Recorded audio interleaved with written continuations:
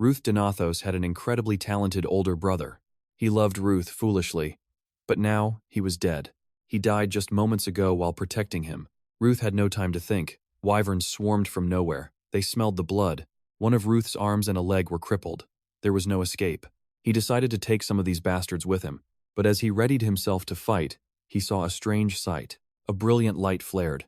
A mysterious figure appeared. The wyverns saw him. They immediately bowed their heads respectfully. Ruth couldn't help but tense up. Judging by the aura and presence, he was the king of the dragon tribe, but his comrades had just sacrificed themselves. His brother dealt the final blow. All the dragon emperors should have been wiped out. But if he was a dragon emperor, why couldn't Ruth feel any power from him? It was like looking at an illusion, a vague existence. The mysterious man opened his lifeless eyes. He scanned the area. His gaze landed on Ruth.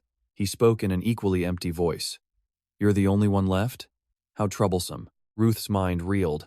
His instincts were screaming. This man was extremely dangerous, maybe even worse than the 7 dragon emperors. Who was he? It didn't matter. Ruth had to kill him, no matter the cost. Ruth didn't hesitate. He drew his sword and charged at the mysterious man, but he only heard the man say one thing. "Should I wait a little longer?" Then, his vision was consumed by a flash of white light. And then, he was back in the past. It was the entrance ceremony for new students. At the Dragon Slaying Academy, Iridium, an academy with 750 years of history. It provided the best education and knowledge for destroying dragons.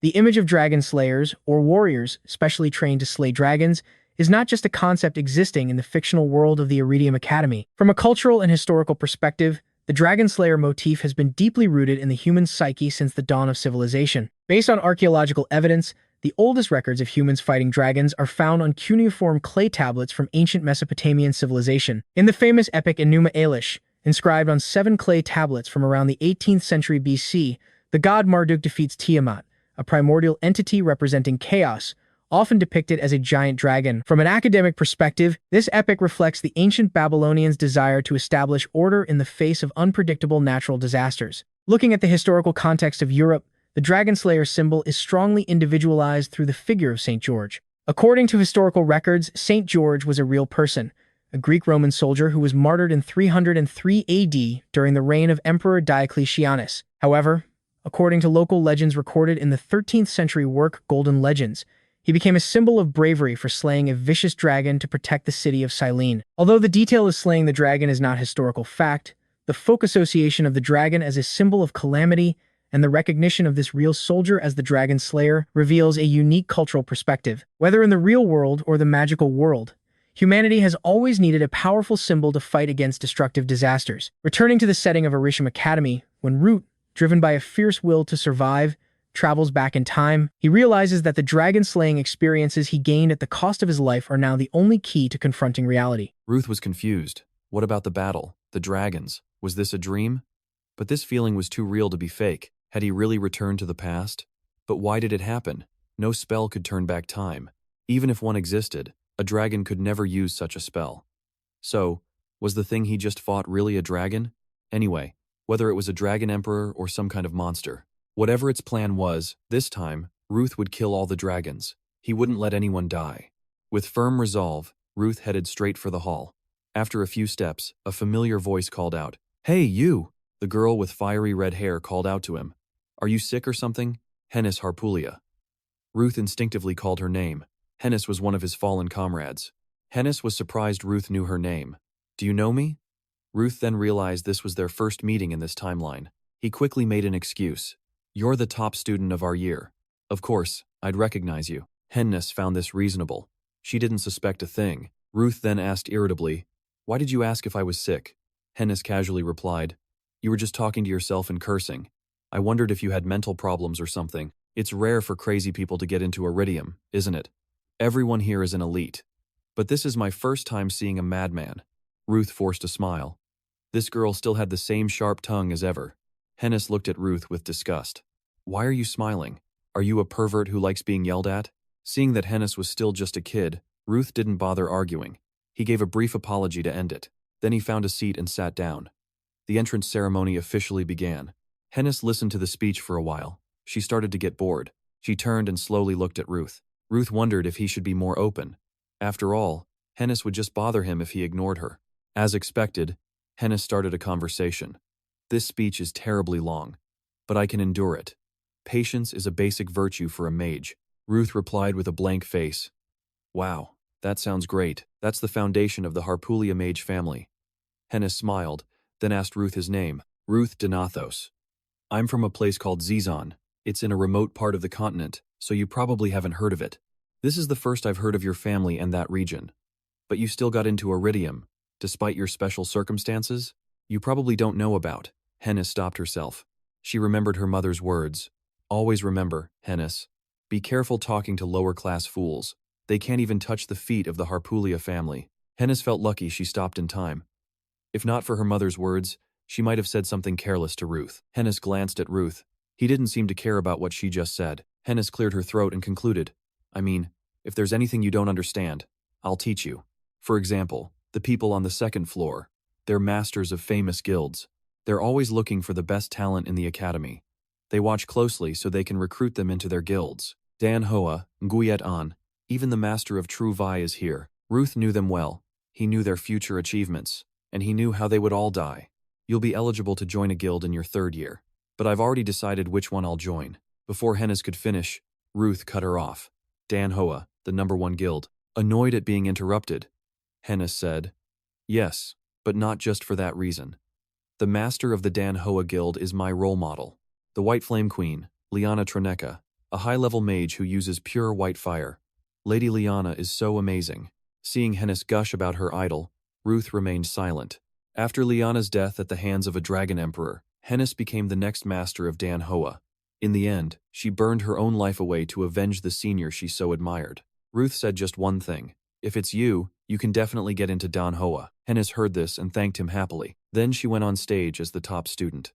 She recited the oath on behalf of the freshmen. Everything was happening just as Ruth remembered. He anxiously awaited the next moment. Because if he remembered correctly, next up was his brother's speech. The student council president of Iridium, Aesir Donathos, an unparalleled genius, an indomitable warrior, and his only family, the one who died like a fool for his stupid little brother. But reality was not what Ruth expected.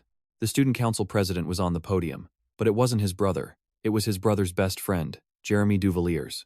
As soon as Jeremy stepped down, Ruth rushed toward him like a madman. Why are you the student council president? Shouldn't it be my brother? I mean, Aesir Donathos. Didn't he run for president? Maybe he's on the student council. Jeremy replied awkwardly. Wait, what are you talking about? I'm sorry, new student, but this is the first time I've ever heard the name Aesir Donathos. Ruth froze. He didn't know his brother. So where was he? At that moment, a dark theory crossed Ruth's mind. That Aesir Donathos didn't exist in this world. The terrible theory that his brother, the strongest warrior, didn't exist in this world. The ceremony ended. Ruth returned to his classroom, his mind a mess. He told himself the theory was ridiculous. But what if it was true? Maybe Aesir Donathos' existence was completely erased. Or maybe he also regressed and decided not to come here. It had to be one of those reasons. The second one seemed more plausible. But, what are you thinking about so intensely? Hennis's question broke Ruth's train of thought. After some hesitation, Ruth decided 2 heads were better than 1. He answered honestly, I'm looking for someone, so I'm thinking of an effective way to find them. Hennis suggested.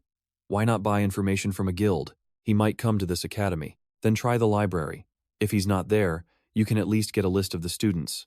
Ruth immediately got up to go to the library. Hennis tagged along, reminding him. We have class in 15 minutes. You want us to be late on the first day? Who said anything about us? I'm worried you'll cause trouble. That would be a pain. By the way, why did you pick a fight with the student council president? I was just asking a few things. Are you an attention seeker? I wouldn't have thought so. So, do you even know where the library is? It's not that way, you idiot. Follow me. Ruth stopped. He then turned to follow Hennis's lead. Opening the door, Hennis couldn't hide her amazement. So this is the central library? I really want to explore this place someday, Ruth asked while looking around. How did you find this place if it's your first time here too? Hennis glared at Ruth. Isn't it normal for a student to memorize all the facilities before coming to the academy? Yeah, I guess so. Ruth gave a vague reply. Then he started checking the record books. Hennis helped out.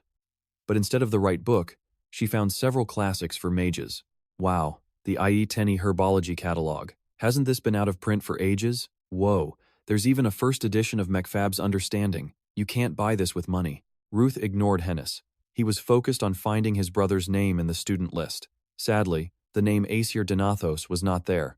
If he didn't exist in this world, it was probably because of that bastard, Sarnin, the Void Dragon, a dragon lord who controls dimensions and the void. In the battle before Ruth's regression, he vanished along with his brother's body. If that skill moved him to another dimension, then maybe he's still alive there.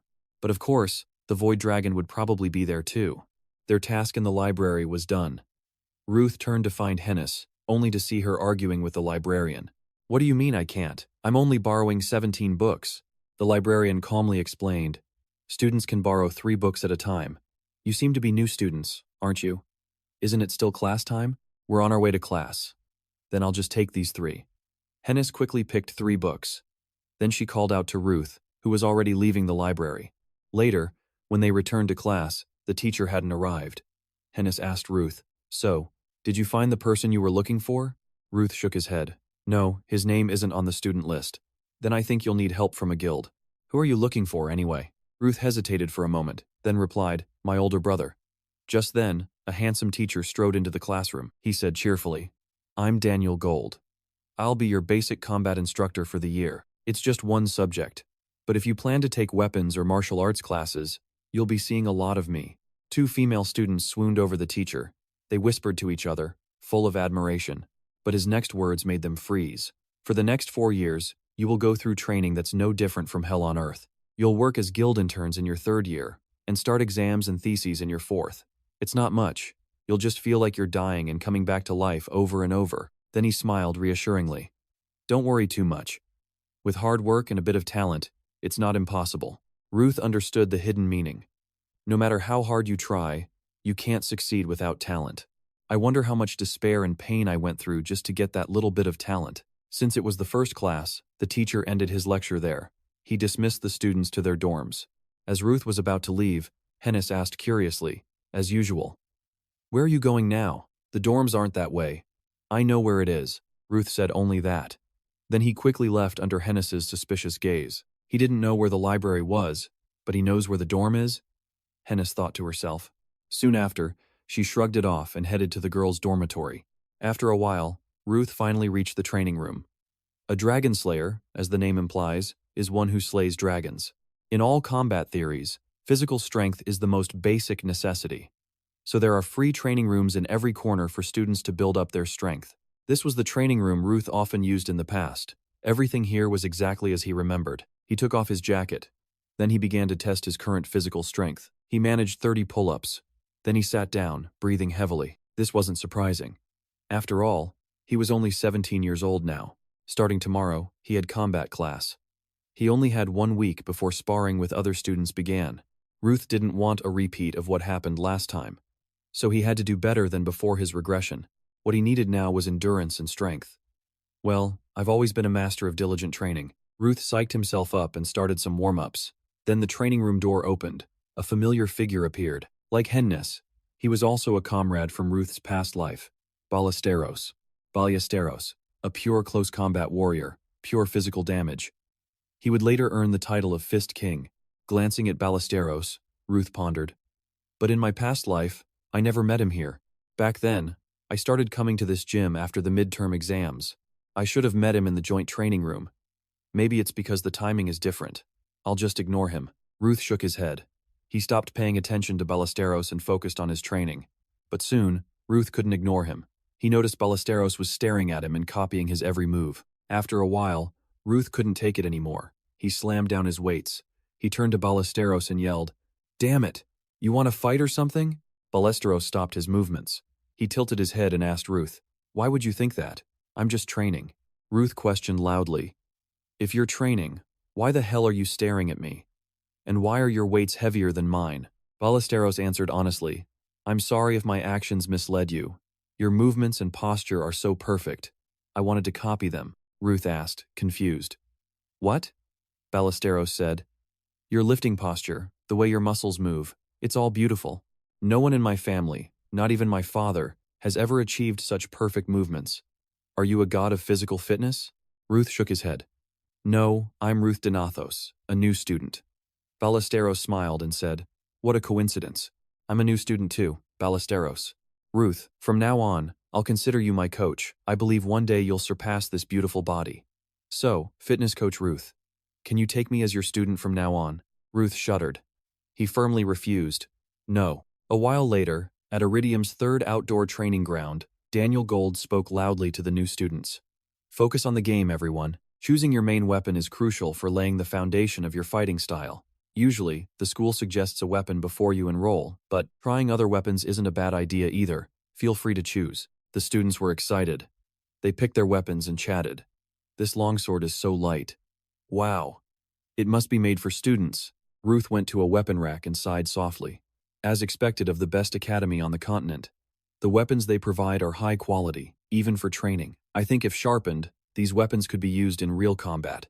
Ruth reached out and grabbed a sword. As he turned, he saw Hennis asking Daniel Gold, "Sir, I'm going to become a mage. Do I have to choose a weapon too?" Daniel Gold advised. "A fight can happen at any time. You should learn to defend yourself, even as a mage." "Oh, yes, sir." Hennis went to a weapon rack. While she was unsure which weapon to choose, Ruth approached her and said, "I think a dagger would suit you." Hennis asked doubtfully, "Really? You can control the dagger's attack range with your magic, and daggers are easy to carry." Actually, the real reason was that in the previous timeline, Hennis was very talented with daggers. She used them well whenever she needed to save mana or was suddenly attacked at close range. "Then I'll choose it." Hennis followed his advice. She picked a dagger from the rack, holding it with delight. Then, Hennis noticed the weapon on Ruth's hip. "Are you going to use this sword?" "I'm not so sure. Let's see." With that, Ruth gripped the hilt, drew the sword from its sheath, and swung it once. "It's pretty good." Hearing Ruth's assessment, Hennis asked curiously, "You're so sure after just one swing?"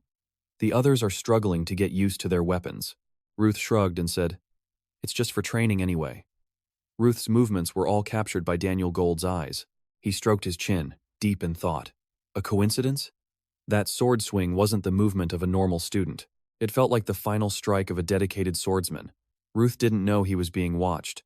He and Hennis continued to talk. All weapons are equally good. But look, this one. Suddenly, Ruth felt someone staring at him. He glanced over and saw Daniel Gold smiling as he approached. Before Daniel Gold could say anything, Ruth spoke first. "Sir, can I only choose one weapon?" Daniel Gold replied. "There's no rule saying you must. Focusing on one weapon is more effective. But if you're interested in a secondary weapon, you can." Ruth interrupted.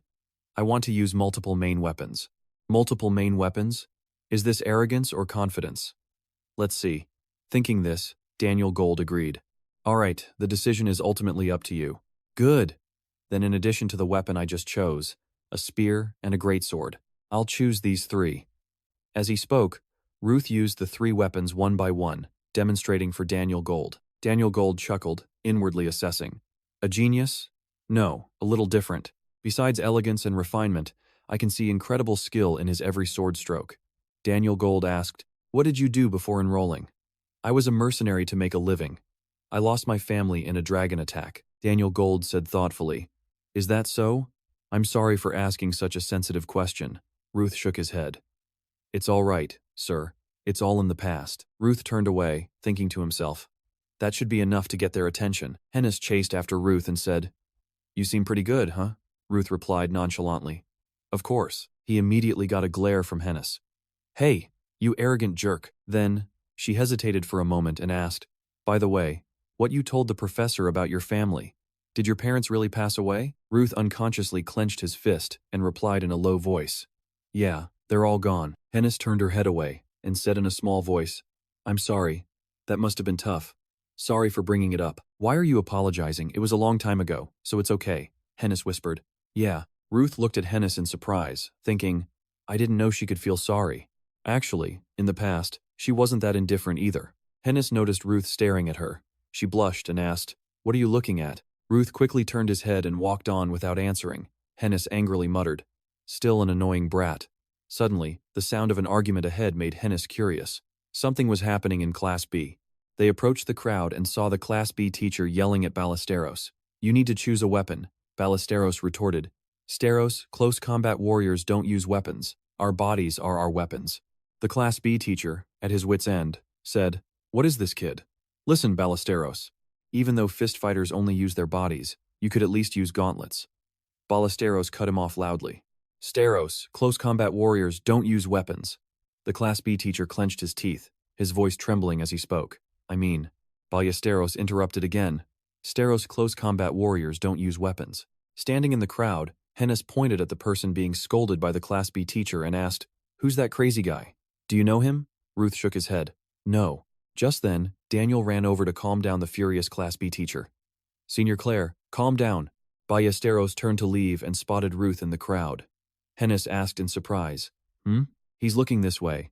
Ruth sensed trouble and quickly urged, "Let's get out of here." He prayed silently. "Don't act like you know me, you idiot." Ballesteros, unaware of Ruth's inner thoughts, smiled at him, waved, and ran over. Hennis also looked at Ruth and asked, "Why is he coming here? Is he your friend?"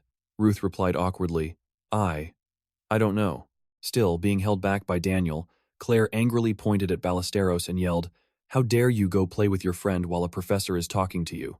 Ballesteros turned and retorted, "He's not a friend. Our relationship is deeper, and that is..." Ruth knew what Ballesteros was about to say and quickly cut in, "We're friends." Daniel Gold spoke up. "Ballesteros, although using a weapon goes against your family's principles and traditions, but right now we're in class, it's training time. If you continue to refuse to choose a weapon," based on his past life experience, Ruth took a breath and thought, "I guess they'll let him go, just like last time. You'll have to repeat a year." As Daniel Gold finished, Ruth was startled. "What? The past has changed. Could it be that my interference has changed the past? If he fails here, it will be very difficult for the main force to face the future Dragon Emperor." At that moment, Ballesteros spoke with a serious expression. "I understand. Instead of sacrificing my honor, I'd rather accept failure." "Shut up." Ruth clenched his fist, covered Ballesteros's mouth, and asked, "Professor, could you make an exception?" Daniel replied, "I can't make an exception just for Ballesteros. That wouldn't be fair to the others." Ruth questioned silently, "So why did you make an exception in the past life? If so, he just needs to pick something, right?" Ruth scanned the area. "There must be something useful here." There it is. When he saw a pair of gloves, Ruth's eyes lit up. He went over, picked them up, and threw them to Ballesteros. "Hey, use these." Ballesteros caught the gloves but still said, "Ruth, warriors from the Staros family don't use weapons." Ruth said irritably, "Is that a weapon? You can see it's just for defense." Ballesteros replied, "A warrior from the Staros family doesn't use defensive gear." Ruth shouted loudly, interrupting him, "Shut up, just take it as a gift from a friend." Ballesteros was stunned by this. He looked at the gloves and mumbled, "A friend." Claire objected, "How is that a weapon? It's clearly a wrist guard." Ruth smiled sheepishly. "No, it's a weapon. Iron fists are made like this these days." Daniel Gold was also suspicious. "What kind of gauntlet?" Ruth asked back. "As long as he chooses a weapon, it's fine, right?" "Hey, what's going on?" Both the professors of Class A and B are. Seeing the other students murmuring, to avoid making a big scene, Daniel Gould reluctantly accepted. "Fine, for now. Let's just say it's an iron fist with a unique design." Hearing this, Ruth breathed a sigh of relief. "Good. Luckily, he got the hint. But the important thing is, I can only get away with this once. I need to be more careful, as my actions can change the future." A while later, Ruth was walking while looking at a paper in his hand. Maybe because this was the first class, everything was relatively relaxed. They had only focused on theory. The first week at Iridium is a time for new students to adapt, but it's also a time for professors to assess students' abilities and guide them. I've shown enough to attract their attention and get a letter of recommendation, so I just want to spend the rest of the time preparing for other classes. But behind Ruth, Ballesteros and Hennis were in a heated argument. "You're an idiot, aren't you?" "I'm not an idiot. I'm a warrior from the Staros family." Ballesteros. "Exactly. Sounds like an idiot. As a mage, you wouldn't understand a martial artist's honor.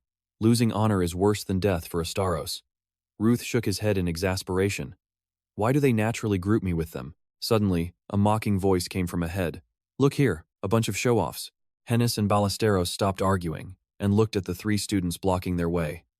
Ruth remained focused on the paper in his hand and continued walking. Then, the lead student pointed at Ruth and said, "I'm talking to you, you morons." At this point, Ruth looked up from the paper, a questioning look in his eyes as he asked the lead student, "Are you talking to me?" The lead student said angrily, "Who else would I be talking to?" "You and that pig behind you," Ballesteros retorted. "I'm not a pig. I'm a warrior from..." Before he could finish, Hennis cut in, "Get out of the way, you bastard. Who do you think you are to provoke us? And who are you calling a moron?" Ruth thought to himself, Didn't you just call Ballesteros an idiot a moment ago? Facing Hennis, the lead student held out his hand, his face changing to a friendly smile as he spoke. Hennis Harpulia. I quite liked your speech earlier. I have no intention of provoking you. I'm Wilhelm Pat from Class B. Hennis stood with her arms crossed, a look of contempt on her face as she scolded. Do I need to know your name, you fool? Humiliated. Wilhelm trembled with anger, glaring at Hennis and saying, I was going to let you join our group since it seems the top student doesn't have a group yet. But I see why you people flock together. Get lost, Harpulia. I only have business with those two. Hennis cleaned her ear and said, Is that any of your business? You're the one who needs to get lost, you loser. And don't you dare say my name. Move aside.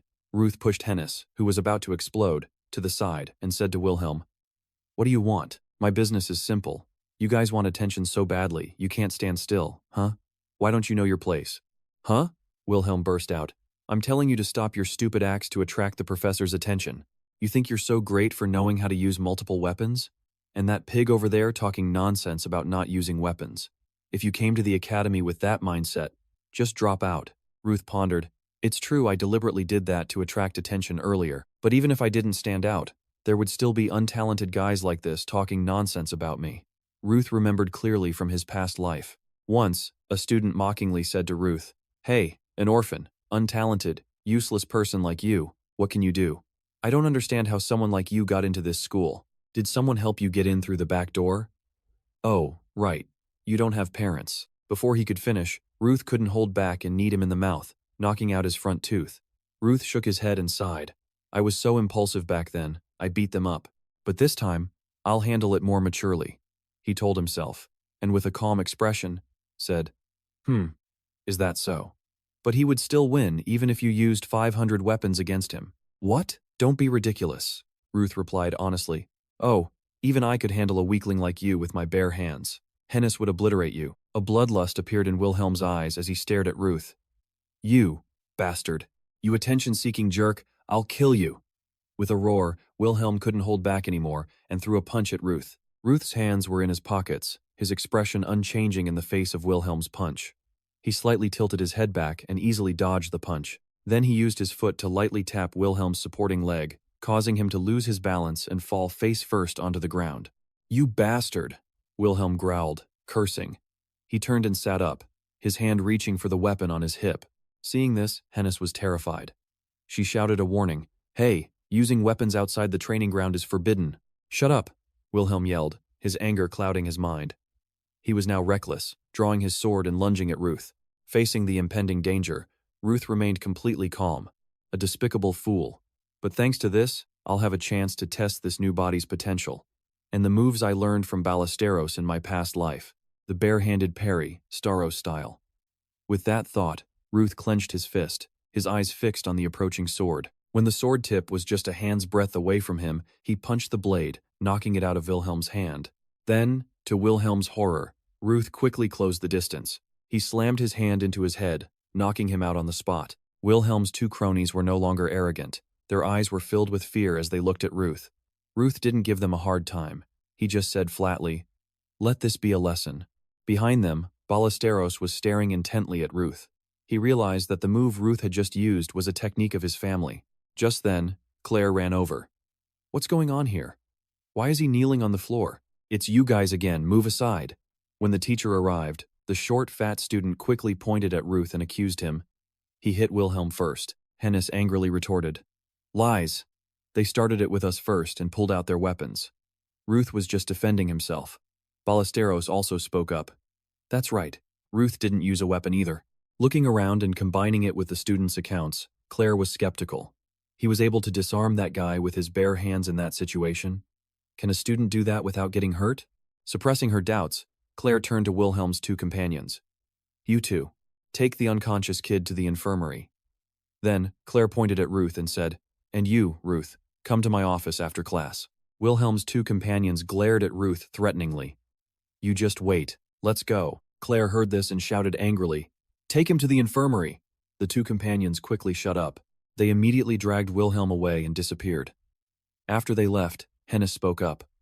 What's wrong with those bastards? Also, what move did you use to knock his sword away? Ruth replied nonchalantly, A parry. Hennis was obviously not satisfied with Ruth's brief answer. Do you think I don't know it's a parry? I'm asking how you did it with your bare hands. Tell me. She turned to ask Ballesteros. Hey, you idiot, do you know how? Ballesteros said honestly, the adults in my family can do it. I haven't learned it yet. Then he looked at Ruth with curiosity and said, Ruth, could you be my long-lost brother? I can't say he taught me in my past life. Thinking this, Ruth made an excuse. What nonsense are you talking about? No, I'm not. It was. What was it? Just luck. I, as you can see, am a genius. Ballesteros believed him immediately. I see. Awesome. As expected of my physical training master. But Hennessy was still skeptical. Yeah, is that really the explanation? Hey, tell us the truth. You're hiding something, aren't you? Ruth blushed slightly and shook his head. What? Of course not, Ballesteros advised. Even if he is hiding something, a good friend shouldn't keep prying into other people's business. Hennis, don't you also have a secret or two you can't talk about? Hennis nodded and said softly, That's true. But, wait, who said we're friends? I haven't even known you guys for 2 days. Ballesteros laughed and said, Then I guess we'll be friends from now on. Please treat me well, Hennis. Hennis glared at Ballesteros and asked, Are you really an idiot? Looking at the two of them, Ruth thought to himself, You shouldn't call your friend an idiot. He remembered how Hennis used to get angry and scold Ballesteros whenever he got close. So annoying. Stay away from me, you muscle-bound freak. Just being near you makes me feel hot. Your body heat disgusts me. Every time, Ballesteros would just laugh and reply, Shouldn't a fire mage be good with heat? Aesir, sitting opposite, burst out laughing. Haha, stop it, you two. Recalling those beautiful memories, Ruth became even more determined. No one has to die. Not a single person. Not this time. After class, Ruth went to Claire's office to talk.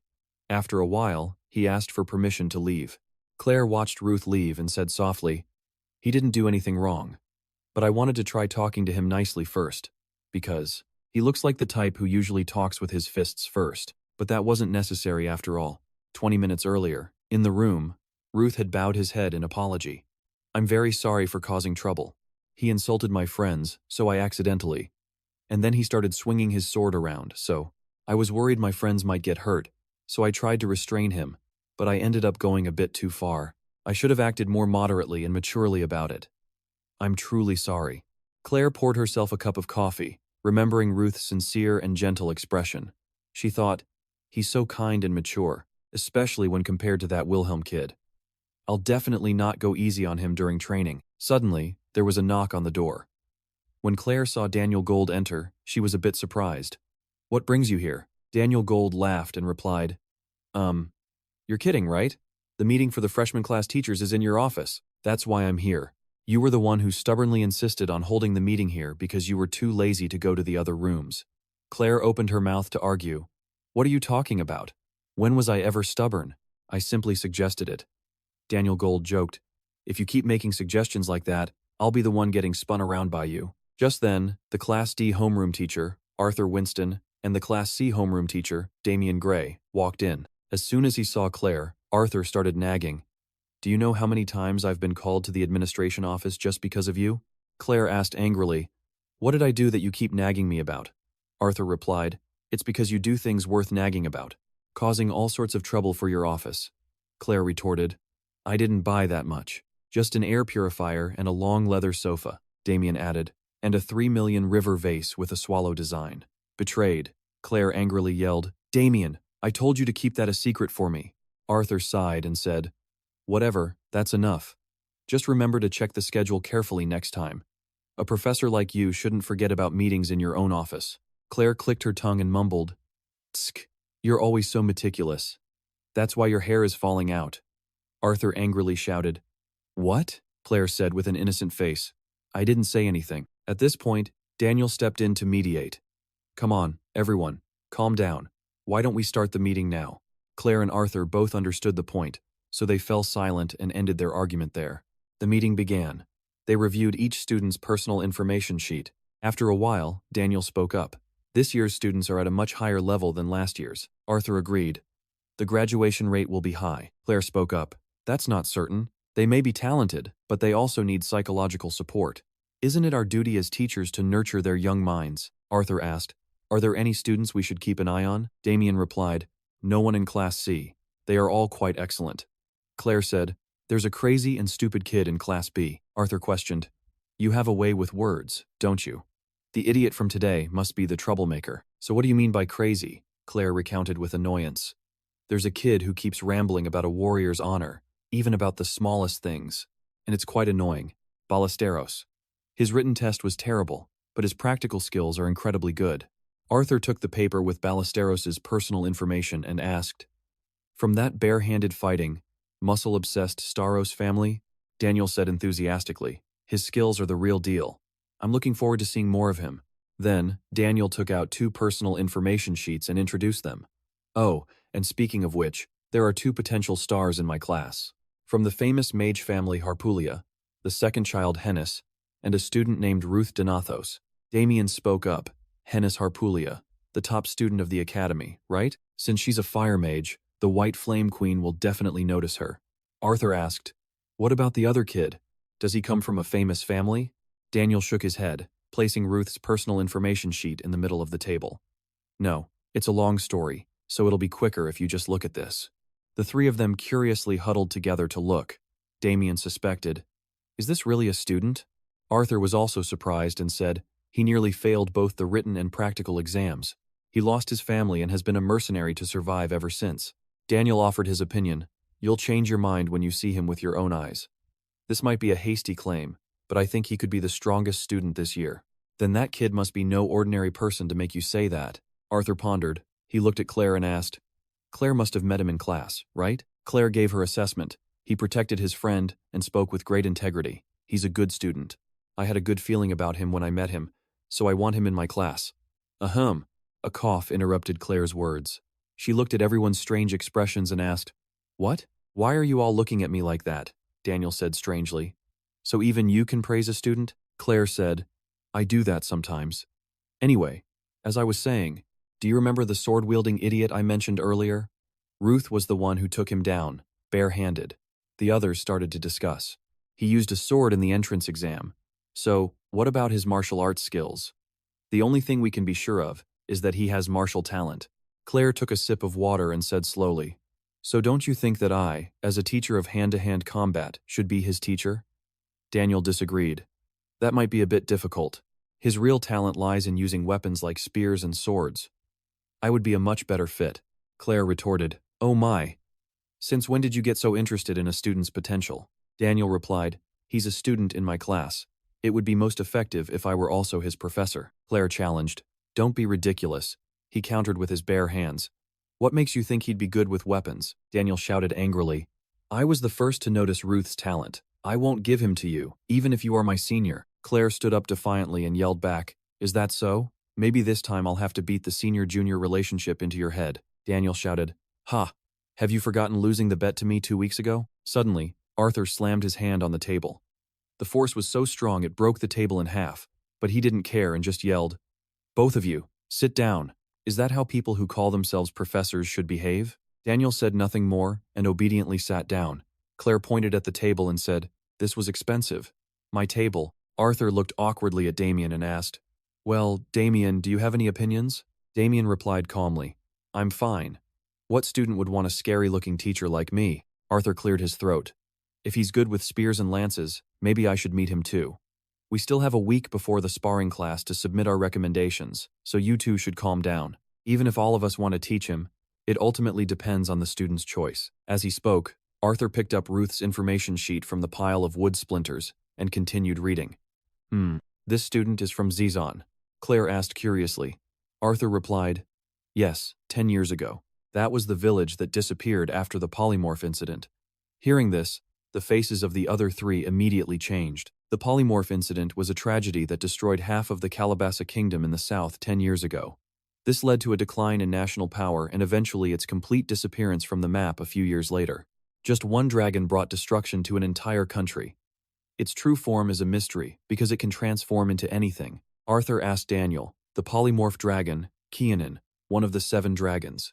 Daniel, didn't you participate in its subjugation? Daniel replied, the one who killed the polymorph dragon was my master.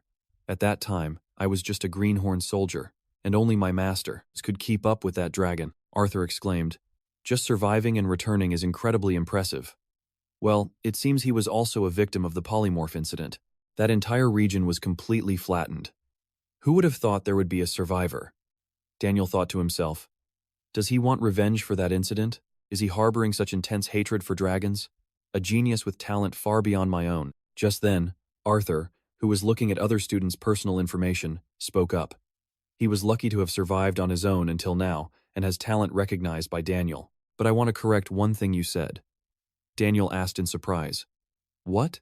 Arthur pulled out a personal information sheet and said, You said Ruth is the strongest student this year, but there's still a rival in Class D. Another genius, with what can only be called monstrous talent. The personal information sheet appeared in their sight. Attached was a picture of a girl with platinum blonde hair. In the physical training room, combined classes 199 to 200, Wilhelm struggled to complete 200 push-ups.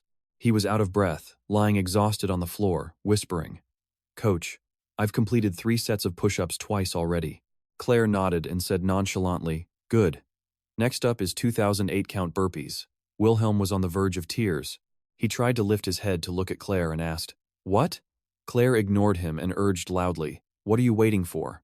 When are you going to stand up? Elsewhere in the room, Ruth was wiping sweat with a towel after finishing a workout. Now I can use it. There are 3 days left until the sparring match. And now I can finally use the breathing techniques and stances I used in my past life to some extent. I hope it will be enough for me to achieve what I want. Lost in thought, Ruth was annoyed by the noise from Ballesteros.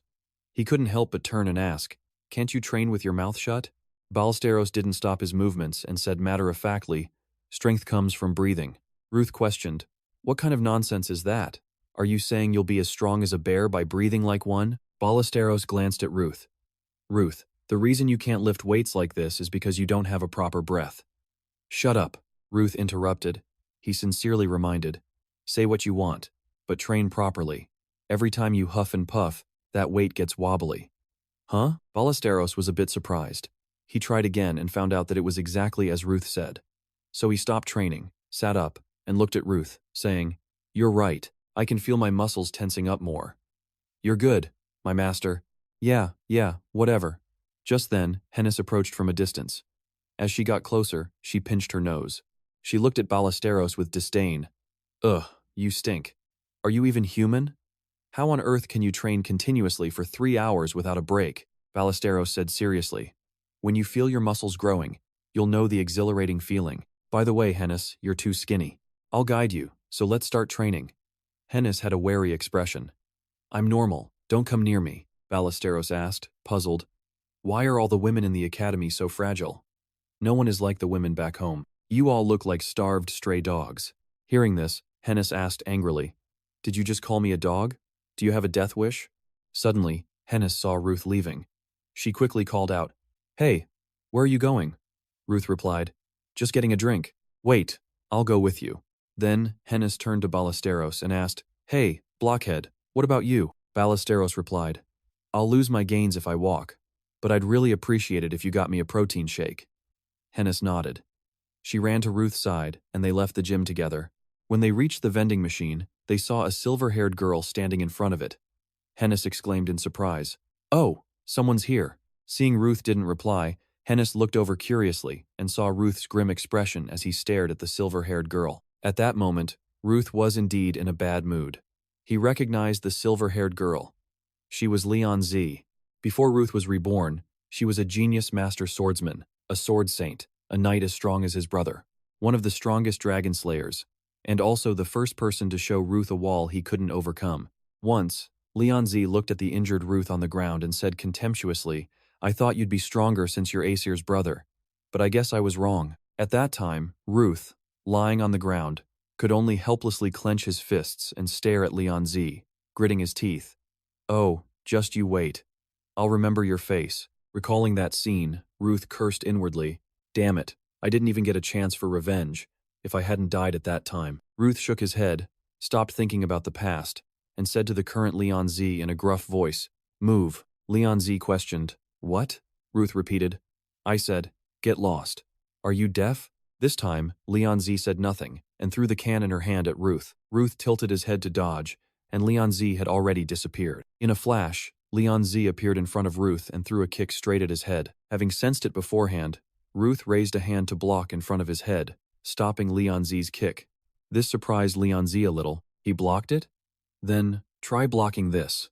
The thought shifted, and Leon Z immediately changed her move, raising her leg high and sweeping down. Ruth was not flustered at all. His expression remained calm from beginning to end. Facing this move, he just jumped back slightly and easily escaped. Leon Z was startled and thought. Again? Hennis, standing on the side, couldn't watch anymore. She yelled, "Hey, what are you guys doing?" Leon Z didn't continue her attack. It would be fruitless. Besides, continuing to fight would attract the teacher's attention. I thought he was just an idiot, but he dodged my attacks twice. After a moment of thought, Leon Z frowned and looked at Ruth, asking, "Are you picking a fight with me because I was recommended to the academy?" Ruth replied, "What nonsense are you talking about? You're in our way. I'm dying of thirst, and you're just standing there blocking the way." Leon Z was startled and moved aside. When she saw Ruth was indeed going to get a drink, she said, "Oh, I misunderstood." In response, she got a harsh remark from Ruth, "What now? Why are you still hanging around here?" Leon Z wasn't angry and asked back, "What's your name?" "Ruth Donathos." "I'll remember your name." With that, Leon Z decisively turned and left. Watching her go, Ruth said, "Whatever." Hennis annoyedly questioned loudly, "Hey, you should apologize first. Who do you think you are?" Ruth stood beside her, feeling the pain in his wrist. He silently cursed, "Damn, I almost broke my wrist.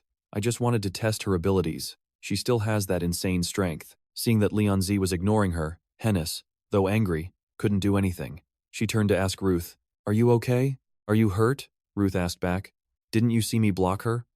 Hennis stomped her foot. "Block it? More like you broke your wrist. It's nothing." Ruth still wanted to act tough but was cut off by Hennis. "Shut up and go to the infirmary to get it checked." When the two returned to the gym, Ballesteros was surprised to see Ruth's bandaged wrist. Ruth, are you hurt?" "What? Who hurt you?" A loud shout was heard. Claire, who was dozing off not far away, rushed to Ruth's side and asked, "Oh my God, what happened?" Ruth replied casually, "It was just a small accident." Daniel also ran over at this time. "What happened?" Before Ruth could speak, Hennis cut in. "He was beaten up by a kid." Ruth was startled and quickly explained. "Huh? I wasn't beaten up. It was just a small argument." Claire ignored Ruth and went to Hennis's side to ask, "So who hit Ruth?" Hennis didn't hide anything and recounted, "She's a new student. She has white hair and golden eyes, and she mentioned being recommended." From Hennis's account, Claire and Daniel exchanged a look. A name popped into their minds. Leon Z from Class D. Claire turned furiously and walked towards the door. Daniel knew what she was about to do and quickly pulled her back. Claire's face was dark, and she gritted her teeth, saying, "Let go of me. I won't let this go. I'll teach her a lesson." Daniel advised, "Claire, calm down. I can't let this go this time, even if Ruth started it first. She's hurt too many people already. Why would she hit a good person like him?" Claire's loud shout attracted the attention of the other students in the room. "What's up? It looks like someone from our class got beat up." Seeing students starting to gather, Daniel quickly smiled and said to Claire, "I'm not telling you to let it go. But as an instructor, there are more clever ways." Claire asked suspiciously. "More clever?" Daniel whispered in Claire's ear. "If you can't control the situation and cause a scene, Arthur, who is responsible for Class D, will take control of the situation and say he will handle everything. First, let's avoid any complaints from Leon Z's guardian, the leader of the Dragon Slayers. He definitely knows how to handle things professionally, so he'll probably ask Arthur to handle this. Then, we can do whatever we want." Claire's eyes lit up. "Shift the blame to Arthur and take the credit?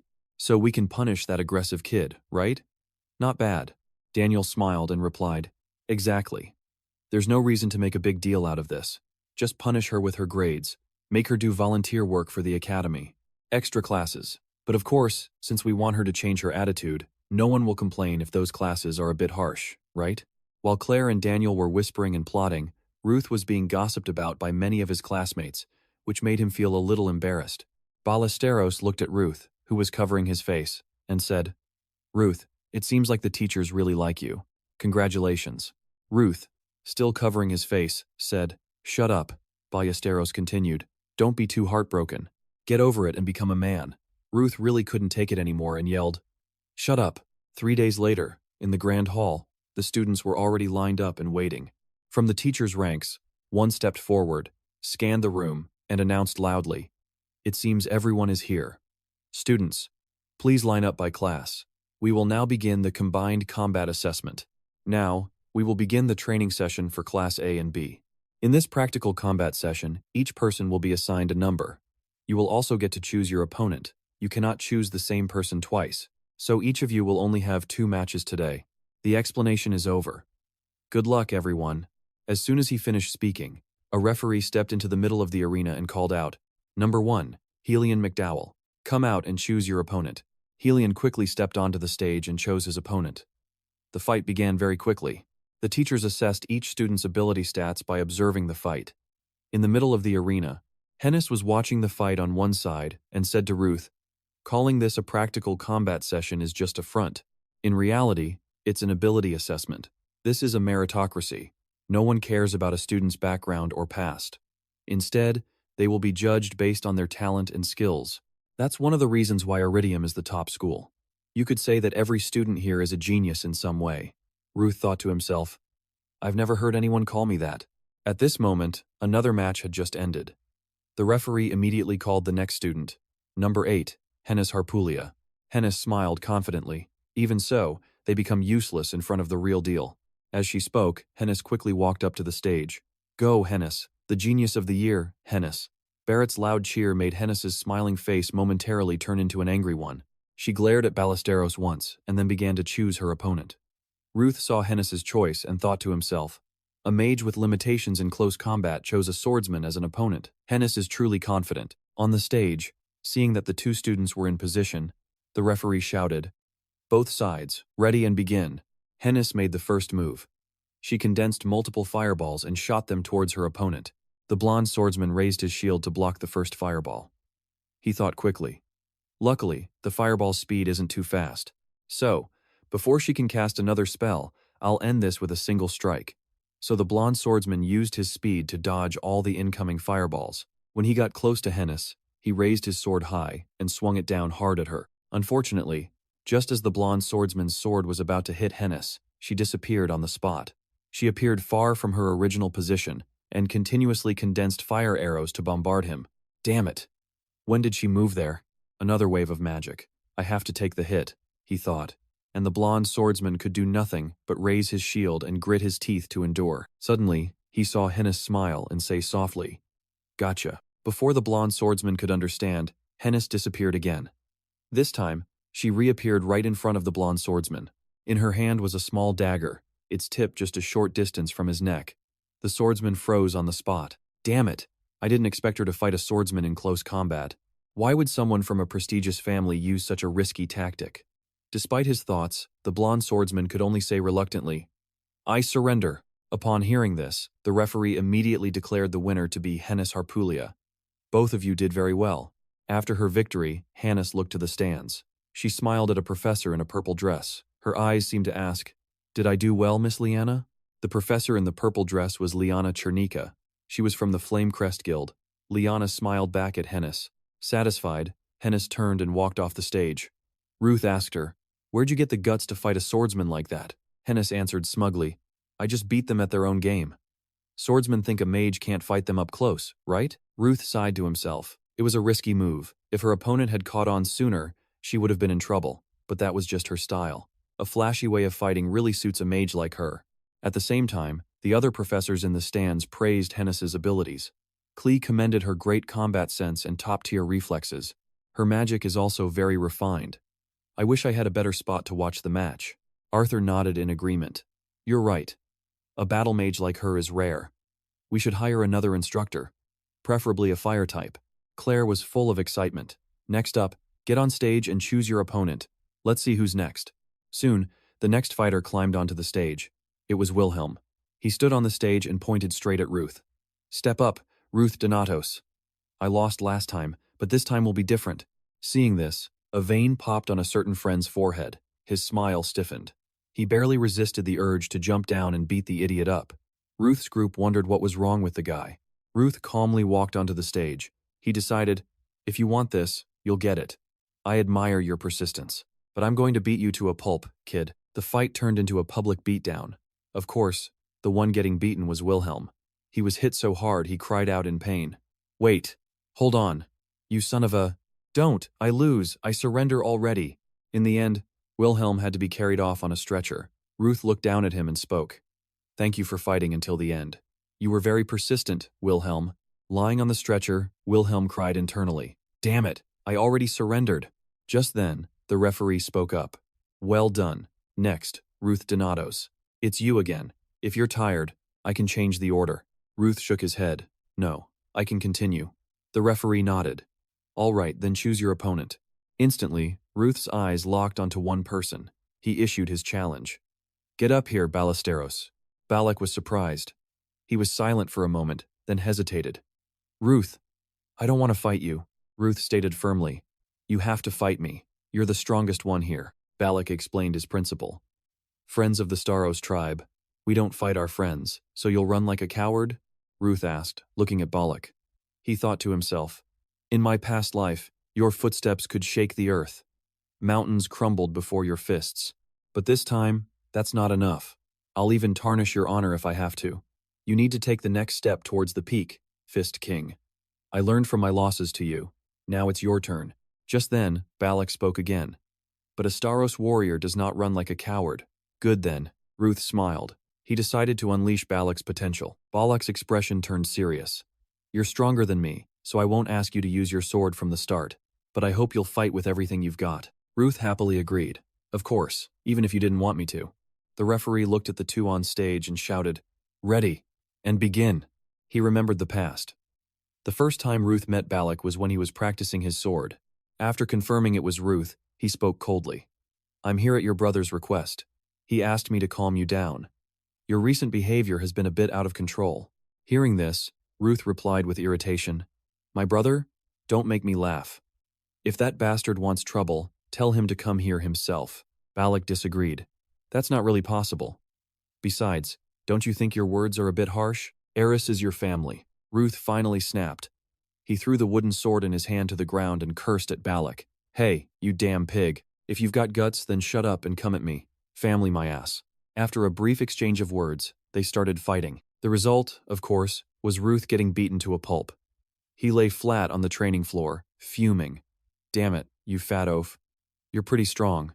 Balak picked up the wooden sword from the ground. He handed it to Ruth and said, You too, Ruth Donatos. Ruth's temper flared even more. Are you mocking me? Balak shook his head and replied, I'm serious. Even though I am stronger. Thinking back, Ruth couldn't help but sigh. After getting beaten up by Leon and this bastard, I realized I wasn't that talented after all. While Ruth was lost in thought, Balak began the fight. He built up momentum, then he shot forward like an arrow, launching an attack. Ruth managed to dodge.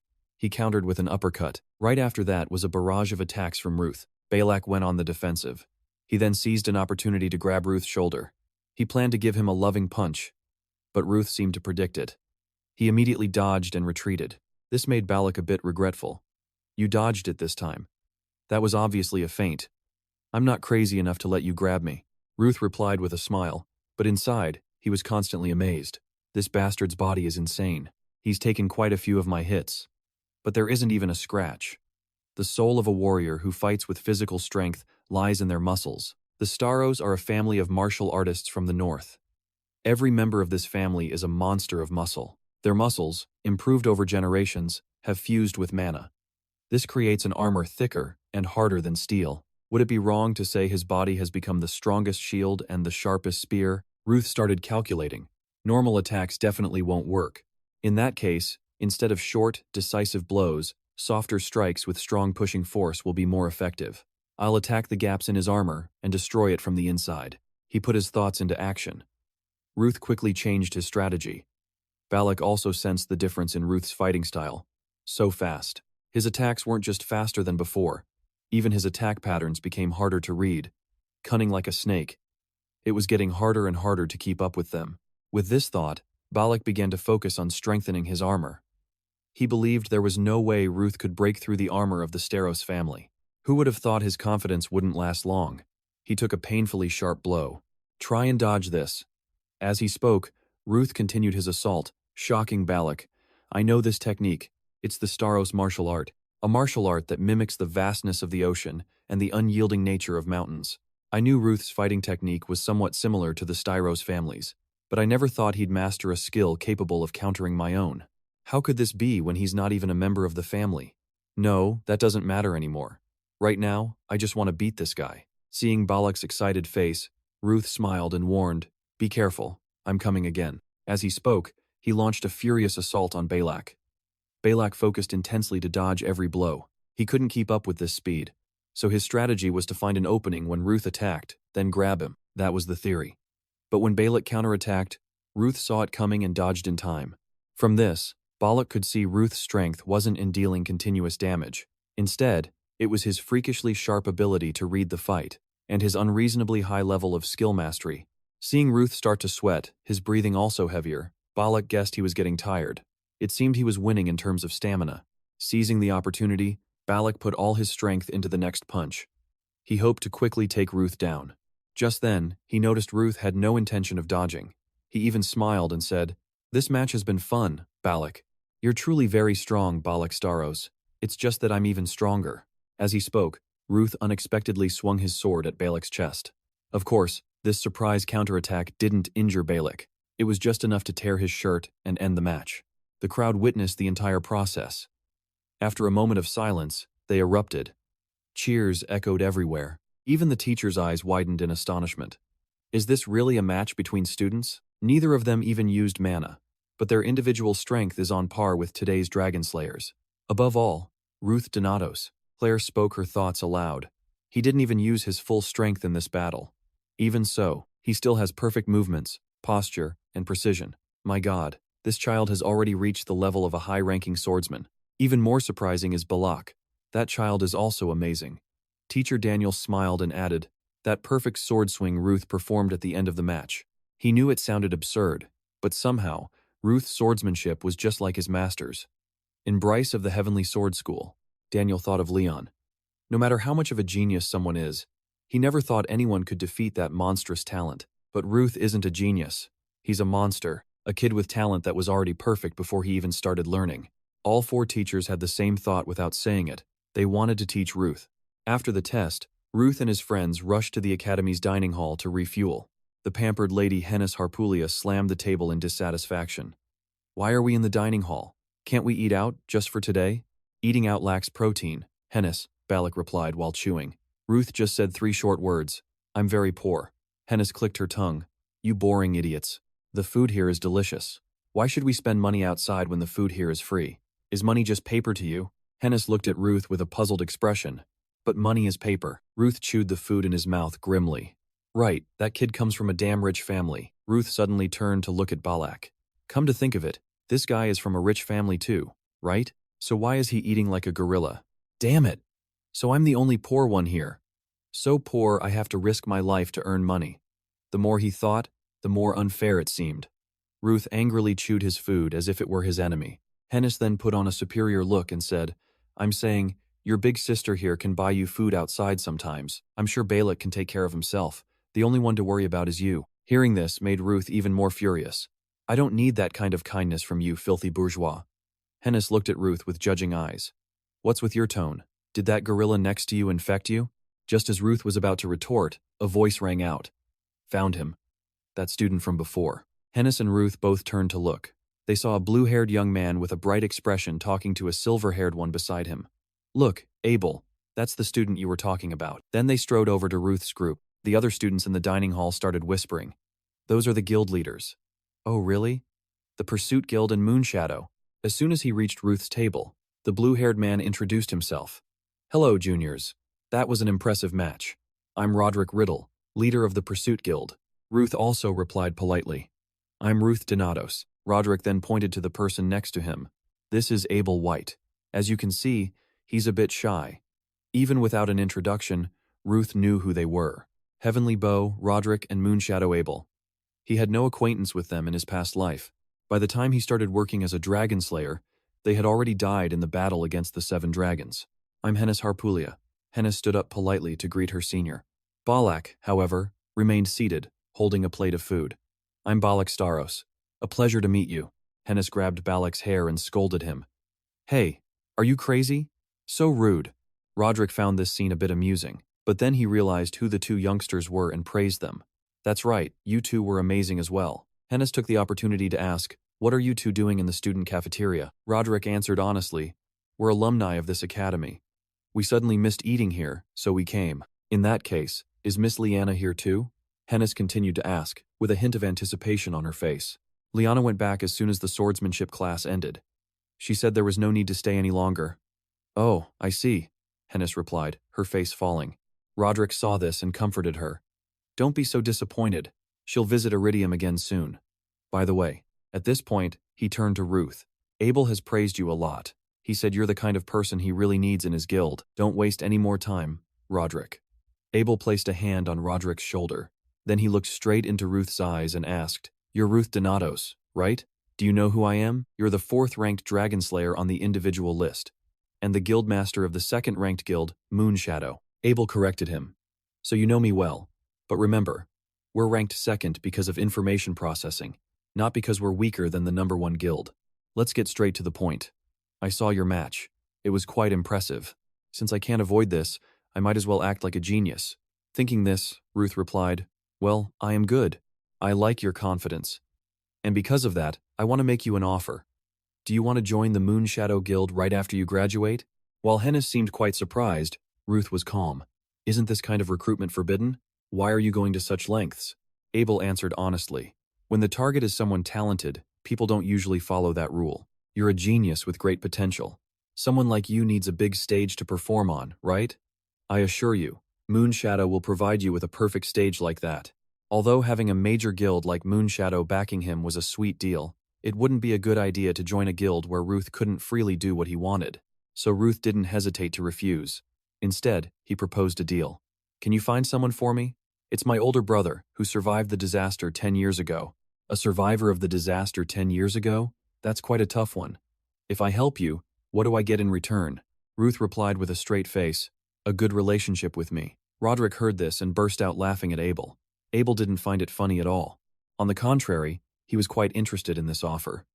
Having a good relationship with someone with such a bright future isn't a bad idea. Abel agreed to Ruth's offer. Then he and Roderick quickly left. It was like facing a whirlwind. "Are all high rankers like that?" Hennis said as she watched their backs. "Not sure," Ruth shrugged. "Anyway, rejecting an offer from a major guild. If you're that confident, it seems you must have received a pretty good letter."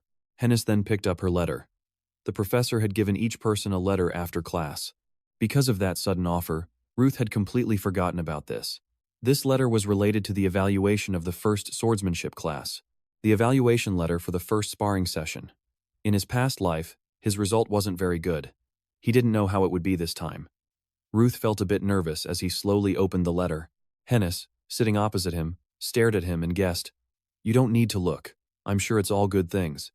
Things that would make your family proud." Balak suddenly asked, "Ruth, what's your brother like?" Ruth replied without hesitation, stupidly kind. "Yes, he's a real idiot. Even as an undefeated dragon slayer, he struggled because of his pathetic little brother.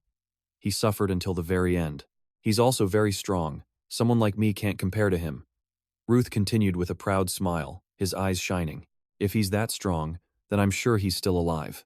Don't worry too much." "Yeah, I guess so." The atmosphere suddenly became heavy. Hennis saw this and changed the subject. "Anyway, why don't we open our letters? I'll read mine first. Good combat sense, fierce strategy that penetrates the opponent and uses appropriate skills, potential to become an excellent battle mage. Just as expected." "My turn," Balak said proudly. "High-level martial arts, powerful physique, perfect body, fierce strength, and good reflexes. Beautiful muscles." Beautiful muscles made Balak drool with delight. His opinion of Professor Claire skyrocketed. The professor really pays attention to detail. Professor Claire is amazing. She really knows how to describe things. Now it was Ruth's turn. Seeing him remain silent, Hennis impatiently snatched the letter from his hand. After seeing what was inside, she couldn't hide her shock and exclaimed, "What is this?" The letter had the signatures of all 4 professors. Ruth quickly went to the teacher's room to meet them. As soon as they saw him, the professors started fawning over him. One asked about his situation at school, another was concerned about his diet, yet another was worried about Ruth's health. Only teacher Damien had a very different way of showing concern. He stared as if he wanted to eat Ruth alive. Ruth knew exactly why they were doing this. He didn't beat around the bush and asked directly, "Did you call me here to choose an advisor?" The room suddenly fell silent. After a while, Professor Arthur was the first to speak. That's right. I'm sure you understand the meaning of the signatures in the letter. After the sparring session, new students are assigned a professor who suits them. In some cases, a student is contacted directly by a professor, and a signature is a sign of that. Teacher Damien nodded and said, "Contacted by all the professors? That's rare." Claire continued, "Ruth, this means you have great potential. The teachers all respect the students' opinions, so don't worry, we're all experts." Ruth didn't deny this. The White Sword, Daniel Gold. The Crimson Sorceress, Claire Marson. The Hunter, Damian Gray. The Lightning Sword, Arthur Wilson. They were all excellent teachers. But in his past life, Daniel had chosen to teach him swordsmanship, so this time, Ruth chose him as his advisor again. But he added a condition. Daniel had to accept him as a direct disciple. Everyone in the room, including Daniel, was completely stunned. The teacher asked seriously, "Ruth, do you understand what a direct disciple is?" "As far as I know, the heavenly art still doesn't have a successor, right?" The heavenly art is an ancient swordsmanship and mana technique used to kill dragons. It's passed down to only one person in each generation. In his past life, Professor Daniel was the student of a legendary swordsman. He was also his brother's teacher. That meant his brother was the next successor.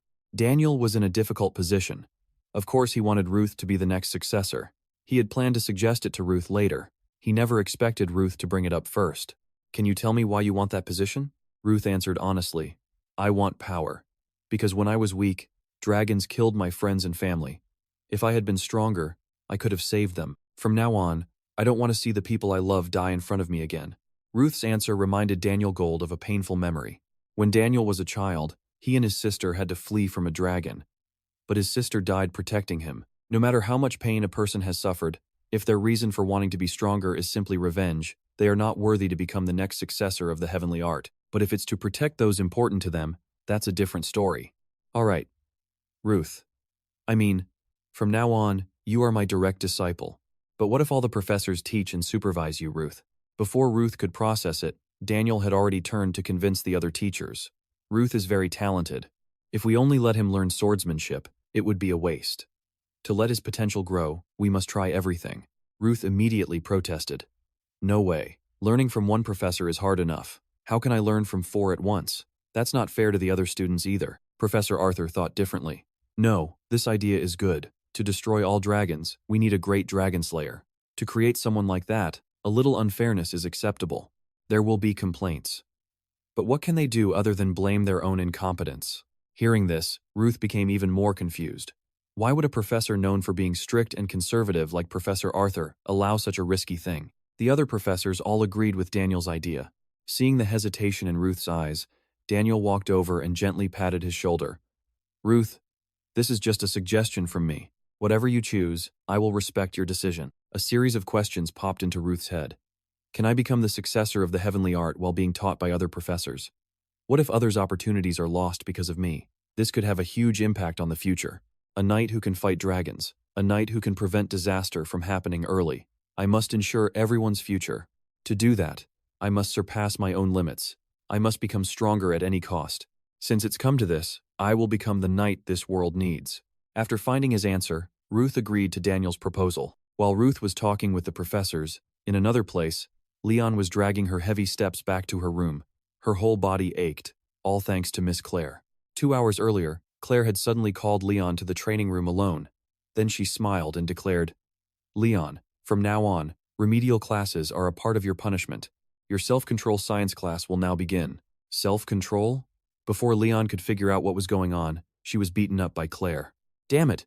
That damn professor! Does she have something against me?" The throbbing pain in her arm made Leon even more irritated. "That bastard Ruth is so annoying.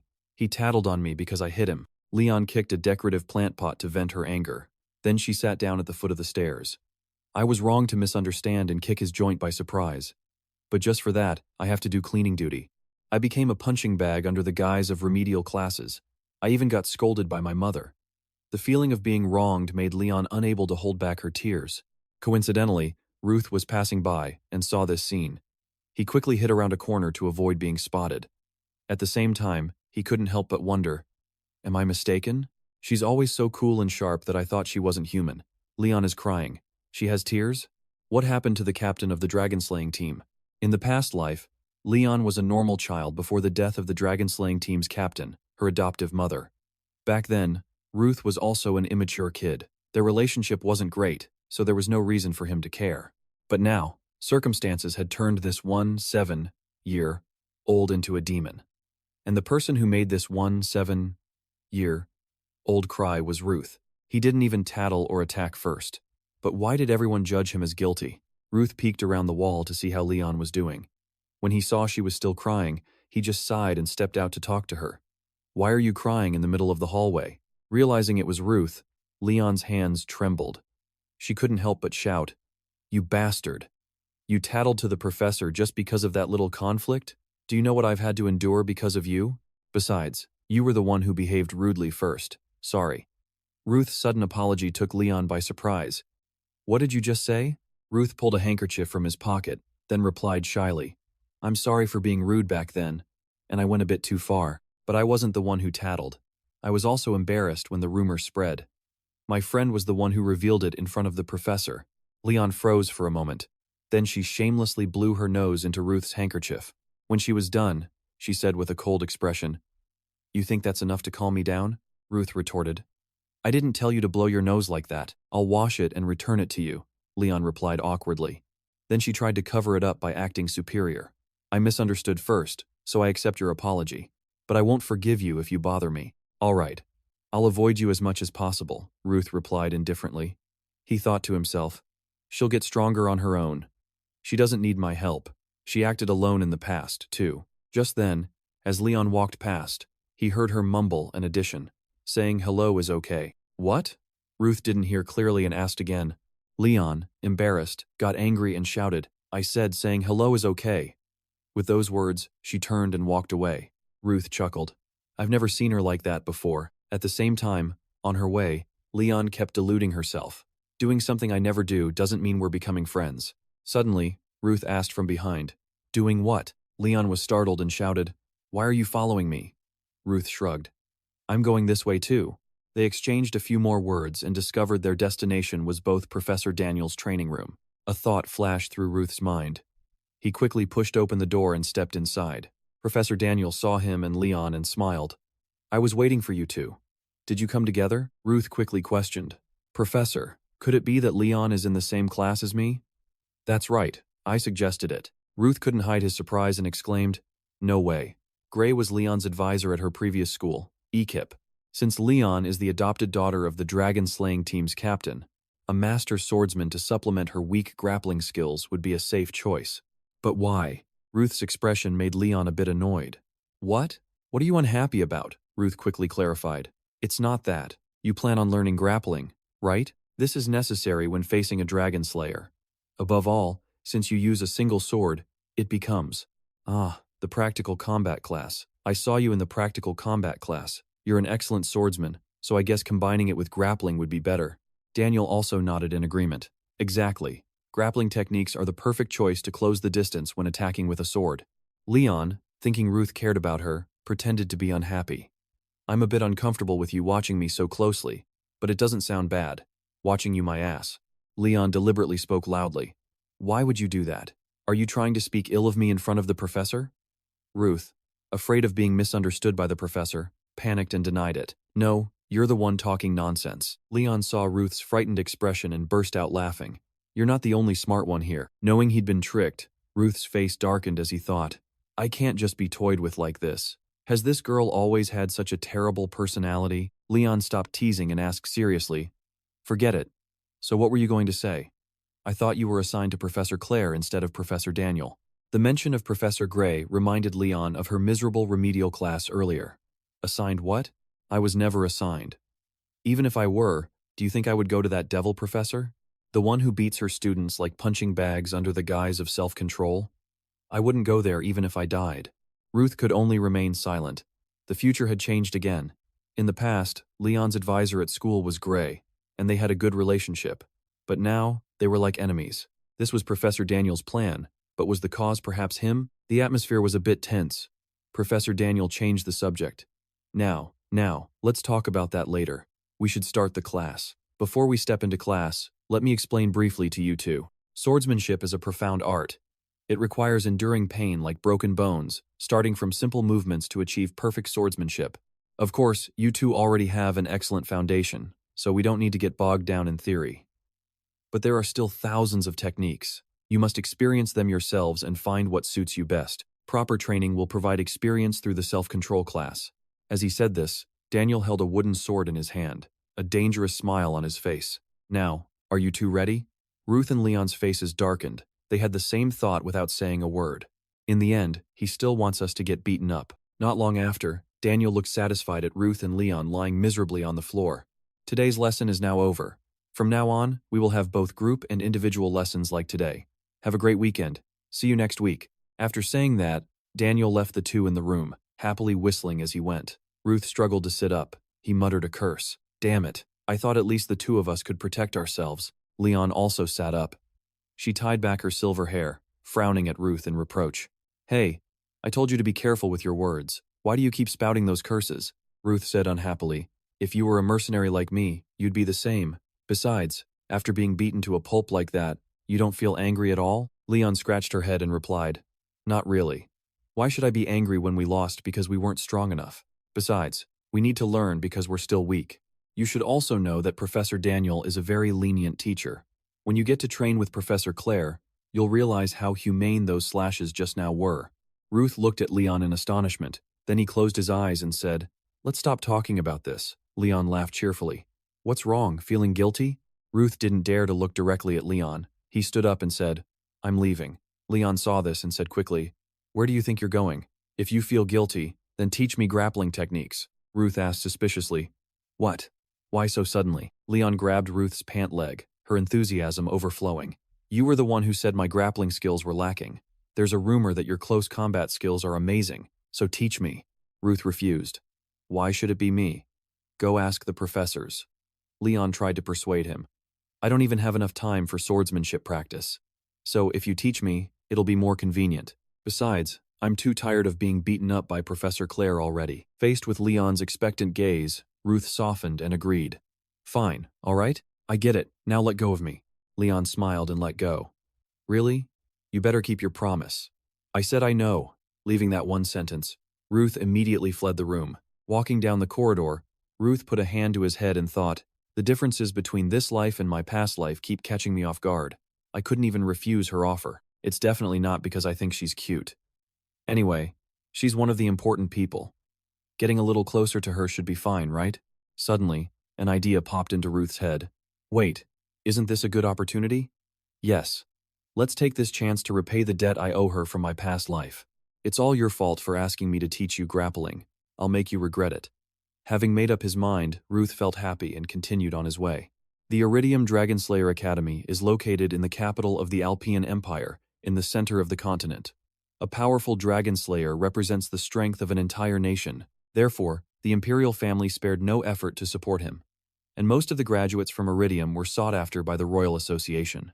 Most of the facilities at the academy were built in a modern style. However, students would surely be dissatisfied with this boring life, because they could only move within a limited space. That's why students are allowed to freely wander around the capital on weekends and major holidays. This morning was one such day. On the streets of the capital, you could easily spot academy students, including Ruth's group of 3, Hennis and Balak. Hennis, holding a stack of books, walked ahead and turned back to complain. Hey, are you guys going to lag behind like that forever? I told you I'm very busy today. Walking slowly behind, Ruth said lazily. I had planned to sleep all day. Balak, walking beside Ruth, nodded in agreement. Me too. My hands need a rest. Hennis was annoyed by their attitude and questioned them. There are still many things to see at the academy. Are you two planning to sleep through all the holidays we have for the next 4 years? Ruth complained in a low voice. Either way, sleeping is a more rewarding prize than being your porter.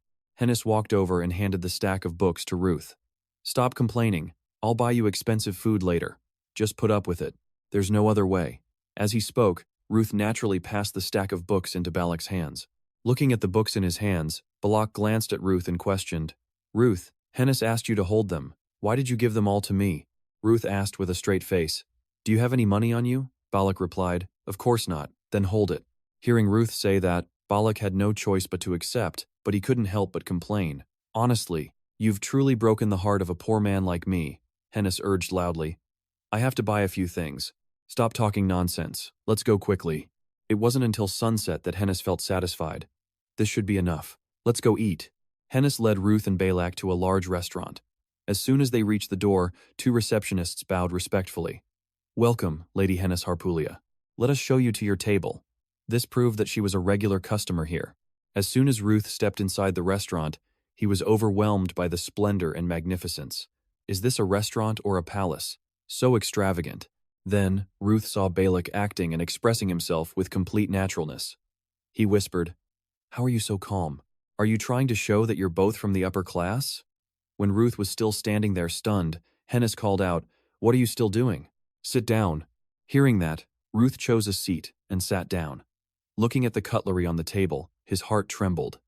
Why are there so many forks? I've never been to places like this. Just then, a waiter came and gave the menu to Hennis. Please, order. Give us the same portions, with chicken broth, Balak interjected. Hennis, I want to eat a lot of meat. Hennis continued ordering. Get him 600 grams of this steak. After Hennis ordered, Balak took the menu and added a few more dishes. I want to eat a lot to replenish the muscles I use to carry things for you. Hennis, sitting next to him, shouted angrily, Hey, eat in moderation. Sitting opposite them, Ruth looked at the menu and was shocked. One dish costs 500,000 dibble? That's enough for me to eat for a month. Ruth asked in a low voice. Hey, why are the dishes here so expensive? Towards Ruth, Hennis's attitude changed 180 degrees. She generously said, You worked hard carrying things for me today, so this is what you get. If you want to order anything else, just tell me. Balak spoke up. Hennis, what about me? Hennis cut him off. You, shut up. I already ordered a steak for you. Can a freeloader like you be less shameless? Balak mumbled.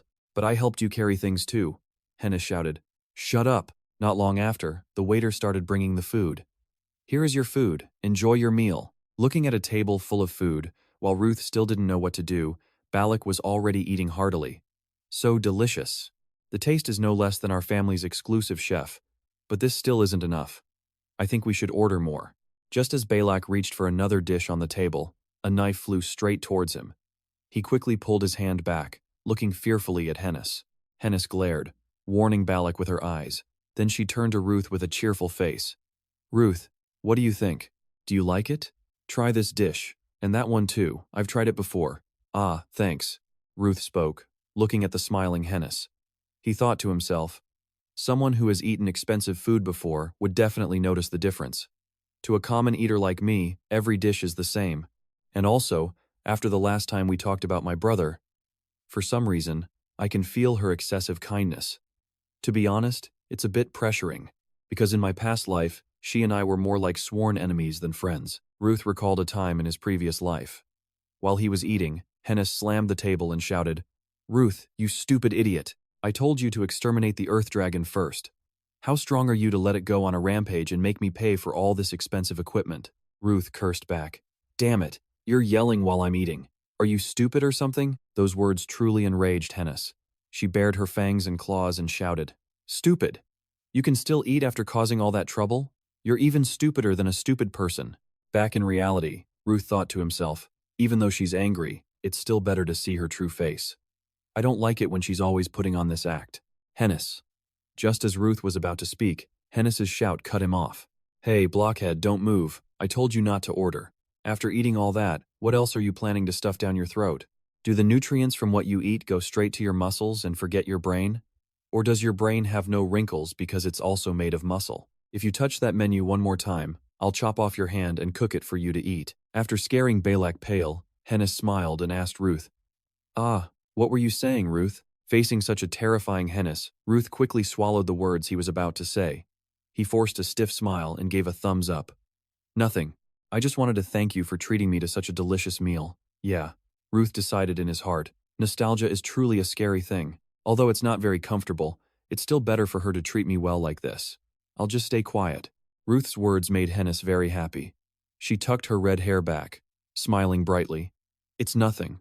Balak, on the side, said pitifully, Ruth, this discrimination makes me sad. Ruth couldn't bear it and encouraged him. Cheer up. Just then, Ruth accidentally glanced at the clock on the wall and was startled. It's almost 8 o'clock. Wait, 8 o'clock. Seems like there's something else. Suddenly, he remembered the image of Leon smiling yesterday. Then I'll see you at 8 o'clock. Can you help me practice at 8 o'clock? Ah, that's right. Realizing he had stood Leon up, Ruth stood up, said goodbye to Hennis and Balak, and hurried back to the academy. The girl Leon was feeling extremely annoyed. Her left foot tapped continuously on the floor, as if she were waiting for someone to arrive. She looked at the time and revealed an annoyed expression. It's 8:05. Why isn't he here yet? She stood with her arms crossed, leaning against the wall. He's the first friend I can talk to normally. Unlike me, he seems to have a lot of friends. Maybe he completely forgot about the promise. Thinking this, she suddenly became gloomy. Then, from a distance, Ruth opened the door and walked towards her. He asked, "Oh, you're here?" Which startled Leon. She acted sulky. "You're late. Don't you know you're supposed to arrive 10 minutes early for an appointment?" Then she turned her face towards the door. After hearing her, Ruth raised his hand and scratched his head. "I see. I'm sorry." As they were walking, she suddenly asked, "What did you eat before coming here?" He immediately sniffed his clothes. "Do I smell?" "I just had a few dishes with some friends in the capital." Then he walked towards the locker area and took off his outer shirt. Leon, after hearing him talk about the capital, was a bit curious and asked, "You said in the capital? You mean outside the academy?" Ruth replied, "Yeah, my friend treated me to a meal." He finished folding his clothes and looked at Leon. Leon seemed a bit shy and looked down. "I see." Although Ruth had turned away, he still saw all the expressions on her face. So he quickly changed the subject. "Anyway, about today's grappling technique." Before he could finish, Leon interrupted. "So you're someone with a lot of friends." But he didn't care. He put his hands in his pockets and turned away. "Now, let's start with the basic foot movements." Leon was still lost in thought about the capital. She rubbed her palms sadly. "I've never been to the capital, but it's just..." By now, Ruth had walked far away, leaving her standing behind, looking very pitiful. He frowned. Damn it. When Leon didn't see him react, she changed the subject. "All right, let's start our grappling practice." After thinking for a moment, Ruth spoke as he walked down the stairs. "Next Saturday." His words confused Leon. "Huh?" She ran down the stairs towards him and saw Ruth standing calmly by the wall. "If you want to go so badly, then let's go see the capital." Hearing this, Leon smiled brightly like a child going on a trip for the first time. She asked again excitedly just to be sure, "Really?" Seeing her so happy, Ruth teased her. "That happy, huh?" The girl immediately changed her expression to a calm one. "Not really. I'm only going because you invited me." Ruth continued to tease her. "Then let's stay." She replied without hesitation. "No, I'll go." Rook said nothing more. "All right then. Now let's do warm-ups. You said you wanted to learn." Leon happily followed behind him. "Of course. By the way," she kept asking him questions about the outing. "Are there many things to see in the capital? I heard there's a lot of delicious food there." "Oh, right. What should we eat and do when we get there?" Before Ruth could answer, she asked more. "Where did you and your friends go today? What do people usually do for fun these days?" "Last time I saw something very big." Ruth took something and threw it directly into her mouth to shut her up. One of Leon's cheeks turned as red as a tomato. She was angry. "What are you doing all of a sudden?" Ruth replied with a cold expression. "That's enough. Put them on." He asked her, "Do you normally talk this much?" She answered while putting on the gloves. "Yeah, my mom used to scold me for talking too much like this." "You know her? My mom is the leader of the dragon-slaying team." Then she continued to chatter on about everything under the sun. Ruth sighed to himself.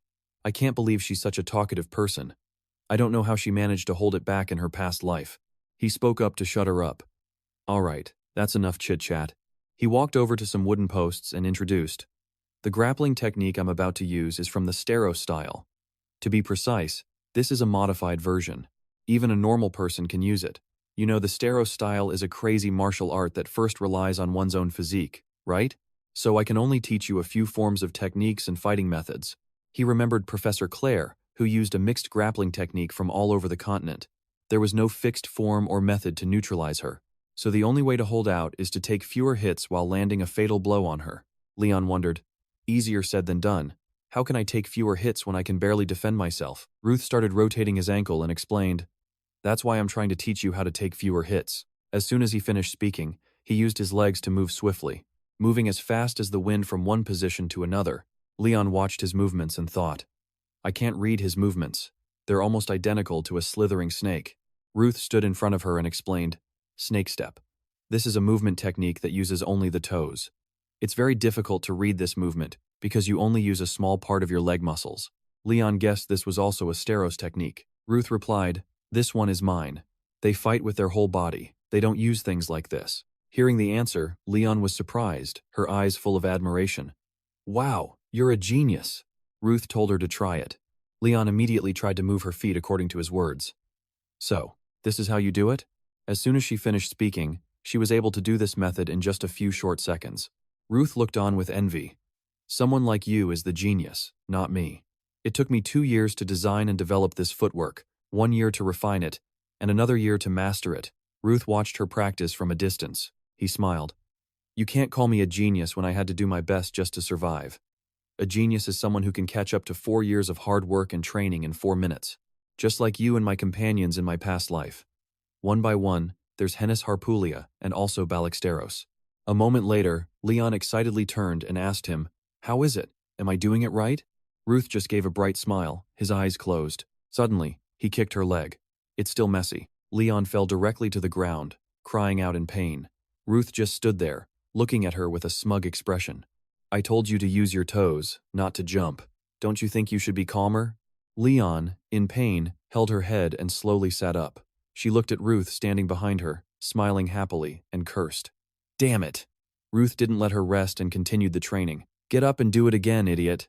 He started warming up his wrists, warning, "If you want to learn it, you have to do it correctly. Today, I'll make you train until you die." Leon looked at him like that and started to feel uneasy. The sunset began to fall, signaling the end of the day. But somewhere, a mournful scream could still be heard. "Are you really going to do that?" Night quickly fell in Ruth's room. He plopped down on the bed, looking very tired. He leaned back on the soft bed and complained, "So tired." He began to ponder. "Good thing everything is progressing well. Things are happening not much differently from my past life. But things like relationships." Thinking this, his face became serious. "It's not like before anymore. They've changed more than I thought. From Hennis, Harpulia, and Ballesteros. One by one, they appear in this life of mine." He wondered how much the future would be affected. But then he thought, no. In the first place, because I don't want anyone to die, it can't be the same as before. The future must change. But if I can once again gather my companions and destroy the 7 dragons, I'm sure I'll meet it. He thought over and over. To do that, I must take on my brother's role. He closed his eyes. The first thing I must learn is, memories of his past life began to surface. A strange person with an unclear face, only a back view with red hair and armor, holding a sword and fighting. On his hand appeared a mark consisting of 8 arrow-like shapes converging. He decided the thing he needed to learn was the sky-gazing art. The next morning, he was sparring with the professor with wooden swords. The professor attacked continuously. He could only defend. The professor fought while smiling, looking very confident. The two fought intensely. It seemed the match was quite disadvantageous for Ruth. He thought, this is getting tricky. He's always toying with me, but it doesn't seem like he plans to lose either. The two continued to exchange blows, one after another. The match was not yet over, until the professor came up with a new idea. While parrying, he calculated to himself, should I change my fighting style here? No sooner said than done, he changed his technique, surprising Ruth. Why is he raising his fist here? So he dropped his sword and threw a punch at Ruth. Fortunately, he managed to raise his hands to block it. He questioned the professor. Didn't we agree to only use swords?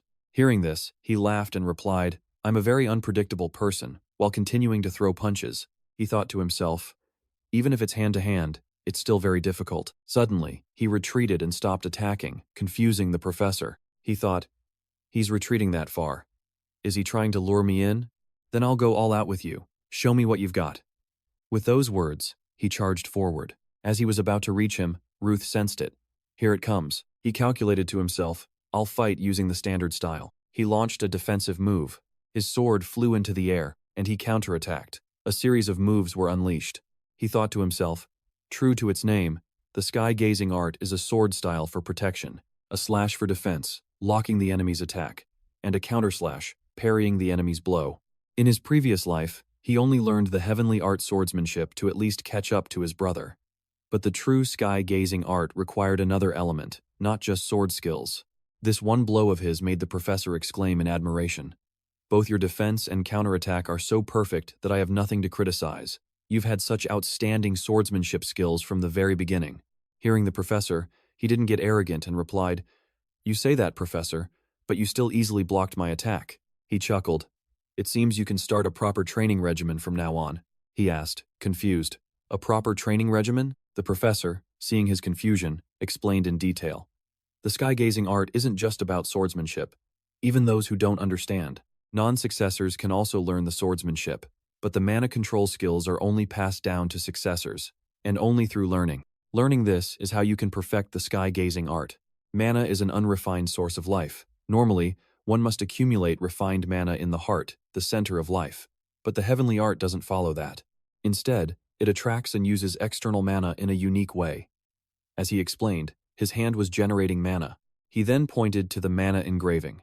Through this, the successor of the sky-gazing art controls a huge amount of mana accumulated in a subspace called the heavenly spirit. The heart is only used as a conduit, not a storage. Ruth then remembered his brother, the heavenly spirit that was once on the back of my brother's hand. On this side, the professor continued to explain. Therefore, its power and function are beyond amazing. However, if the heart is already full of mana, its function is only as a channel. You've never trained in any other mana control skills, right, Ruth? Hearing this, he replied, "No, I haven't." He thought, "In my past life, the mana control skill I used was just a common type, alchemy. It was based on the sorcerer's circles. If so, this is the most important variable. I've never experienced this until now." The professor walked over. "It'll be faster if you experience it yourself. Sit down, Ruth. Before that, where do you want the engraving?" He was silent for a moment. Then he held out the back of his hand. "Please engrave it here." The professor reached out and took his hand. "This will sting a little." The professor began to draw on the back of his hand. Blue lights began to appear in front of him. He grimaced and thought to himself, "Sting? This feels like being burned on a fire." After a while, it was finally successful. His hand now had the arrow-like engravings. It glowed continuously. He exclaimed, "This is..." He stared at his hand. "I can feel the pure mana flowing." Suddenly, he looked up. The legacy of successors from generations past, passed down for a long time. He was standing under a vast, clear blue sky, utterly mesmerized. The achievements they reached after a lifetime of dedication were now just information. The flow of mana and everything else created an entire sky. And it was a clear sky. While he was engrossed in the source of mana, a strange voice rang out. "So it's you, little one." He heard it and turned, but saw no one. Suddenly, the professor's voice called out, "Ruth," startling him back to reality. He asked, "How does it feel to see the clear sky for the first time?" He immediately replied, "It's amazing." The professor explained further. "Mastering a mana control skill for the first time is like gaining a new organ in your body. You will need a long time to adapt to feeling and using mana. What's impressive is that you've already awakened to how to circulate mana." The professor turned to look at Ruth and was shocked to find him controlling the flow of mana with great flexibility. He didn't just awaken to it, he's already using mana from the heavenly spirit. In just a few minutes? The professor looked at him with suspicion. Who is this child? Ruth, on the other hand, was still focused on the mana on his hand. When I practiced alchemy, the circles around my heart represented mana levels. However, the level of the sky-gazing art is expressed through the number of wings. Master has 6 wings. A heavenly sword master has 7 wings, like my brother. Before, his brother had also told him, "I'm just a little short of 8 wings. I need to work harder." And me. He looked at the glowing mana on his hand. "I have one now." A single wing appeared on his hand. Daniel's words echoed in Ruth's memories. "Now that the mark is engraved on your soul, not your body, that mark can no longer be broken by any means. Even if the inheritor of the mark dies, all their memories and power throughout their life will be restored. But only 2 people have a conscious link to the heavenly spirit. Only Teacher Daniel and the immortal heavenly sword, the one who called me little one. My brother isn't among them." He looked at the wing on his hand and thought, if this mark is engraved on the soul, then it's possible that traces of my brother are still preserved in the heavenly spirit, even after regressing. However, the example the teacher gave me didn't include an entity imprisoned in another dimension. Ruth walked around the academy garden. The dragon of the void. The dragon that disappeared along with my brother. That's the only clue. "Hey, why are you so late?" A voice rang out, catching Ruth's attention. Hennis complained. "Don't you know that every second we can use to teach this idiot is better?" Ballesteros was standing nearby, leisurely eating a banana. "We should finish on time. Why didn't you guys start without me?" Ruth walked towards them. Hennis was angry.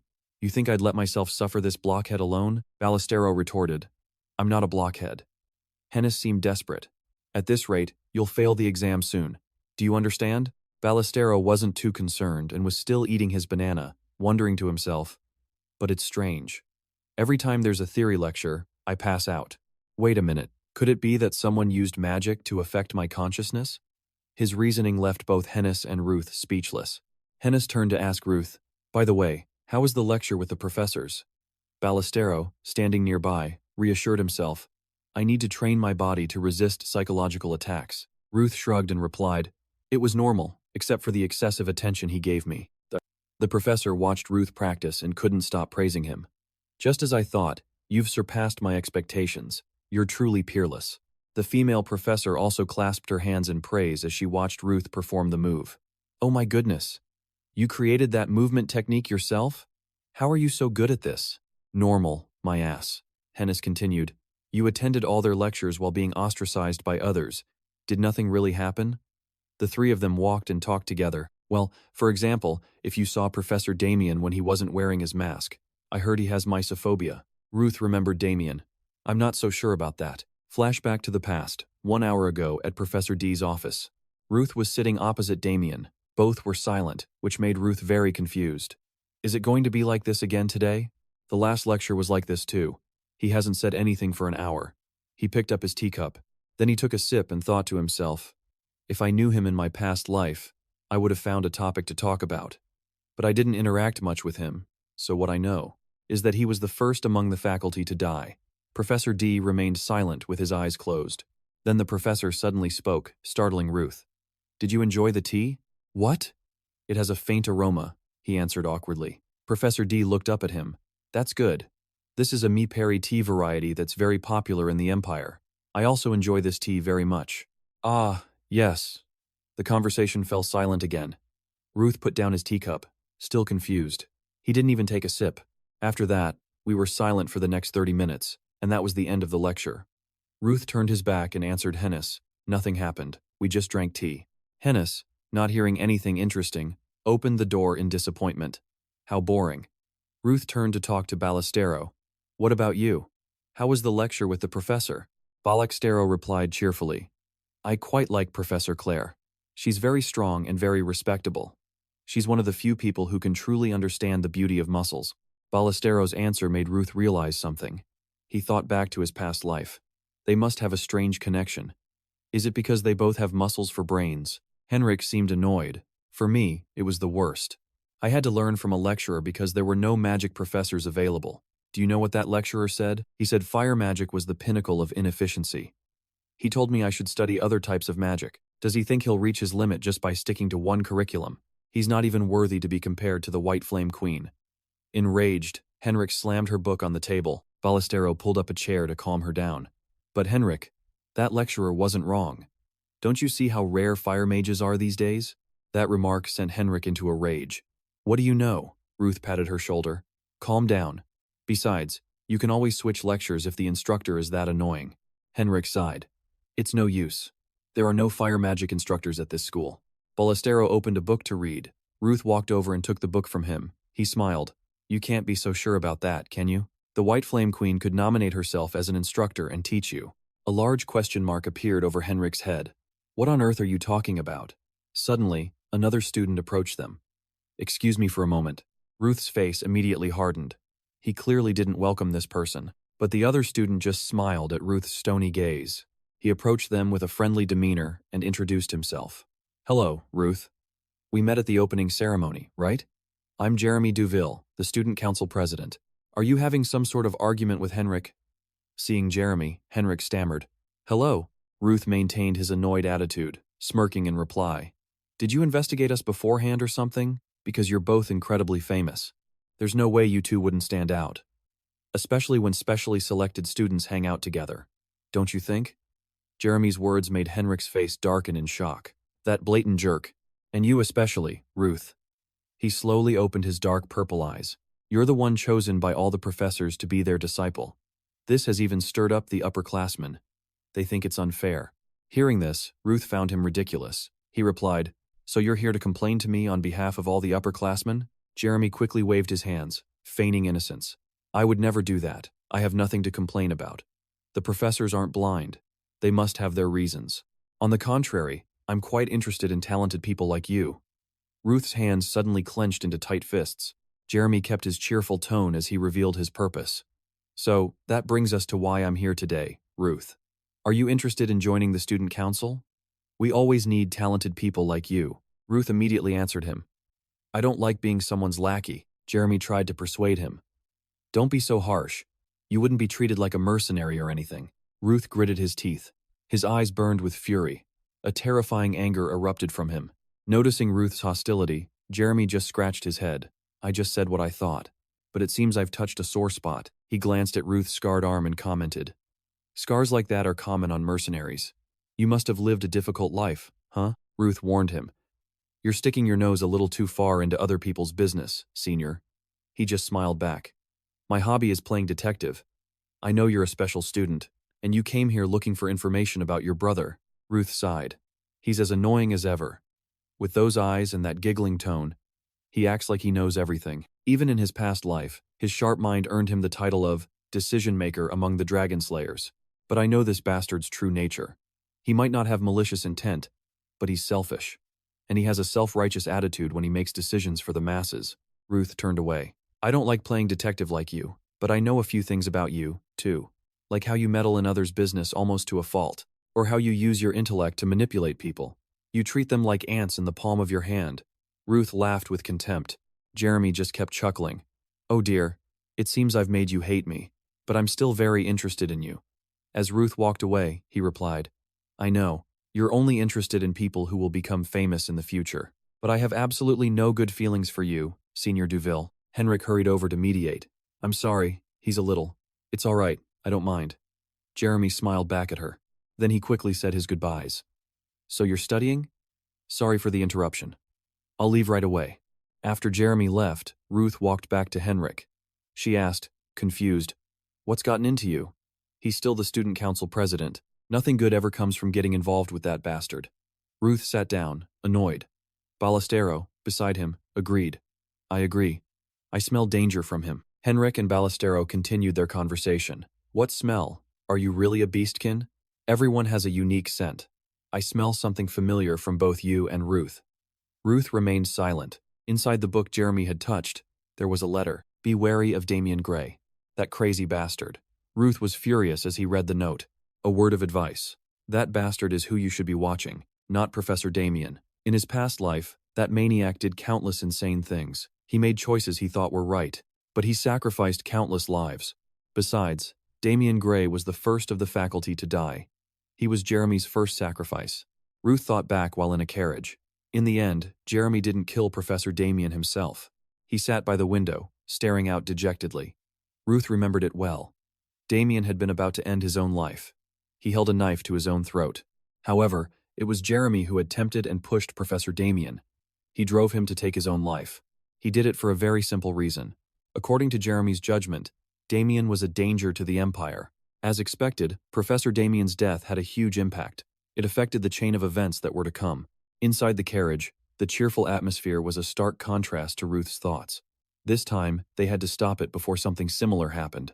There was still a lot of time until that day. But Jeremy had probably already started pressuring Damian. That's why he couldn't see him again. There's no time to waste. Leon's voice shattered Ruth's thoughts. She exclaimed, Unbelievable. Leon couldn't understand why Ruth was always late. She thought he had no concept of time at all. He just said there was no time to waste, yet here he was. Late. Ruth was annoyed by Leon's nagging. He shot back at her. I'm here now, aren't I? But there was no escaping Leon. She was furious. She had told him from the beginning that arriving 10 minutes early was basic courtesy.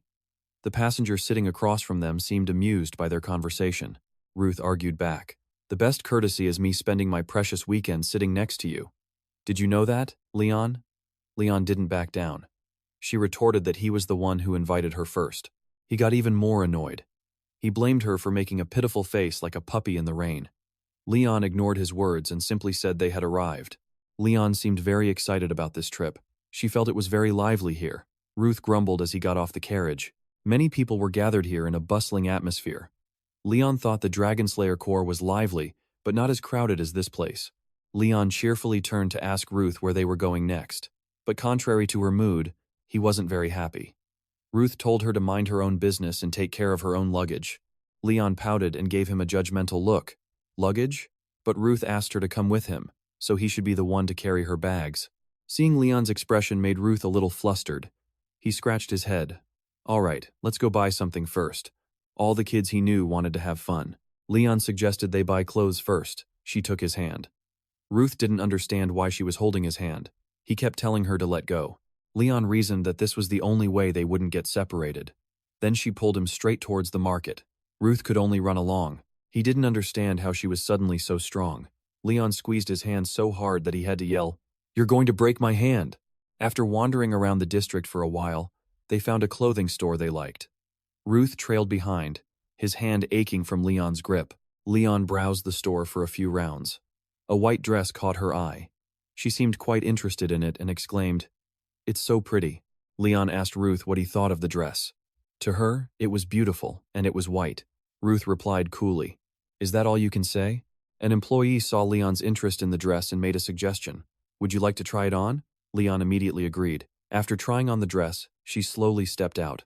The employee saw her in the dress. She was so beautiful the employee had to exclaim, "Oh my, that dress looks wonderful on you." The dress really suited Leon. She looked prettier and more feminine. She asked again, "Really? Is it really pretty?" Ruth seemed stunned by her beauty. He froze for a few seconds, but Ruth didn't give her a direct compliment. He just said, "Yeah, and it's white." Leon thought he was making fun of her, but she didn't care much and told the employee she'd buy the dress. Ruth coolly turned his back and asked, "Is that all?" "If so, let's go." Leon stopped him. Since Ruth agreed to come with her, she would buy him something too. Ruth protested because he didn't want anything. He said he didn't need any clothes. But before he could finish, Leon cut him off. She handed him an outfit and said, "This looks good on you. Go try it on." In the end, Ruth couldn't go against Leon's wishes. He reluctantly took the clothes and followed the employee's directions to the fitting room. Leon thought Ruth was a strange person. Leon stood there, lost in thought. She remembered the first time they met. Ruth had openly picked a fight and shown hostility towards her. But right after, Ruth said he saw her crying and sincerely apologized. Besides that, he sometimes showed a sweet side. Although those things only happened by chance, most of the emotions Ruth showed were direct and genuine. Leon sighed and leaned against the wall. She thought he must have mistaken her for someone else. The sound of the door opening broke Leon's train of thought. Ruth stepped out of the fitting room in the clothes Leon had chosen for him. He looked so different. Clothes really do make the man. The salesperson couldn't stop praising how great he looked. Leon's eyes widened in surprise. She didn't know who this was. Leon looked straight into Ruth's eyes. She wondered if this was the same person she used to despise. The two of them looked at each other without saying a word. Leon looked at Ruth. He seemed like a star shining in the sky. In such a romantic scene, Ruth opened his mouth and said coldly, "What are you looking at? Didn't you say you'd buy me clothes? Hurry up and give me the money." Leon was annoyed by his attitude. She took out her wallet and mumbled, "The way you talk. I shouldn't have bought you anything." Unlike Leon, Ruth was very happy and excited to get a new outfit for free. The two of them were strolling after eating. Ruth was engrossed in a flyer. Leon was praising the food. It was so delicious. No wonder that place is so famous. Leon turned to look at Ruth. She looked him up and down and thought to herself, Ruth looked really good in these clothes. A small waist, broad chest, and wide shoulders. He looked perfect in this outfit. Ruth noticed her strange gaze. He asked what she was staring at. Leon shyly changed the subject. "It's nothing. I was going to buy you lunch, but why did you insist on paying?" Ruth didn't look at Leon. He was still focused on the flyer and explained, "You bought me clothes, so it's only fair I pay for the meal. I'm not a freeloader." Leon chuckled. She said he was really strange. Ruth pouted and denied it. "No, I'm not." After a moment of hesitation, Leon turned to ask him, "You said before that you've been a mercenary since you were young. Did you have any allies?" Ruth said yes. He remembered that time. Though he was an active dragon slayer in his past life, not a mercenary, Leon started rambling. "I knew it. The people you went through life and death with were close to you, like a family. Everyone tried their best to protect each other." Then she hesitated, wanting to ask Ruth a question. "I wonder," Leon asked, "did you have an unforgettable first love with one of them?" The question surprised Ruth so much that he unconsciously gripped the flyer tighter. Seeing Ruth's unusual reaction, Leon felt embarrassed. She wondered if she had asked too suddenly. He sighed and then took a deep breath, startling Leon. The tension in Ruth finally snapped. He yelled, "How could that be true? We were mercenaries from the start. What kind of family is that? You think they'd see a kid like me as a comrade? Those bastards specialized in backstabbing me. You have no idea how much I suffered. Leon had to cover her ears because of his booming voice. She tried to calm him down. All right, I didn't know. Ruth was still fuming. He couldn't understand how Leon could think he loved those scumbags. He said irritably, "Seriously, you're spouting a bunch of nonsense." Leon, still covering her ears, mumbled, "I've never met anyone like you." Hearing that, Ruth yelled, "What's that supposed to mean?" Leon calmly replied, "Look, you're a person with a nasty personality who ignored my only question. Besides, you look down on others with disapproval. And you curse at every opportunity." Leon's words were like arrows piercing his head, but Leon also pointed out Ruth's good points. She thought he was honest and was teaching her grappling techniques. "Even now, you're looking at a travel brochure to find where we should go next, right?" It seemed Ruth's secret was out. He angrily tore up the travel brochure. Leon casually continued, "In short, you just seem like a person who gets angry easily." Ruth was embarrassed. He said he did his best to come here with Leon. "But forget it, I'm going home now." This surprised her.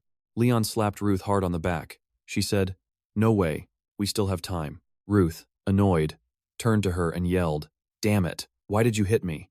Leon never answered such questions. She said, "My mother used to say the same thing." Leon recounted her mother's words. "Friendship is a relationship of mutual support and help. That's why I changed my plans for today." Ruth found Leon very strange. He didn't understand what she was talking about in broad daylight. Leon said it's quite far outside the capital, but she wanted to experience what a real family is like. Hearing the word family made Ruth wonder. "Family?" He hesitated and asked her, "Don't tell me." Leon placed a hand on her chest. "I want to invite you to our home, the Dragon Slayer Corps headquarters." Leon would personally introduce Ruth to her family members. They used a teleportation gate to reach the city of Siren in the Kingdom of Liber. Ruth sighed wearily and asked Leon, "You know this is against Academy rules, but you did it anyway, didn't you?" Leon didn't seem to care much. She said, "If we don't get caught, it's fine. Besides, we're not wearing our uniforms, so what's there to fear?" Ruth wondered, "Don't you think spending 6 million for a single use of the teleportation gate is expensive?" Leon wasn't too concerned. "My mom said whenever I want to come home, I can spend money as I please." A map showed the western lands of the Serene Continent, the capital of the Liber Kingdom. Even though the Dragon Slayer Corps headquarters wasn't located in the kingdom's capital, it was still a vibrant and luxurious city. The streets here were wide, lined with tall buildings and sparkling lights. In Ruth's memory, Siren was a dead city. A few years from now, it would be destroyed by the attack of the 7 dragons. The Dragon Slayer Corps was also annihilated during that time. Everything was burned to ashes. But the current scene was completely different. It was warm and beautiful. Leon had brought him to her home. Ruth looked around the luxurious place. It looked more like a nobleman's mansion than a guild headquarters. Leon was happily looking for Heron. That was Leon's groundskeeper. He was very surprised to see her. He didn't expect her to be back at this time.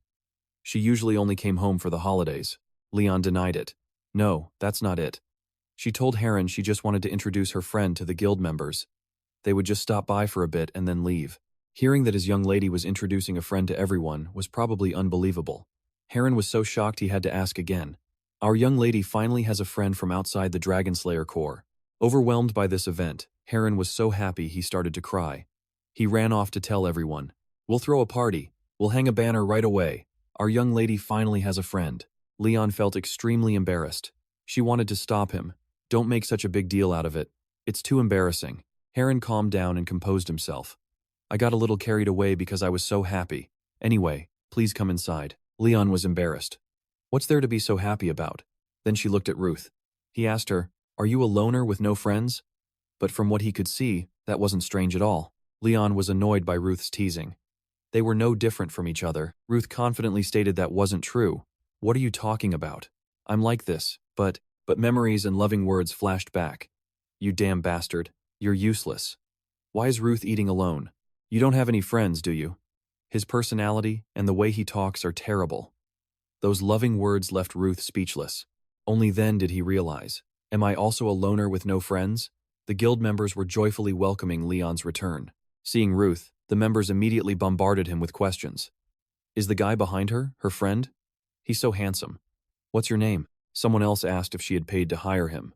Another person suggested he should tell the truth. "Is your life in danger?" Leon was embarrassed. She pushed everyone away and told them not to get too close to Ruth. Leon said everyone was being too mean. She turned to an older woman. Tell them to stop. The woman said everyone was just happy to see her again. One member even felt that Leon had grown taller. Ruth thought that even though it was his first time meeting the Dragonslayer Corps members, the people here gave him a very familiar feeling. He watched Leon talk with everyone. Sometimes she'd act cute. Other times she'd laugh freely. From this, he could understand why her personality changed 180 degrees after Siren was destroyed. Heron called out, "Leon, come to the living room. The commander is waiting for you and your friend in there." She asked, "The living room? Is someone in there?" He said someone extremely important and close to her was inside. Leon slowly knocked on the door before entering. Opening the door and seeing her mother, she felt happier than ever. Her eyes sparkled. Her mother was also very surprised to see her daughter. She immediately stood up. This was the commander of the Dragon Slayer Corps, Adeline. Leon immediately ran into her mother's arms. She hugged her daughter and told her she was getting more beautiful every day. But she also wondered, it's still the middle of the semester, so why is Leon here? She suspected she'd been suspended for hitting someone again. This startled Ruth. Leon denied it. "No way that happened. I just wanted to see you, Mom, and introduce my friend." Her mother's expression changed 180 degrees instantly. She was so shocked she almost fainted when she heard her daughter mention the word friend. Right after that, she stood frozen in shock. Leon was also embarrassed. She couldn't understand why even her loving mother reacted this way. The beautiful woman next to them explained, "Hearing that her hot-tempered daughter, a kid with no social skills whatsoever, has a friend is truly shocking." The woman looked mysterious as she slowly stroked her silky white hair. She scolded them both. "When you see an elder, you should greet them first." This person was the guildmaster of the Phoenix Guild, the White Flame Queen, Liana. Such a beautiful woman, yet Leon called her an old lady. She didn't understand why she always came to her house with nothing to do. At this moment, Ruth spoke up. "Hello." He introduced himself as Ruth Donatos. As soon as she saw Ruth, Liana recognized him, the kid from before. One of the noteworthy kids from the practical exam. She asked him, "How is it going? Is Harpulia's second daughter doing well?" Ruth said no. She's very frustrated because she thinks the new magic teacher is terrible. Liana asked, "Is that so?" "It's not a big problem. She'll meet a good teacher soon." Suddenly, a hand gripped Ruth's shoulder. He turned to look and saw it was Adeline. She was crying, tears of emotion streaming down her face. She asked, "Your name is Ruth, right? Thank you so much." This made him feel a lot of pressure. Adeline shared that her daughter was a bit special. Leon's sixth sense is incredible. Besides that, Leon is also very sensitive to others' emotions. She can instantly understand others, but isn't good at expressing herself. That's why Leon can't make friends with people her own age. Hearing this, Ruth said, "I understand."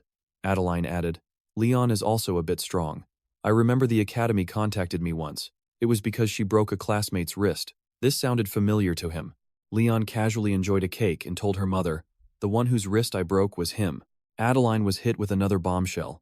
She was so shocked her hands were sweating profusely. Ruth's face showed a hint of displeasure.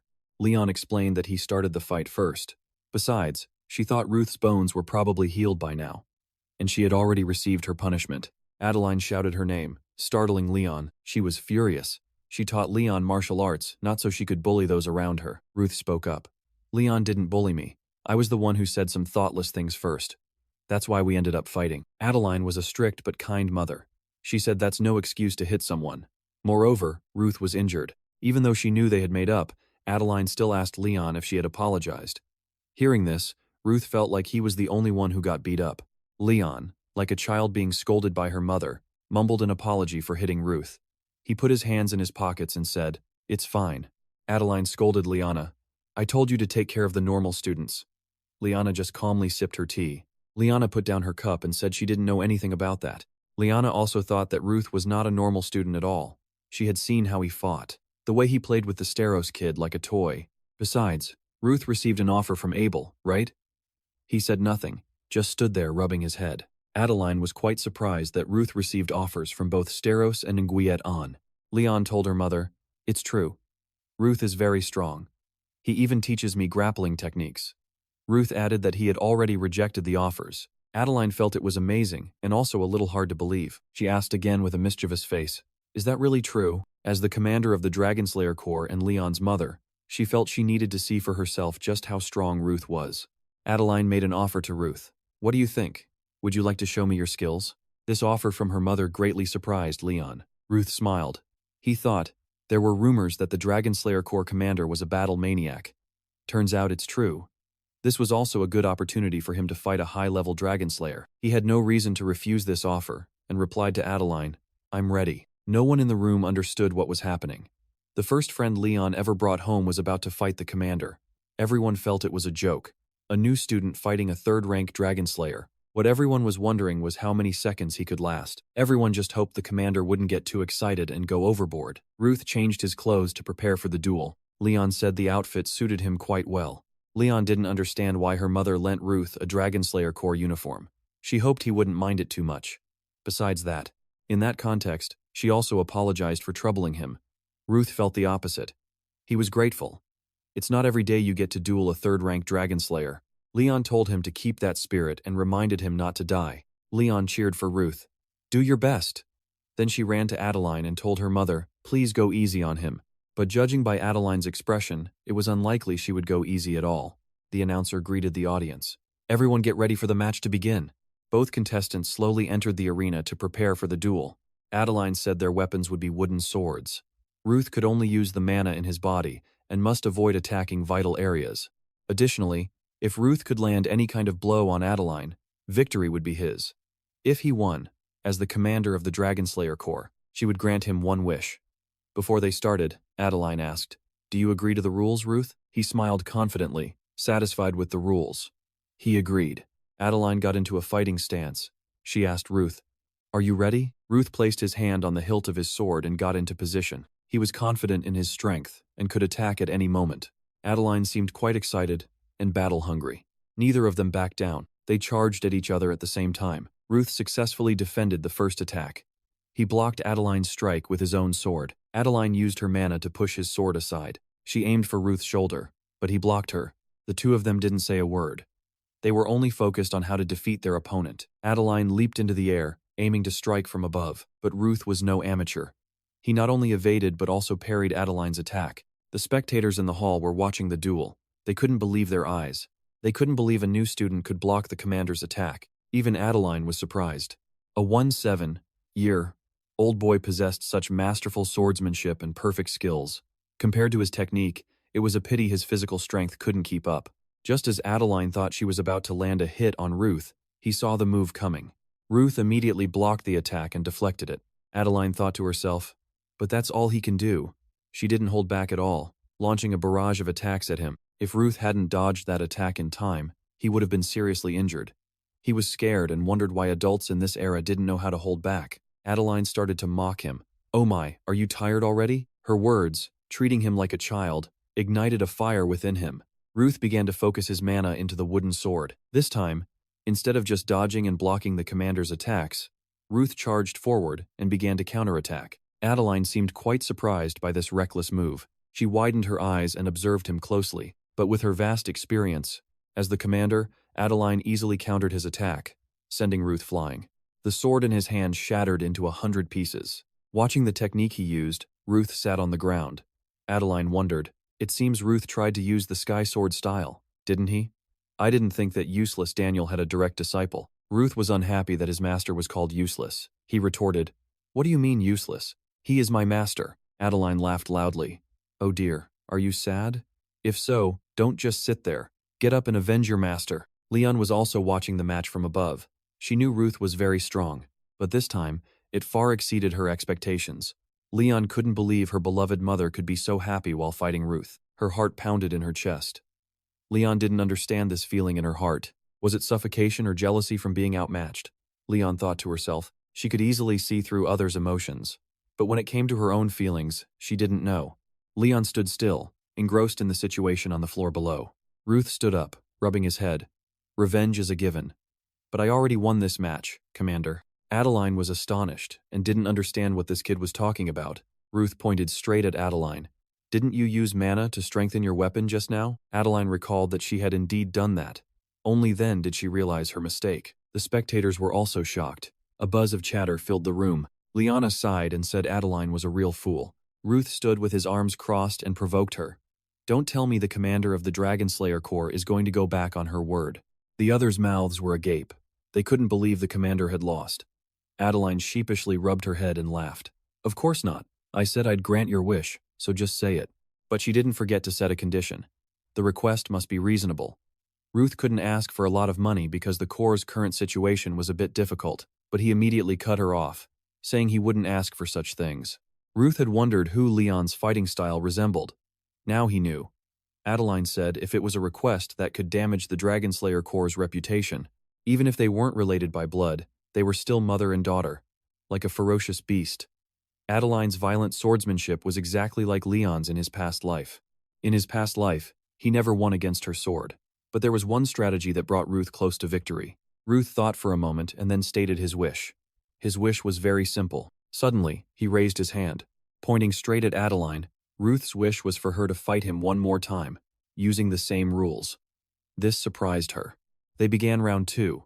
Ruth now understood why Adeline was so confident in challenging him again. Her aura was completely different from the first round. Even in the middle of a tense fight, Ruth still had some unanswered questions. He watched Adeline attack him, wondering if he should confirm this himself. Ruth aimed straight for the left side of Adeline's neck. He was probably planning to attack that spot. Adeline was focused on her movements to strike. She didn't notice his attack. Luckily, she dodged in time. But Adeline was surprised. What kind of monstrous reaction speed is this? Ruth dodged and parried Adeline's blows. She didn't let her guard down either. She was always looking for an opening to counterattack. The reality was far from her thoughts. Ruth's swordsmanship had no openings at all. Adeline thought about how Ruth dodged her attacks. While constantly moving, this reflex is not human. She no longer had time to swing her sword. Adeline understood. She had only seen her daughter possess such powerful visual acuity. Right now, she didn't know what Ruth was.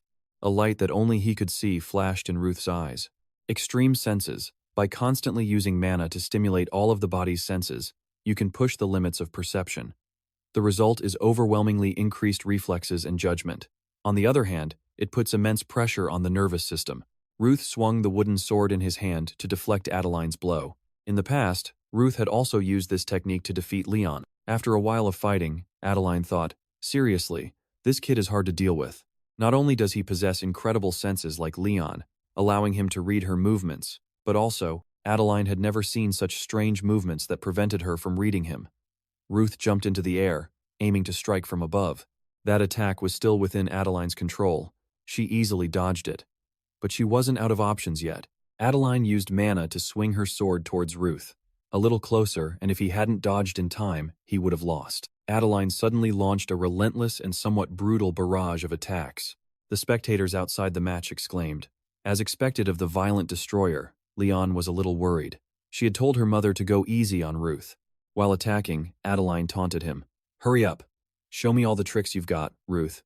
Or do you only know how to run with your tail between your legs? Ruth remained silent. He kept dodging and said nothing. Adeline gritted her teeth and said, this isn't fun at all. In the second round, all Ruth has done is dodge. Perhaps her competitive spirit flared up. She charged straight at him. Ruth continued to back away. This was the moment. Ruth had caught Adeline's opening. Ruth had been waiting for this opportunity. He focused all his mana, but strangely, instead of a powerful attack, Ruth chose a daring move and threw his sword away. This confused Adeline. She didn't understand why he would drop his sword. She thought there was only one possibility. This was the essence of the Sky Sword style, a liberal and unpredictable response. Adeline found it truly interesting. Adeline was filled with excitement. She let her guard down, allowing Ruth to almost take her down with an attack that was just inches from her face. But the commander's title wasn't just for show. Adeline regained her senses and countered. Ruth was very persistent. He seemed to enjoy attacking from above. Ruth's techniques made Adeline realize. He had planned to throw his sword away from the start. She thought about what to do now. She needed to create distance. Suddenly, the expression on Adeline's face showed she was facing something quite shocking. Just a moment ago, Ruth was in front of her. But now he had vanished right before her eyes. A loud noise came from behind. Adeline felt the floor crack and was about to collapse. Ruth had appeared behind Adeline. She quickly turned her head to look. Adeline didn't know when he had gotten behind her. This was the Steros family's unarmed technique called earthquake. The opportunity had come. Ruth thought, I just need to temporarily stun Adeline. He rushed forward and threw a punch straight at her face. But things were different from what he thought. His attack was countered. Not only that, but he was sent flying by Adeline.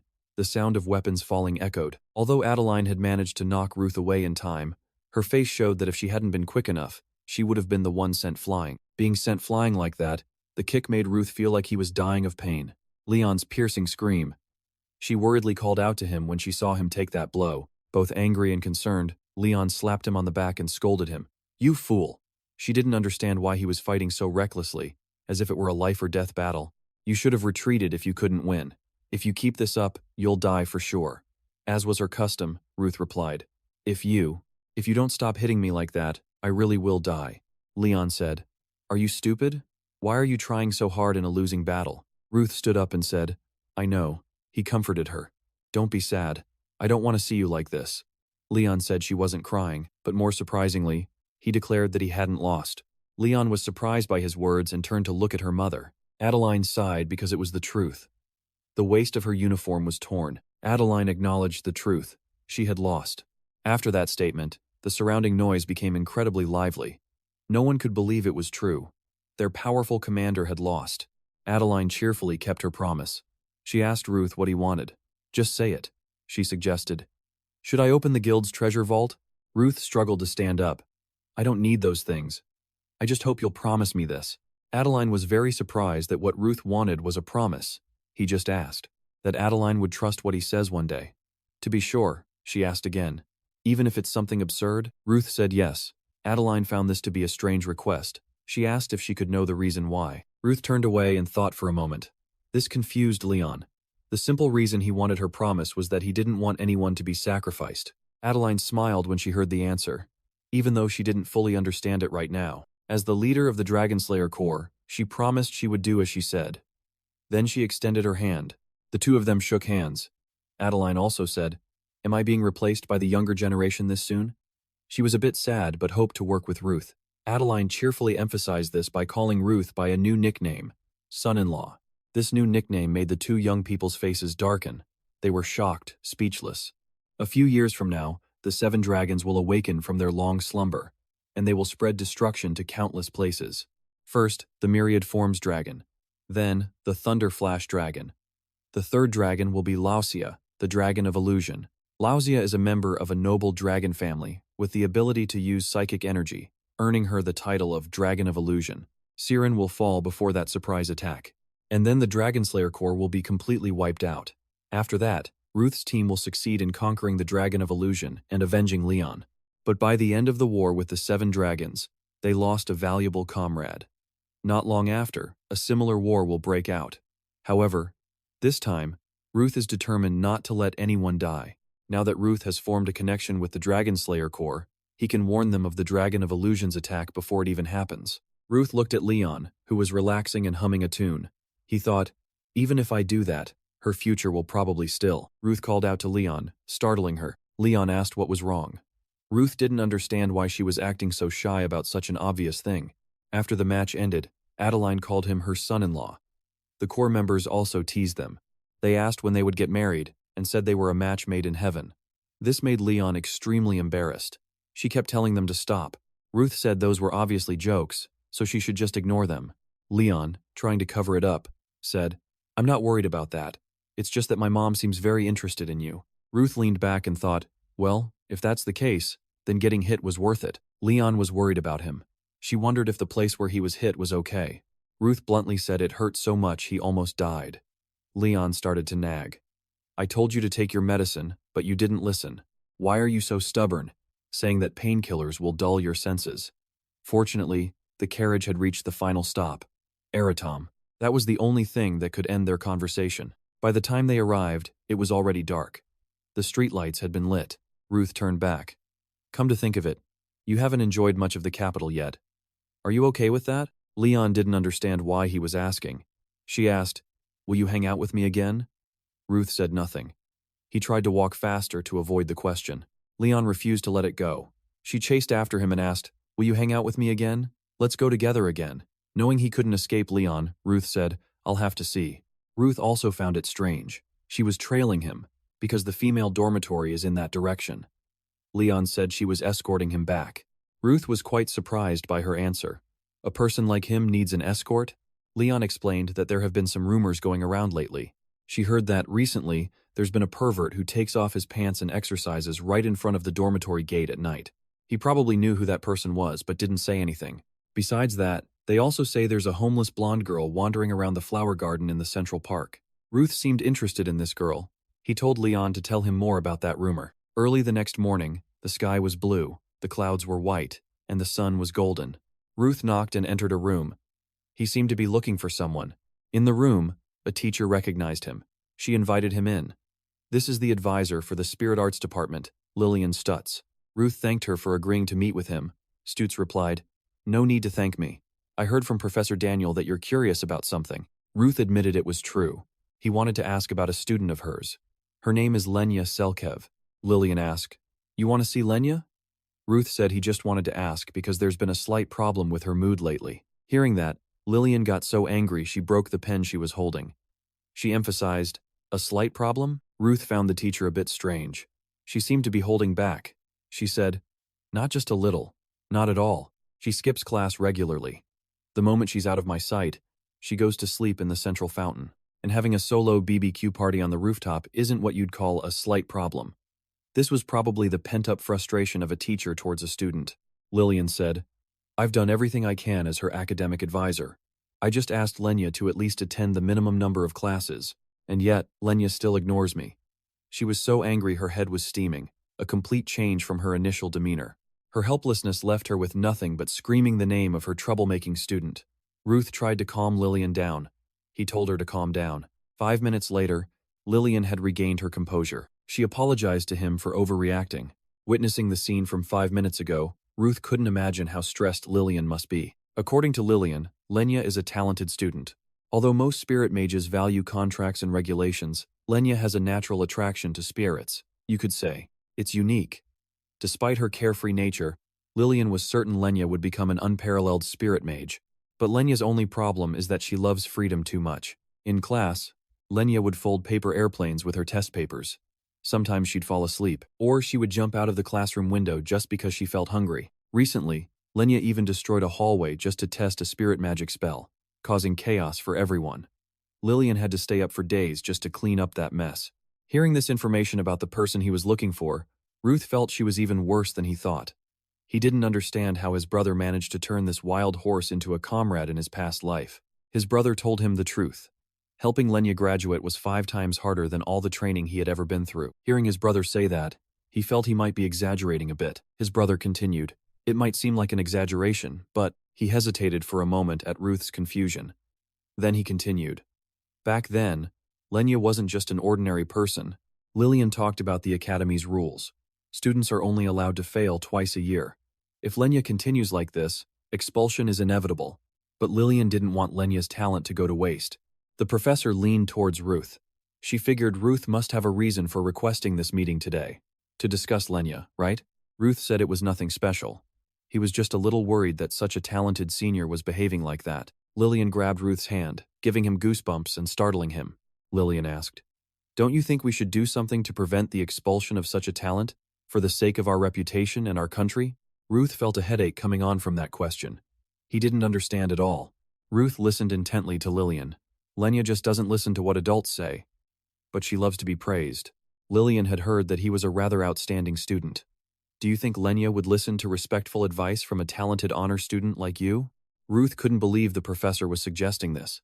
He felt it was a bit, but then she grabbed his hand and started crying. "At this rate, Lenya won't be able to graduate. You're not going to abandon your senior like this, are you?" Ruth felt this was a bit difficult for him. He wasn't good at flattering people. Lillian said she had great faith in him. Outside the window, a small yellow butterfly had witnessed the entire event. Ruth felt like this had been arranged from the start. A yellow butterfly with black spots flew in the blue sky, blending with the beautiful sunlight. After a long journey, it approached a girl with blonde hair. It turned out that person was Lenya. It seemed she was skipping class again to enjoy the beautiful weather. Students passing by in the school grounds saw Lenya sleeping there with her eyes closed.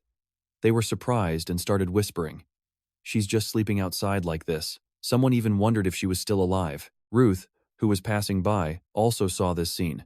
He was a bit speechless. He stared at her for a long time, silently listening to the chatter of the people around her. Someone even said she was very pretty, the most beautiful homeless person they had ever seen.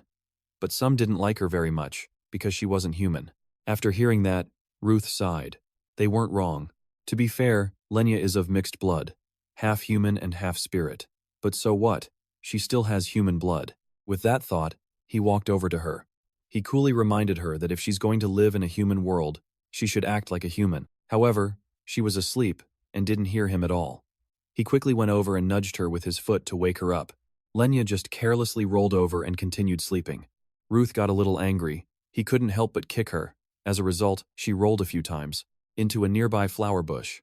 Only then did Lenya groggily wake up, not knowing what was happening. Seeing the person in front of him sit up, Ruth coolly asked what she was doing here so early in the morning. Lenya frankly replied that she was just admiring the flowers and going back to sleep. "And who are you to question me?" Ruth sat down in front of her, introduced himself, and stated his purpose. He had something to say on behalf of advisor Lillian. Hearing this, Lenya chuckled and asked if he was her junior. Before he could answer, she told him to go ahead and say what he needed to. Ruth reached out and picked the leaves from her hair. Then he hesitantly said he really admired her. Lenya's eyes lit up as she looked at him. She excitedly asked if he admired her because she looked cool. She also asked if he wanted to be friends. Hearing this, Ruth felt a bit helpless. Having no friends was a requirement for his group. Why was she looking for friends? With that thought, he avoided the question. He changed the subject. "How are your classes going lately?" But Lenya wasn't paying attention. She was currently focused on a beautiful butterfly flying in the air. Seeing this, Ruth couldn't help but feel dissatisfied. He was still talking to her, this respected senior. Seeing that she still wasn't paying attention, he immediately went over and pulled her shoulder. He coolly told her to listen carefully to his words. Lenya, as if controlled by him, sat down on the nearby steps. She looked up at him and asked what was wrong. He awkwardly explained that it was just a spell. With that said, he coughed twice. Then he seriously said he heard his respected senior has been skipping class and causing trouble. So if she fails, he would be very sad. Lenya was startled and asked suspiciously, "Did I really cause trouble?" Ruth pouted at her. "Didn't you destroy the entire training hall a few days ago while testing spirit magic? Why are you so surprised?" Only then did Lenya remember, but she didn't hurt anyone. She didn't think she caused any trouble. Ruth was a bit speechless. No one getting hurt isn't the issue here. No matter what Ruth said, she didn't understand. He angrily ran his hands through his hair and decided to drop it. They could compromise on the friend thing later, but he was very curious why she kept skipping class. Doesn't she plan to graduate? Lenya squinted at him. After a long while, she innocently asked, "Why do I have to graduate?" Ruth looked at her in astonishment. He didn't understand what she was trying to say. Lenya frankly said this place is very warm and the flowers here are beautiful. Her hometown is just full of snow. She prefers playing to studying in a classroom. She wants to live here forever. Her explanation truly left Ruth speechless. He coldly asked if she knew what the Eratom Academy was for. "This is a dragon-slaying academy. Didn't you come here to become a dragon slayer?" Even now, at this very moment, countless people are dying outside the Empire because of those dragons. Lenya pouted slightly. "Don't humans also take the lives of dragons? Dragons harm people, and then dragon slayers take their lives. If you look at it that way, aren't they similar? It's just the law of nature. The most important thing for her is to enjoy a peaceful life." Ruth clenched his hands into fists. He gritted his teeth and asked, "Do you really think dragons and humans are no different?" Lenya nodded slightly in agreement. "Besides, what makes dragons different from humans? Someone who has only lived in the snowy mountains like you wouldn't understand. Other empires are being destroyed and ravaged every day. People out there are being mercilessly slaughtered. And countless nations are being destroyed and annihilated, day by day. In places where dragon slayers live, there might be some protection, but places without them can be easily wiped out by the impact of a single ancient dragon. Have you ever seen your family, friends, the people you care about, eaten right in front of you? You will never understand humanity's hatred for dragons." Lenya realized Ruth's mood had changed. She suspiciously asked why he was angry at her. Ruth let out a cold laugh. What anger? He'd rather talk to his own knee. He realized she was selfish and arrogant, but he didn't think she could be this ignorant. Lenya frowned at him. She quickly explained that the reason she's here is because she's curious about her mother's alma mater. Ruth didn't want to waste any more time talking to her. He stood up to leave. Before he left her with a few words. "Enjoy your peaceful life here before disaster comes knocking, while you make others go crazy, risking their lives for your whims." Lenya was a little startled. She frowned as she watched his retreating back.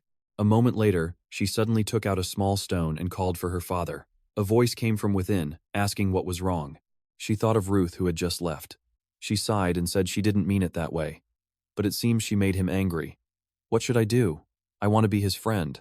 Hearing this, the voice suddenly went silent. A moment later, it reassured her. Friendships are built from arguments. Hearing this, Lenya became excited. She smiled brightly. I'll go apologize to him tomorrow. The voice on the other end quickly replied, That's good. The person also thought, I should talk to Ruth too. This was the Spirit King, Pharaoh.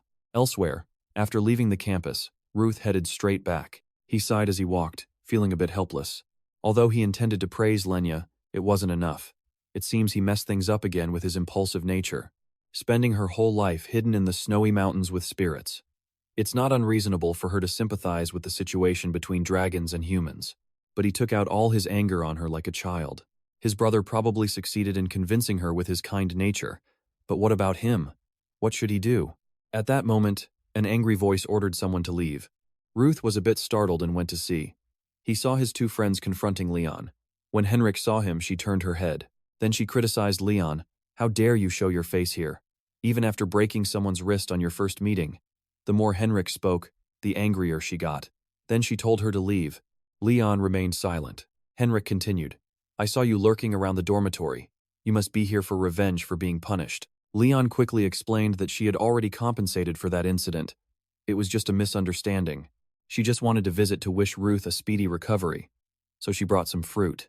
Henrik snorted coldly. Wish him a speedy recovery, she said. Ruth looked at Henrik, aggressively questioning Leon. He felt a bit helpless. He sighed and said he was fine. He just got injured during a practical exercise at Leon's house. Hearing this, Henrik frowned. Doesn't that mean you two violated school rules by leaving the capital to visit each other's houses? And then got injured after an argument? With that said, she immediately wanted to report this to the professor. Ruth was a bit startled and quickly stopped her. Ballestero pulled her back. She angrily yelled at him for daring to do that to her. Leon also felt a bit awkward. She knew Henrik was angry because she's Ruth's friend, but she had sincerely apologized. There was a rather complicated reason behind the practical exercise, but it was all sorted out. They spent the whole weekend practicing grappling techniques. Henrik glared at Leon, her intention clear. She pushed Ballestero's hand off her. Then she let out a cold snort. But a second later, her expression suddenly changed to cheerful. But her tone was very sarcastic. So why don't you be friends with us too, Henrik? Leon was startled and looked at her, a bit confused. Henrik nodded slightly. That's right, we can do those grappling techniques too. She was sure the two of them should also get at least a broken wrist and 2 or 3 broken ribs from Leon. Hearing this, Leon's face became a bit awkward. Ballestero, beside her, reminded Henrik not to go too far. Leon shook her head slightly. It's okay. Then she turned to leave. Ruth watched Leon's retreating back. Then he looked at Henrik and asked why she had to do that. Henrik aggressively questioned him. Why don't you go after her? Make her your only friend. You don't need to hang out with us anymore. Ruth frowned at Henrik, not knowing why she was so angry. He decided to just ignore her. Ballestero, beside him, said he had to go to a volunteer activity before the morning class started. Otherwise, he'd be marked as undisciplined. He also didn't really understand girls' logic. Ruth sighed in frustration. What is wrong with everyone? The campus was noisy. Ruth went to his class. A few hours later, the last class finally ended. The lecturer gave them some final instructions and left. The students quickly packed their books and left the lecture hall. Ruth was no exception. He was packing his books to go back. Just then, a clear voice suddenly called out to him, asking for a moment of his time. He was startled and looked back. To his surprise, it was Lenya. He felt a bit conflicted. He had messed up not long ago. What should he say to her now? Lenya was the first to speak. She asked if he was hungry, so the two decided to eat and talk. Lenya was grilling meat on one side. The aroma filled the air. Ruth was a bit hungry, but he waited for Lenya to finish grilling before they ate together. Lenya stood by the fire, carefully waiting for each piece of meat. Then she asked him if he wanted it rare or well done. He replied that he preferred it well done. Wait. Something feels off. He appreciated the surprise lunch. But why were they eating on the school rooftop? Lenya simply said it would get smoky. They couldn't cook it in the classroom. Anyway, they had to eat while it was hot. She placed a piece on Ruth's plate. Ruth was slightly startled. Then he started eating without a word. Lenya sat down to eat too. After a moment, she suddenly apologized for yesterday. Ruth looked at her, surprised. He didn't know how to react. Lenya sighed regretfully. She mentioned the pain he suffered from dragons. It pushed him to become a dragon slayer. He helped her, but she acted superior. She thought her half-elf nature made him uncomfortable. Ruth shook his head, denying it. He actually appreciated it. He'd told her before that he admired her. Ruth hesitated for a moment. This was a good opportunity. He had to strike while the iron was hot. He continued speaking. He was worried about her. A beautiful and brilliant senior couldn't graduate. She was too perfect. If she just reined in her carefree behavior, she'd graduate. Anyone his age would admire her. They'd want to be her friend. Ruth's words made Lenya's cheeks turn red. She was shy. She laughed happily. She didn't know he admired her so much. Maybe she should change her ways. Ruth hid a smile. He'd heard she rarely received compliments. This was going better than he imagined. This might be easier than he thought. Just then, Lenya offered to be his friend. Ruth nodded and took her hand. He was grateful she made the first move. Lenya promised not to skip any more classes. She would also do her best on tests. All because Ruth was admiring her. Ruth nodded, satisfied. The first step was complete. He'd work hard to support her. He wouldn't let her determination fade. Lenya didn't object. She remembered telling her father about him. Her father wanted to talk to Ruth. She asked if he would agree. Ruth was startled. Why would her father want to see him? Lenya told him not to worry. Her father wasn't scary. He was just the king of the elves. With that, she took out a blue stone. Pharaoh hesitated for a moment. Then he asked Lenya to leave. He had something private to discuss with Ruth. Lenya was a bit surprised, but she quickly agreed. She said she'd take a walk around. Finally, only Ruth and the elf king Pharaoh remained. Ruth quickly stood and bowed respectfully. Pharaoh didn't like to beat around the bush. He got straight to the point. He asked if Ruth was the regressor. Ruth stared at him in shock. How did he know? Pharaoh calmly said he knew this world had regressed once. He also sensed a familiar scent from him. The spirit world and the real world are different dimensions, but a contract between a spirit and a tamer creates a path between the dimensions. Their physical forms exist in that passage. They were affected by the real world. They suffered from homesickness. At that time, Pharaoh was in one of those passages. He couldn't escape the world-covering magic, but he still felt time's flow had reversed. Still, he had no memories of the world before the regression. But he was curious. He felt like he knew Ruth from before. He was a warrior. At this, Ruth's face darkened. He coldly denied it. He wasn't a warrior. He was just a burden who followed them. Anyway, things were already out in the open. Ruth didn't want to hide it anymore. He would explain the world Pharaoh had forgotten. The world before the reversal. Ruth told him everything. A while later, he nodded in understanding. So a warrior named Aesir disappeared with the Void Dragon. But then he gave Ruth terrible news. That man might still be alive. Ruth looked at him suspiciously. He carefully asked for proof. Pharaoh slowly explained. The Void Dragon he knew was cautious. He wouldn't fight to mutual destruction. He believed it was forced to defend itself. It had to flee to recover. Ruth's brother was probably caught in the crossfire. But a warrior wouldn't die so easily. He might be trapped in another dimension with the Void Dragon. Ruth bit his lip hard. He really hoped that was true. Pharaoh then gave him a lead. If he wanted to find his brother, he should go to the Void Dragon's lair on the floating island. Ruth clenched his fists. He shook his head and said not now. Getting to the floating island wasn't easy. He needed to prepare for the coming disasters. The future disasters, and to build up his power. Besides, he had another question. Since Pharaoh knew this was the regressed world, did he have information on the dragon that caused it? Pharaoh thought for a moment. He knew Ruth meant the dragon that used regression magic. He did know it, but he couldn't tell him. It was an old oath he had sworn to himself. He couldn't tell anyone about it. Ruth frowned in thought. Someone who could force the Elf King to make an oath. Who could it be? But he couldn't figure it out. He could only sigh helplessly. It was a shame, but he knew how important contracts were to elves. Pharaoh changed the subject. He had a question for Ruth. Before the regression, how did his daughter's life end? He wanted to know. Ruth thought for a moment. Then he said the name of the ice dragon, Nefreen. They tried many ways, but they couldn't defeat that dragon. Everyone fell into despair.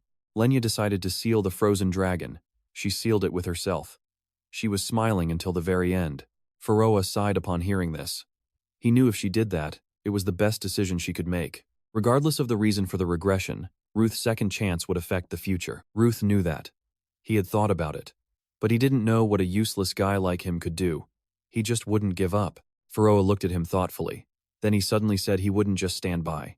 He would count on Ruth. As he spoke, glowing fragments from the blue stone swirled around Ruth. He looked at him suspiciously. What are you doing? Pharaoh told him to calm down. He wouldn't harm him. Ruth suddenly realized something. His eyes widened in shock. This can't be that thing. Fragments of Pharaoh's soul squeezed his heart. It caused him immense pain. Ruth clutched his chest fiercely. Pharaoh comforted him. It might hurt a little, but he should accept it.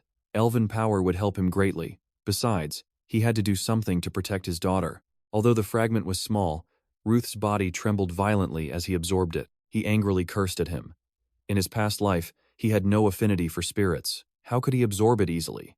They didn't even have a formal contract. Pharaoh watched the process silently. He called Ruth's name. He didn't want to be disappointed in him. Ruth's body was now covered in a thin layer of ice. He threw his head back and screamed. The ice shattered. He finally breathed a sigh of relief. That was a close call. Then he glared at Pharaoh. Are you crazy? Pharaoh was nonchalant. You're fine, aren't you? From now on, Ruth could resonate with his power and will. He could even mess with low-level spirits. Ruth nodded, understanding. But how would he explain this to his daughter? I made a pact with your friend because he's a regressor. Before Pharaoh could answer, Lenya returned. She overheard him and asked what was going on. They had been talking for a long time. Just then, she smelled a familiar scent coming from Ruth. She looked at him, surprised. Why did he smell like her father? He didn't smell like that before. Pharaoh didn't know how to explain. He hesitated for a long time, speechless. Ruth quickly spoke up. They decided to become friends. They just got along really well. Pharaoh looked at him in astonishment, but Lenya actually believed him. She admired his amazing social skills. He just bridged a decades-long age gap. Ruth wanted revenge for this. Pharaoh had invaded his heart without permission. He spoke smugly. Of course. With everything settled, Ruth suggested they go back to class. He looked forward to seeing her in class from now on. Lenya nodded confidently and told him to count on her. A week later, Pharaoh's fragment was in Ruth's heart. He was resting when Pharaoh's voice woke him. It reminded him of his appointment with Lenya. Ruth sighed. He was getting ready. It was just a study group. Just then, someone came with a letter for him. Ruth opened the letter. His expression brightened. It had finally arrived. Information about his brother from the Moon Shadow Guild. The Moon Shadow Guild master kept his promise. They'd met in the school cafeteria. The letters contained numerous reports. It seemed he had finished investigating his brother, but all the information led to one conclusion. A person named Azer Donathos did not exist. This came from Moon Shadow, the best information guild in the world. It meant his brother never existed in this timeline. The only conclusion he could draw from this was that his brother didn't exist in this world's timeline. Pharaoh saw this too. He reminded Ruth of the theory. His brother was trapped in another dimension with the Void Dragon. What would he do now? Ruth folded the letters. He sighed and said he had two options. First, he could enter the spirit realm using sky-piercing art to find his brother. But this was only possible if he mastered the skill. To the 7-wing level, like his brother before the regression. The second option was to find the Void Dragon's lair on the floating island. This was also tricky. He'd have to face the Guardian at the entrance. Pharaoh listened. It seemed both ways were difficult. Ruth nodded in agreement. Knowing the coordinates was useless if he couldn't enter that dimension. He wondered if he should find a mage who knew about dimensions. Pharaoh rejected that idea. He'd never seen a human mage do that. Ruth knew, of course, it was just a thought. Ruth talked with Pharaoh as he walked. He soon arrived at the study group location. He pushed open the door. He saw Lenya greeting him cheerfully. She happily said she knew he was coming by his scent. She was here to study as promised. She even told the others to follow her example. Just then, an angry voice told her to be quiet. They were in a library. It was Hannes. After scolding Lenya, she looked at Ruth. She demanded to know why he was late. He was the only one in charge of tutoring. Why did she have to deal with these two idiots? Ruth awkwardly scratched his head. He had things on his mind. Beside him, Lenya grumbled that she wasn't an idiot. Hannes sneered. She heard Lenya had been held back a year. Lenya glared at her. Don't bring up irrelevant things. The two of them glared at each other with hostility. Ruth sighed, but sat down to study. A few hours later, Ruth was studying. He suddenly heard his master Daniel's voice through the spirit link. He quickly answered. Daniel wanted him to come to his office. Ruth hesitated but agreed. Then he called to Balak, who was sleeping across from him. Wake up. Balak groggily opened his eyes. He mumbled, Good morning. Ruth tapped him on the head. He told him to keep an eye on Lenya and Henny. Don't let them start a fight while he was gone. Balak looked at him doubtfully. Why would they fight? They'd only known each other for a week. Ruth didn't know what to say. He couldn't just tell him they hated each other's guts.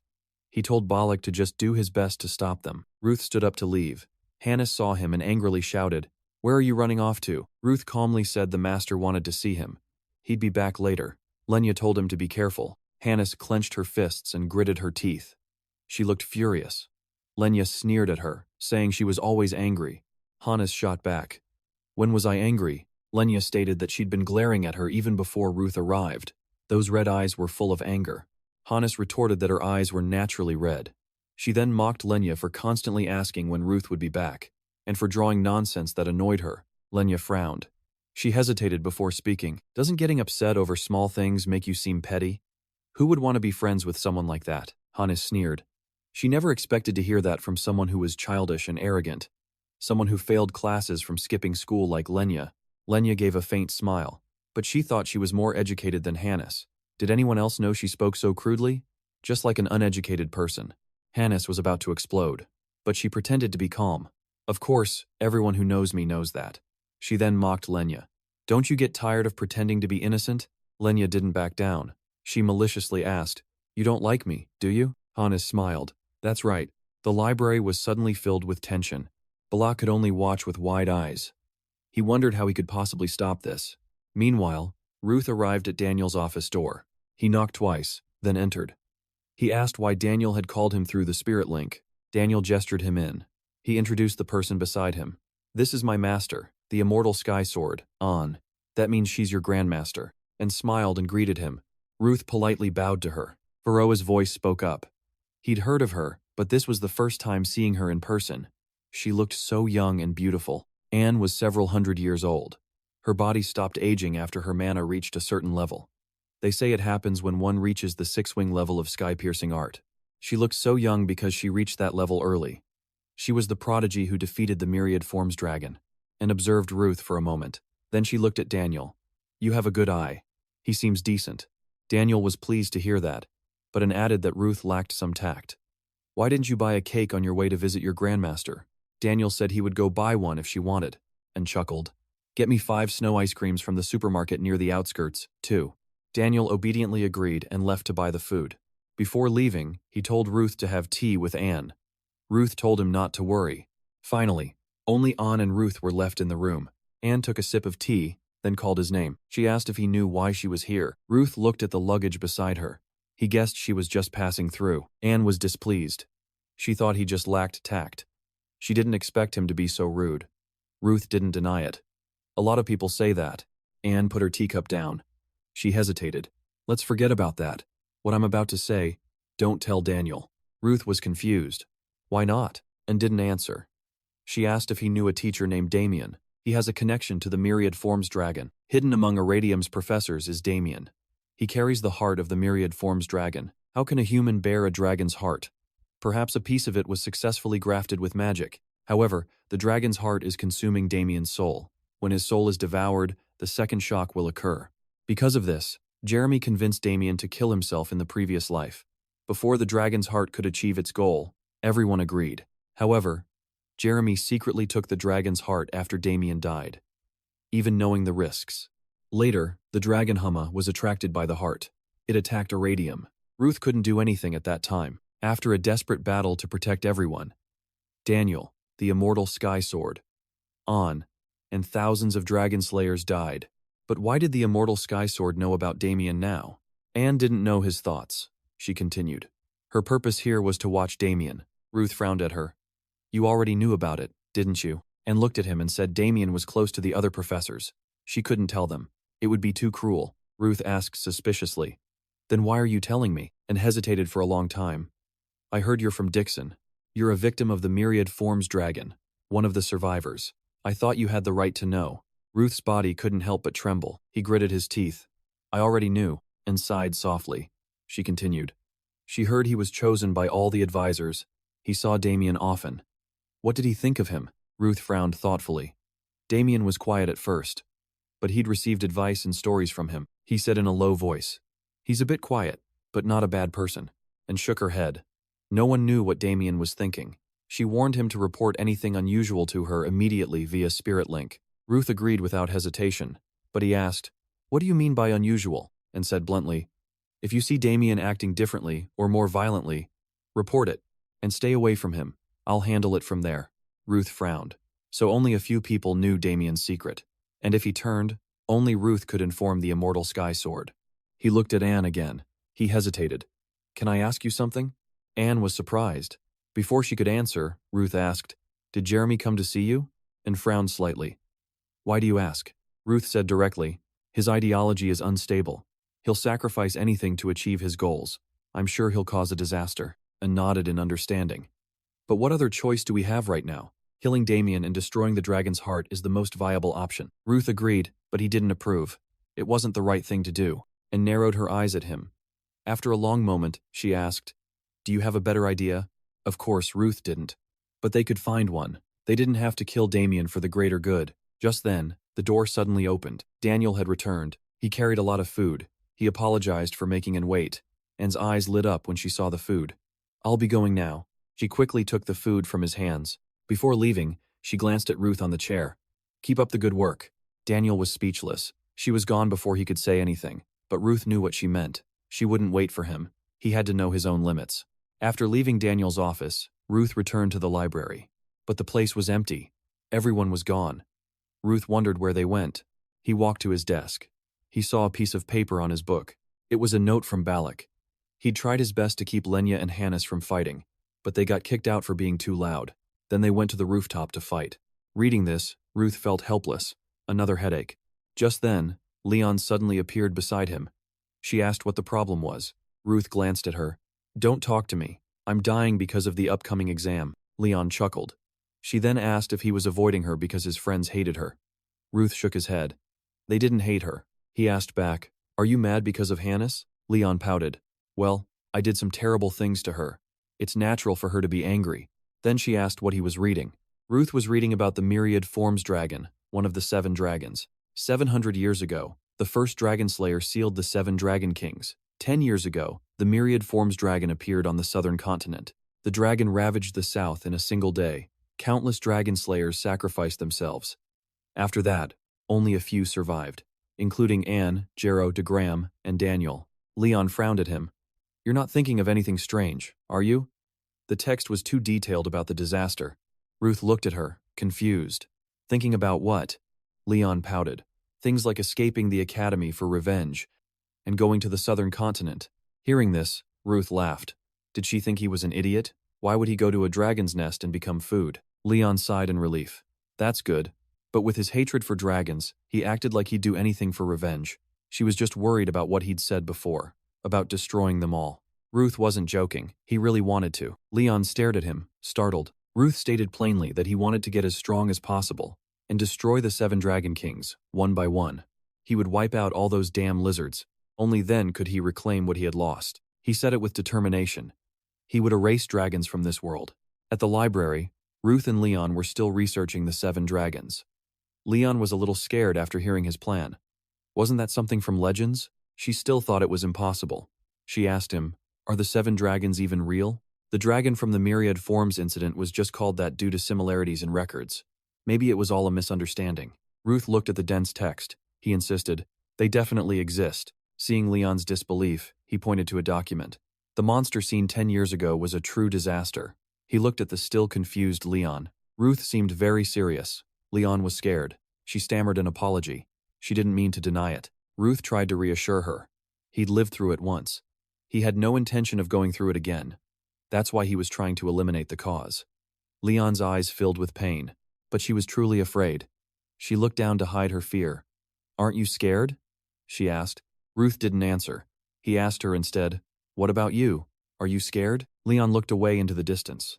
She wasn't necessarily afraid of dragons, but what she feared most was seeing the people around her get hurt, or worse, die. People in her guild, her family, her friends. Ruth listened, then said nothing more. He leaned back and looked into the distance. He never thought he'd hear those words from Leon. Leon was confused. What do you mean? Realizing his slip, Ruth brushed it off. Nothing. He then remembered it was time for dinner. Without hesitation, Ruth stood up. He decided to say goodbye to Leon. He was going to eat now. Leon had been watching Ruth. Seeing his back as he walked away, she seemed lost in thought. Then, as if she'd made up her mind, she called out for Ruth to stop. He was surprised. Leon wanted to help him.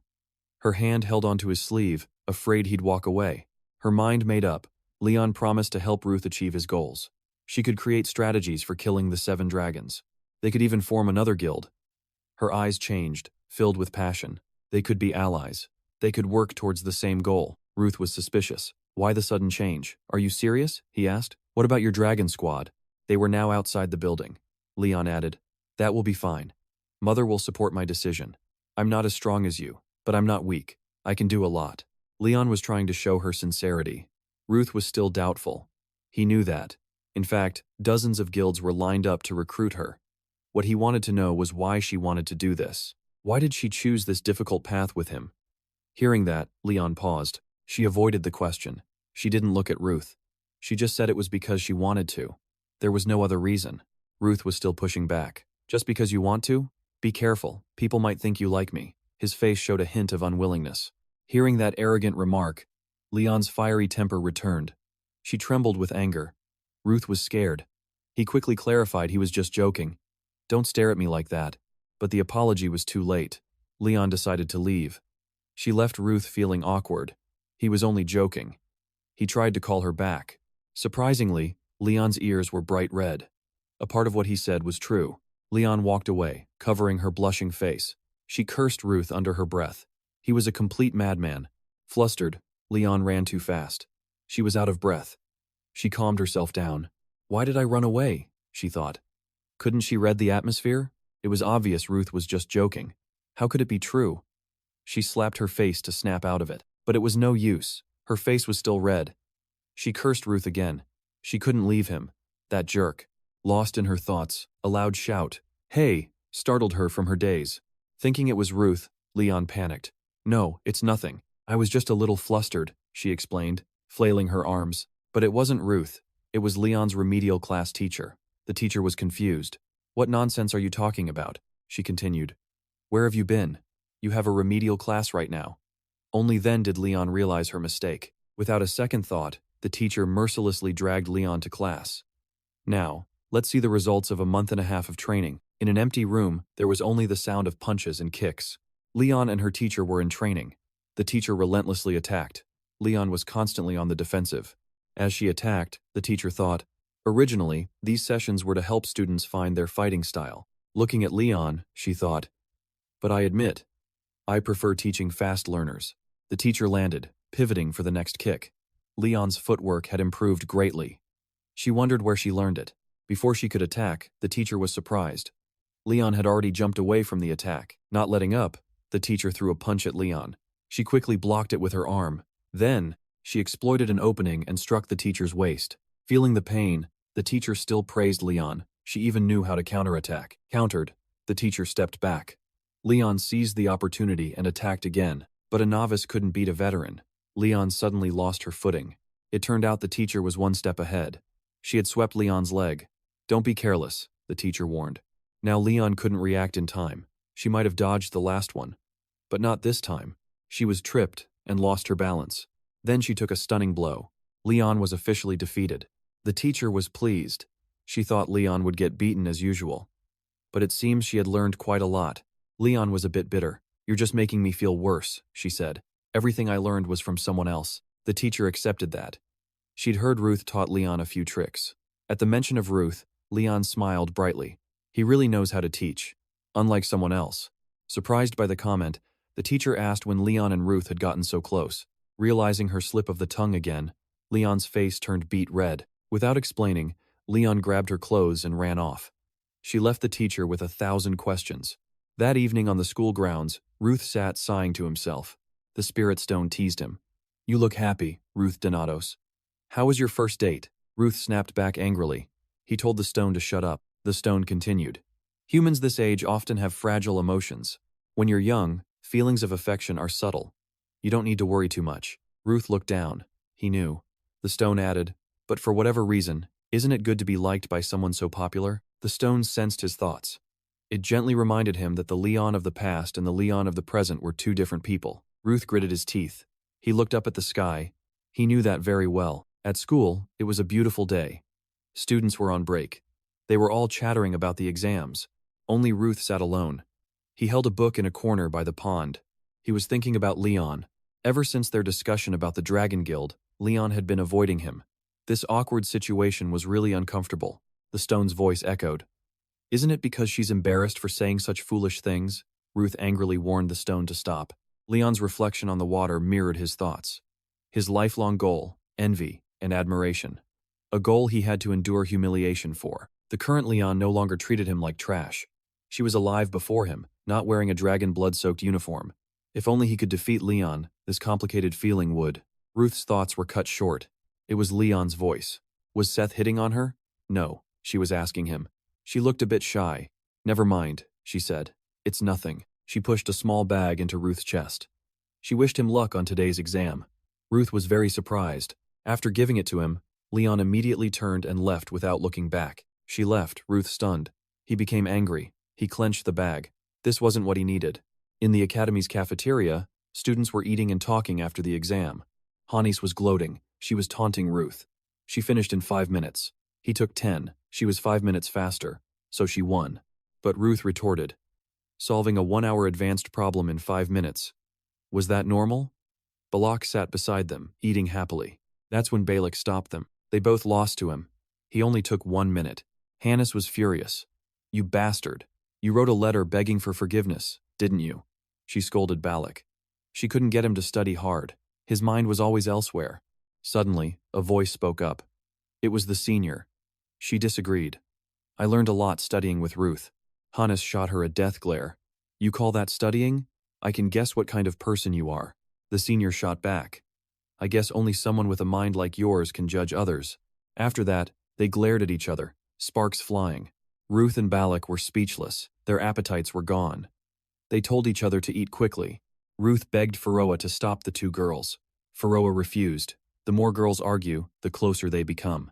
They'd been arguing for over 10 years before. Hannes couldn't take it and stood up.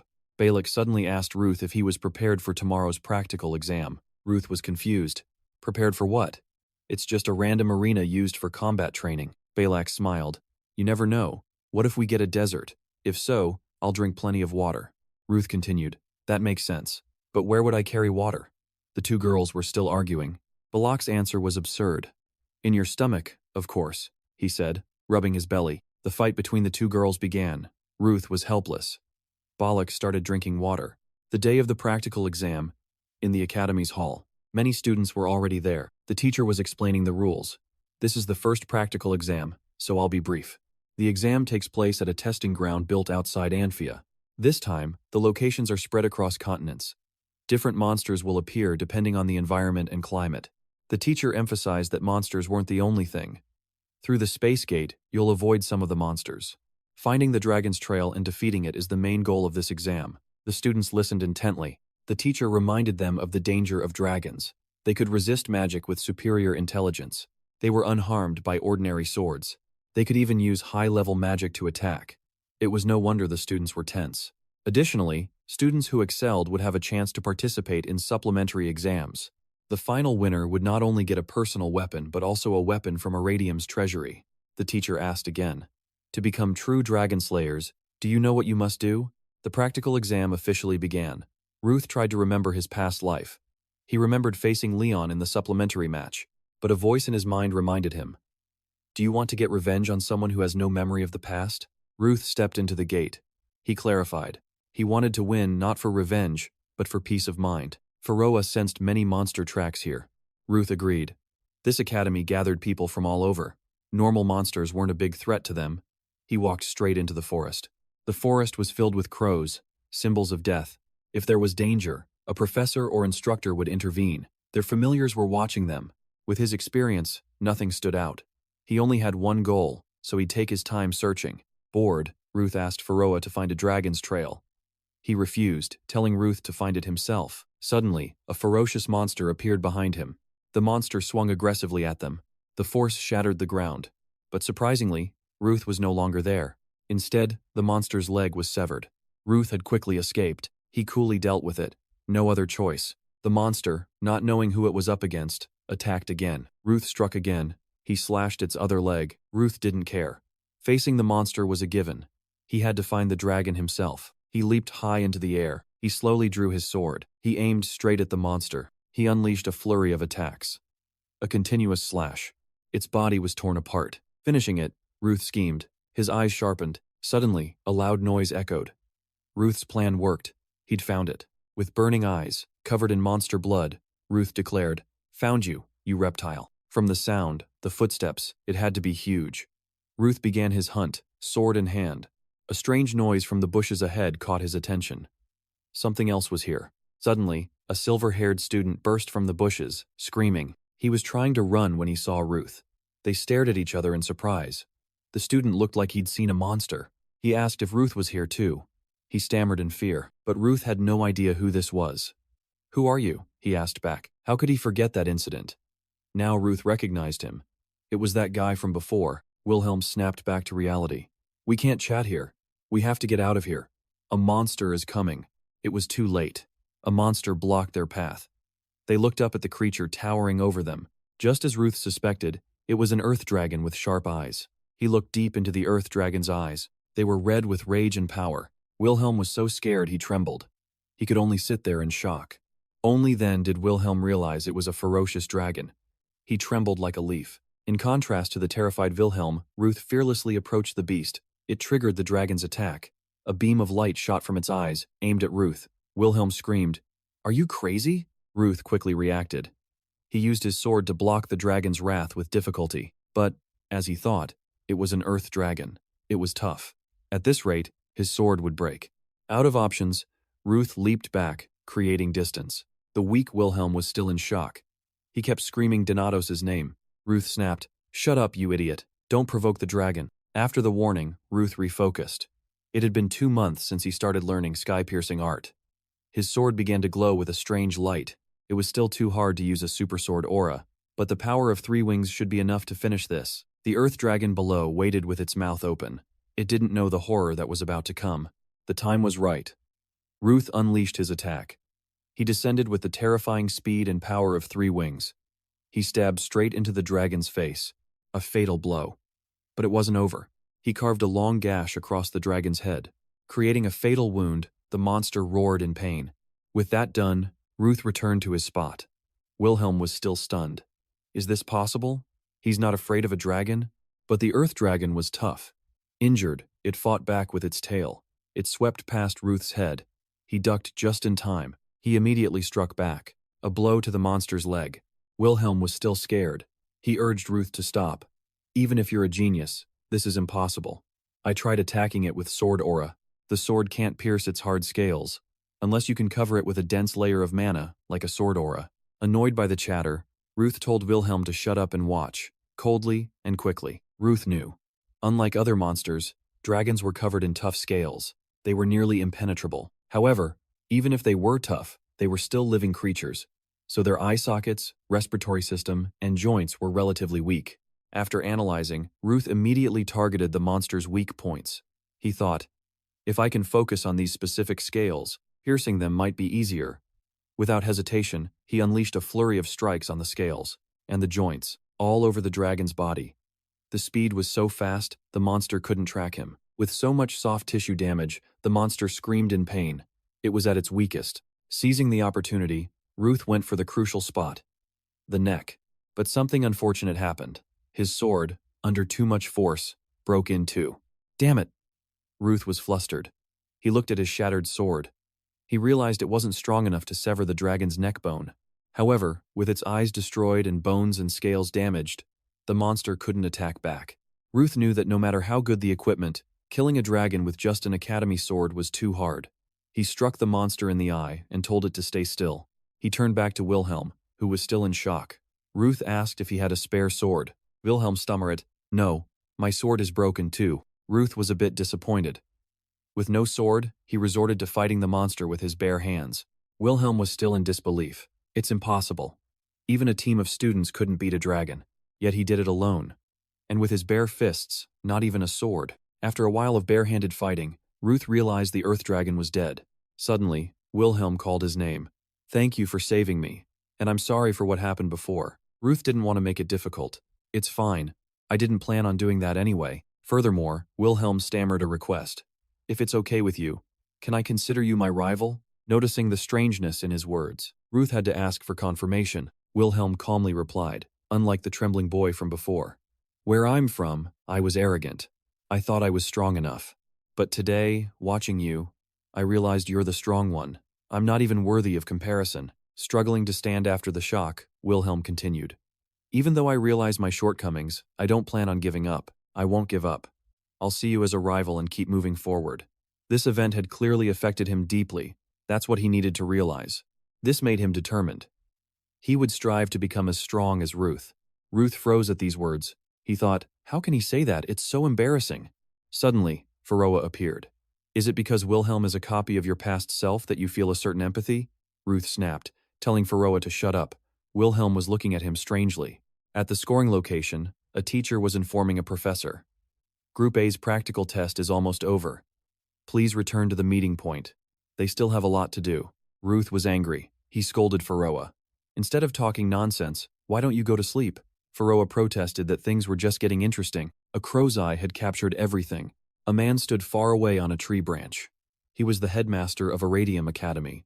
Witnessing everything, he thought, just like the rumors, Ruth is indeed a diamond in the rough. On the ground, Headmaster Graham's loyal guard was curious about his thoughts on Ruth, the young man who had just made an incredible impression. Graham smiled happily. I had some expectations after hearing the professor's praise, but he surpassed them. The guard was also excited. I can't believe he's so good at only 17. I'm sure he'll excel in the supplementary exam too. Ruth will set new precedents after becoming a special dragon slayer. Finishing his observation, Headmaster Graham landed where his guard was waiting. He thought about what the guard said. A special dragon slayer? Ruth is a character beyond my expectations. He might be more than just a warrior. He could even become a hero of freedom, the headmaster said as he left. The guard was curious. A hero of freedom? What do you mean, sir? Like in the biography of Vanna. Headmaster Graham didn't explain much. He just confirmed it. Vanna's biography is the origin of all dragon slayers. He recalled a story as he walked. Long ago, humans were just prey for dragons. It was a miserable time. Humans constantly begged the dragons for mercy. Earth dragons roamed, sky dragons soared, and giant dragons were as big as mountains. Dragons ruled everything, the sky and the land, the headmaster continued. And there was a special kind that ruled all other dragons, the dragonoids. Only their appearance was similar to humans. They had strength, high intelligence, and special abilities. They slaughtered humans without a trace of mercy. 700 years ago, the dragonoids used this place as an arena. Human gladiators fought for their amusement. But now, it has become Iradium's main hall, the statue of the Dragon Slayer and freedom. It's truly magnificent, isn't it? Headmaster Graham asked, standing before the hall. The guard listened intently. Yes, sir. I understand the history. He recounted. Vanna was once a gladiator, trampled by the dragonoids. He was stronger than anyone. He gathered gladiators like himself and started a revolution. After a long battle, he and the first dragon slayers pushed the dragonoids to the northern mountains. And finally, even their king, the 7 great dragon emperors, was sealed. That's how the age of human freedom began. However, I know that's a fairy tale told by poets. That's why I've always believed it. But there are some parts I don't understand. He began to ask Headmaster Graham, if Varna was so strong, why didn't he just annihilate the dragons? Why did he only seal the 7 great dragon emperors and not kill them? Understanding his question, Headmaster Graham replied, if that had happened, there wouldn't be victims like you and the students, right? His eyes looked distant. The guard realized he had shown too much emotion. He quickly corrected himself. I don't doubt our ancestors' intentions. It's just. The headmaster smiled. It's all right, you don't need to worry. Whatever happened in the past, it allowed humans to stop living like animals. We don't really know what happened back then. They stood there, thinking, in front of the grand hall. The exam ended. The academy announced that the supplementary tests were over. All students were to return their weapons and gather at the designated area. The matchups would be posted in 3 days. 3 days later, on the day of the supplementary exam, students crowded the academy's main hall. One student boasted, the day has finally come. The armor in Iradium's treasury will be mine. The announcements continued. Today is the supplementary exam. Only the top students from the practical test can participate. Who will be the winner among the elite rookies? Why don't we hear from the most famous rookie, Ruth Donatos? He was checking his weapon. He was a bit embarrassed by the interruption. He told the person to stop bothering him. So the person sat next to him. You're no fun at all. I had some expectations, But it always ends like this. It was Hannes Hapulia. She continued. But today, I won't go easy on you just because we're friends. And even though I can buy any weapon I want, I'm curious about what's inside Iradium's treasury. Ruth replied, I feel the same. He then looked at Balak. Why are you even participating? You don't use weapons. Balak was following his own principles. A match against a strong opponent is necessary to build a healthy body. Knowing he couldn't argue with Balak, Ruth agreed. But you don't have to shout. Looking at the brackets, Ruth thought Balak's opponent was no ordinary person. Hannes was always annoyed with Leon. Hannes agreed. How was that psycho not eliminated yet? She told Ruth she was going to check out the other competitors. Before leaving, she warned Balak. I'll kill you if you dare lose to that bitch. Balak was terrified. Helpless, he turned to Ruth. Is Leon really that strong? Ruth replied. She's very strong. Stronger than all the other rookies. Balak asked a sensitive question. Is she stronger than you? Ruth's hand tightened. But this time, he was much more certain. He was no longer the Ruth of the past. This time, he was much stronger. At the Academy's arena, a large crowd had gathered for the supplementary matches. Down on the field, there was some commotion. The participants were waiting. Leon had returned. She was annoyed that her opponent was a no-show. She sneered, Who is this opponent that's 10 minutes late? When the match starts, it's you. Balak was full of pride. I am not you. I am Balak. Before he could finish, Leon said she knew. That's enough talk. Let's begin. Balak was still being long-winded. Announcing one's name before a match is a long-standing tradition in the Steros family. Interrupting me is rude. A slash injured Balak's fingertips. This was Leon's greeting. I am Leon. She smiled. Balak began the fight. You seem strong enough to be an opponent for this noble body. Again, Leon didn't wait for Balak to finish. She continued her assault. Balak used his body to block. Leon realized it wasn't magic. He just blocked it with his muscles. Balak grinned. I hope you like these amazing muscles of mine. She realized Balak blocked the sword's aura with just his body. This was more than just mana control. Balak began his attack. He moved as fast as lightning. He suddenly moved forward. He threw a powerful punch at Leon. Leon quickly blocked it with her sword. His speed and wide attack range were good. But a wider range reveals more openings. She would aim for that. She spotted an opening. But Leon quickly realized her mistake. She had already struck at it. It wasn't the opening she thought it was. Balak had no intention of dodging her attack. He immediately countered with another punch. Leon ducked just in time. The two continued to struggle. Leon quickly struck at Balak's undefended stomach. The blow landed. Balak winced in pain. He quickly fell back on defense. Leon asked Balak, a body unaffected by a sword aura. Did you transfer mana into your muscles? It's pretty tough, Balak retorted. That's what I was about to say. You can stimulate my instincts with a single attack. You're pretty good. Looking at his injured stomach, Balak smirked. It wasn't a strong blow like a shockwave punch, but it still hurt to the bone. Leon didn't care. She began to summon her power. Balak couldn't believe her physical strength might surpass his own. Realizing he couldn't fight normally, Balak roared. His muscles bulged, tearing his clothes apart. He believed a normal sword couldn't cut his body. But something unexpected happened. Balak focused only on strength. He paid no attention to technique. As he charged, Leon used a simple move. She used his momentum to throw him to the ground. It was a clean landing. Leon was angry. That's why she didn't use a sword against a simpleton. Leon attacked again. She really had dropped her sword. She landed a kick on Balak. She used her speed to deliver a flurry of punches. As Balak defended, he wondered, how could she throw feints like this? With her speed, Leon sent Balak spinning from her fierce attacks. After just a few minutes, Balak's body began to tremble. He praised Leon. You're really strong. Well done, Leon. Balak declared he would use his full power to fight her. Leon heard this and was confused. Suddenly, arcs of lightning exploded from Balak's body. He looked like Son Goku. But before he could act, the referee stepped in. He informed Balak that he had lost. Balak was stunned. Balak hadn't realized how many hits he'd taken from Leon. This was the final result. From a distance, Wood and Hennig watched helplessly. They couldn't believe their friend's foolishness. The referee ordered him to be taken away. From afar, Balak still insisted his body was a sculpture. He was completely different from other people. Leon still couldn't understand what this guy was thinking. Leon was announced as the winner. Ruth looked at her with a distant gaze. Leon didn't hesitate to look back at Ruth. Her expression was a bit strained. She went inside.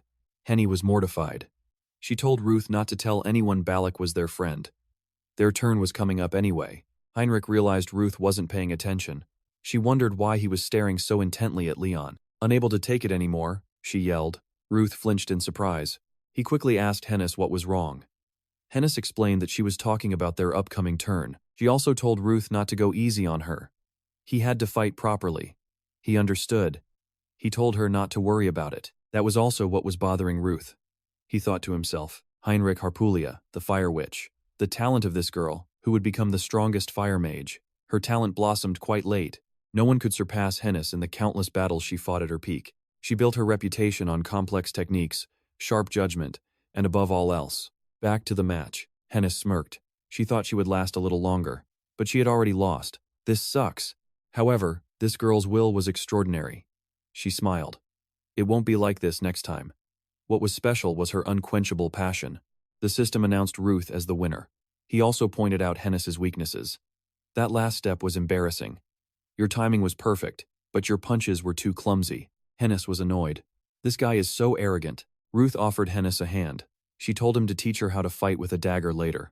Ruth retorted, "Why do you need me? You'll do fine on your own." Hennis asked why Ruth would watch Leon practice mixed magic, but refused to help her. Ruth didn't seem to care. He quickly said goodbye to Henny. He had somewhere to be. She should leave first. Heinrich was startled. "Where are you going at this hour?" "The final round is about to start." Heinrich was confused. What on earth happened between these two? The new students are truly talented. The final round of the test is a direct confrontation between Leon and Ruth. Yet Leon just left. She ran quickly. Her mind was filled with one thought. She didn't want to fight anymore. In the past, Ruth always refused duels for various reasons. That's also why Leon didn't want to fight now. But why did things turn out like this? Now the two of them had to duel directly. After her match with Balak, she had stared at Ruth. She was completely shocked. She couldn't understand why he had the expression of someone who craved a fight. Leon panted. She couldn't understand Ruth's desire and hostility. It was all written on his face. She bit her lip. Leon still didn't understand why she didn't want to fight Ruth anymore. While she was lost in thought, a sudden shout startled her. Ruth had caught up to Leon. He approached her. As he walked, he asked what she was doing. He continued, "The final match starts in 30 minutes. Hurry back to the waiting room." But Leon avoided Ruth's gaze. She said her leaving had nothing to do with him, but he quickly denied it. He was her opponent in the final match, so it did concern him. Hearing that, Leon still turned away. She said she had no intention of fighting Ruth. She wasn't interested in the winner's prize, so she would withdraw from the match. Hearing the word withdraw, Ruth clenched his fists. Veins popped on his hand. He couldn't believe what Leon had just said. Ruth was furious. He thought Leon was looking down on him and toying with him. He looked at her with a fierce gaze. "Are you showing cheap pity for a piece of trash not even worth fighting?" Leon was shocked by Ruth's thoughts. Her mouth hung open. She didn't understand why Ruth had suddenly become like this, but Ruth wouldn't listen. He fiercely gripped her shoulder. He yelled at her to shut up. He warned Leon, "You don't have the right to run away from this fight." Leon couldn't believe the words she had just heard. It was as if Ruth had become a different person. Ruth gritted his teeth. "This time, I will definitely," Ruth remembered. On a dark and stormy night, he had strongly ordered Leon not to run away. His entire body was covered in wounds back then. He kept shouting at her to open her eyes. Ruth was completely helpless. He just wanted Leon to come to her senses. Damn it. Leon weakly tried to call his name, but her condition looked like she wouldn't live much longer. In the rain, Ruth held Leon. He still hadn't beaten her. If she left him here, he would curse her for the rest of his life. Leon tremblingly raised her hand. She smiled and said Ruth was always like this. He hadn't changed at all. Ruth gritted his teeth. "Shut up. Focus on your wound. The bleeding won't stop." Leon placed her hand on his face. She chided him. "You really are. You damn bastard." After saying that, Leon gave a beautiful, happy smile. Then she took her last breath. Her hand fell to the ground. Blood stained the ground red. Leon always called Ruth trash, brat, or damn bastard. Holding her body, he thought, "I hate Leon just as much as Leon hates everything about me." But he didn't understand. Why did she have to do that? Suddenly, a strange foot appeared. It said Leon was a fool. That foot belonged to the Void Dragon, Raffi. He said Leon was strong enough to kill the Void Dragon Lausia, but she threw her life away to protect a weakling like Ruth. Hearing that, Ruth couldn't say anything back. He hung his head in agony. Raffi turned to leave. He said he wasn't interested anymore. He left, coldly saying that Leon had no hope of survival. Ruth shouldn't do anything pointless. Hearing that, Ruth held Leon's body even tighter. His tears flowed endlessly. He screamed loudly, releasing all the pain in his heart. Back in the present, Ruth knew that the Leon he knew was already dead. He knew this was pathetic. It was because of his inferiority complex, and his actions were ridiculous. Leon panicked at Ruth's fierce expression. She had never seen him like this. She smacked the hand that was gripping her. She questioned him, not understanding why he was acting this way. She wanted to ask for a reason, but then she closed her eyes. She gave up on asking. She ordered Ruth not to follow her anymore. With that, Leon quickly ran away. She was always alone and kept her distance from everyone. In the past, Ruth hadn't tried to surpass her. His only goal now was to hunt dragons for revenge. To him, Leon was a true genius, a wall he had to overcome, and also his admiration. Ruth could never forgive Leon. He angrily slammed his fist into the wall. He couldn't understand why Leon was acting this way. To this day, he still didn't understand why she had to sacrifice herself for him. Pharaoh appeared. He gently called his name, but Ruth stopped him. He told him not to say anything else. He spoke as if begging him not to say anything, to just be quiet for a moment. Ruth looked at the distant sky. He tried to calm the turbulent emotions in his heart. In the end, the match concluded with Ruth's victory. Leon never showed up for the fight. Everyone around was in an uproar. This made the match completely uninteresting for them. Amidst the crowd's murmurs, Heinrich wondered, could it be that Leon had run away? Ruth stood in the arena. In the end, things turned out like this again. He left, still thinking about Leon. She could avoid him if she wanted, but this time, he wouldn't let her actions go so easily. Meanwhile, Leon was sitting alone in the forest.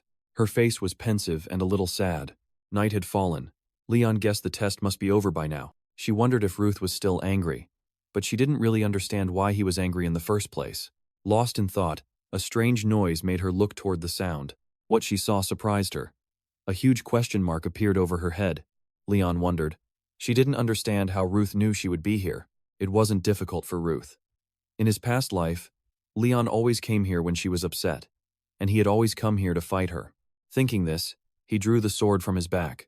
Then he pointed it straight at her. The sword was thrust accurately, stopping right in front of Leon's face. Ruth stared at Leon. He ordered her to stand up and fight him. Leon placed a hand on her chest. She couldn't understand why Ruth had to take things this far. He just replied coldly, "I told you, you don't have the right to run from this fight." Hearing that, Leon was furious. She told Ruth not to be so unreasonable. "Why could you behave like this after everything that has happened?" Ruth coldly repeated her words. "After everything that has happened?" He pulled out his sword. Absolutely not. He had been waiting for this moment for a very long time.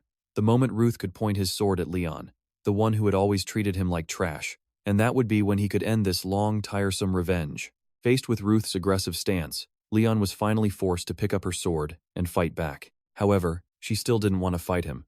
Why couldn't Ruth understand what she was saying? The two officially began their battle. The blue aura belongs to Ruth, and the orange one to Leon. Leon used the sword Ruth gave her. She couldn't believe this light sword was so unbelievably heavy. It was so heavy that its pressure was enough to break Leon's stance, so that was why Ruth came here so confidently. She dodged Ruth's continuous attacks. Then she activated her mana shield. No matter how strong his light sword was, it couldn't penetrate Leon's mana shield. Ruth attacked her mana shield relentlessly. With Ruth's continuous attacks, Leon couldn't believe her mana shield had shattered. She jumped back quickly to dodge Ruth's vicious attack. Ruth's words telling her to fight properly made her laugh. "You want to fight properly?" Leon poured all her power into the sword. She asked Ruth if he even knew what properly meant here. Witnessing Leon's true power, Ruth was impressed. Advanced light sword at such a young age. "As expected, you really are an extraordinary genius," Leon replied. "If you know that, then stop. No matter how strong you are, you can't beat me without an advanced light sword." Hearing that, Ruth just sneered back that he didn't know that. Then he swung his sword at Leon. "You have to try things to know for sure, right?" Leon continued. "The only thing that can counter an advanced light sword is another advanced light sword, or an advanced spell." As she was speaking, a sudden blow to her stomach made her wince in pain. At this point, Leon knew she had been tricked. Normal sword techniques wouldn't work. That's why Ruth had put his sword aside and decided to fight her hand to hand. Leon kept trying. She had to maintain distance. She couldn't let things go his way. Under her continuous, rain-like attacks, Ruth easily dodged them all. Leon couldn't believe it. Impossible. Ruth had easily dodged everything. He was right in front of her now. Without hesitation, regardless of gender, Ruth coldly punched Leon hard in the face. Then he got into position again, gathering his power to throw a few more punches. Leon still couldn't believe Ruth could dodge her advanced light sword just by running normally. She had realized it. This was no longer about a light sword or an advanced light sword. Leon struggled to control her light sword, but she couldn't use it. Ruth was able to punch her sword-wielding hand with his bare fist. Leon was attacked relentlessly. She stood there panting. What is this insane speed? He read my movements perfectly, just like when he fought my mother. Ruth raised his leg, preparing for a spectacular kick. He thought to himself that his training wasn't in vain, but in his heart, he thought, this life's Leon is even stronger than the last. She's so strong that I have to use my senses to their absolute limit to fight. Although exhausted, Leon was still trying to evade Ruth's attacks. Ruth felt he had become much stronger. He didn't hesitate to continue attacking her, but despite his thoughts, this sense of déjà vu still bothered him. Thinking this, Ruth quickly slid away from Leon. Even after doing that, the feeling wouldn't disappear. Leon watched his series of actions. She didn't understand why he drew his sword.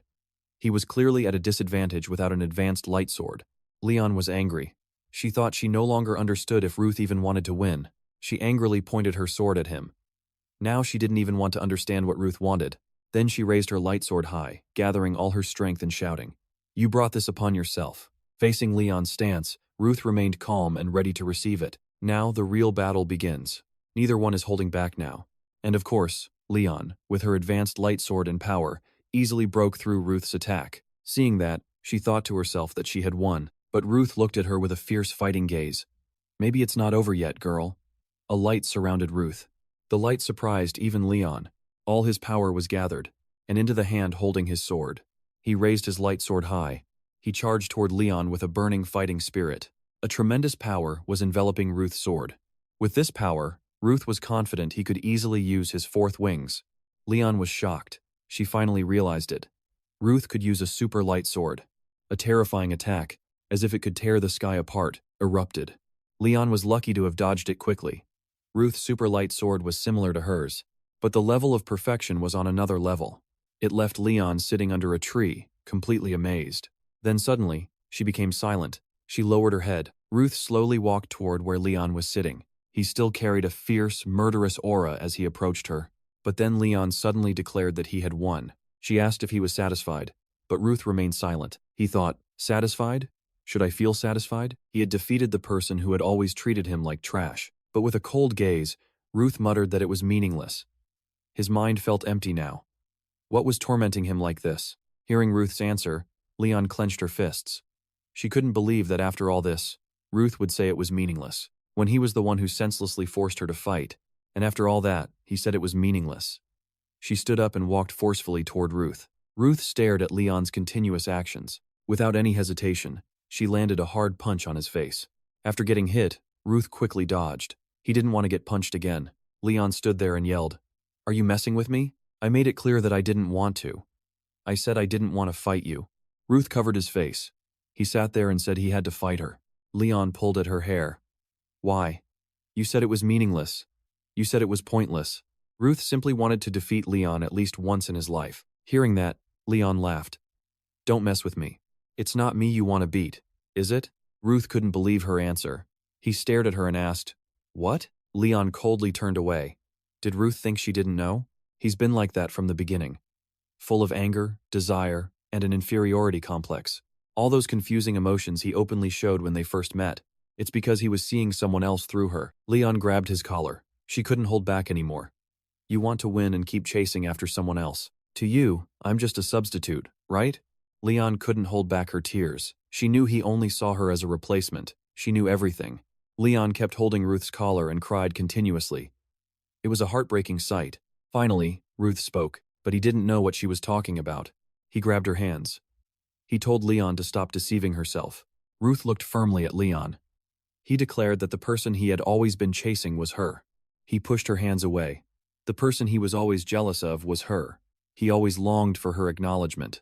Leon was completely surprised by Ruth's unexpected answer. Ruth continued, "Because you always outshined me by so much. You are a talented bastard." Because Leon's power was something I could never obtain. Then Ruth's face fell. He admitted that's how it's always been. Revenge, desire, it's not funny at all. I just wanted to become you. Your movements, your swordsmanship, your senses, Chasing you. I just wanted to be like you.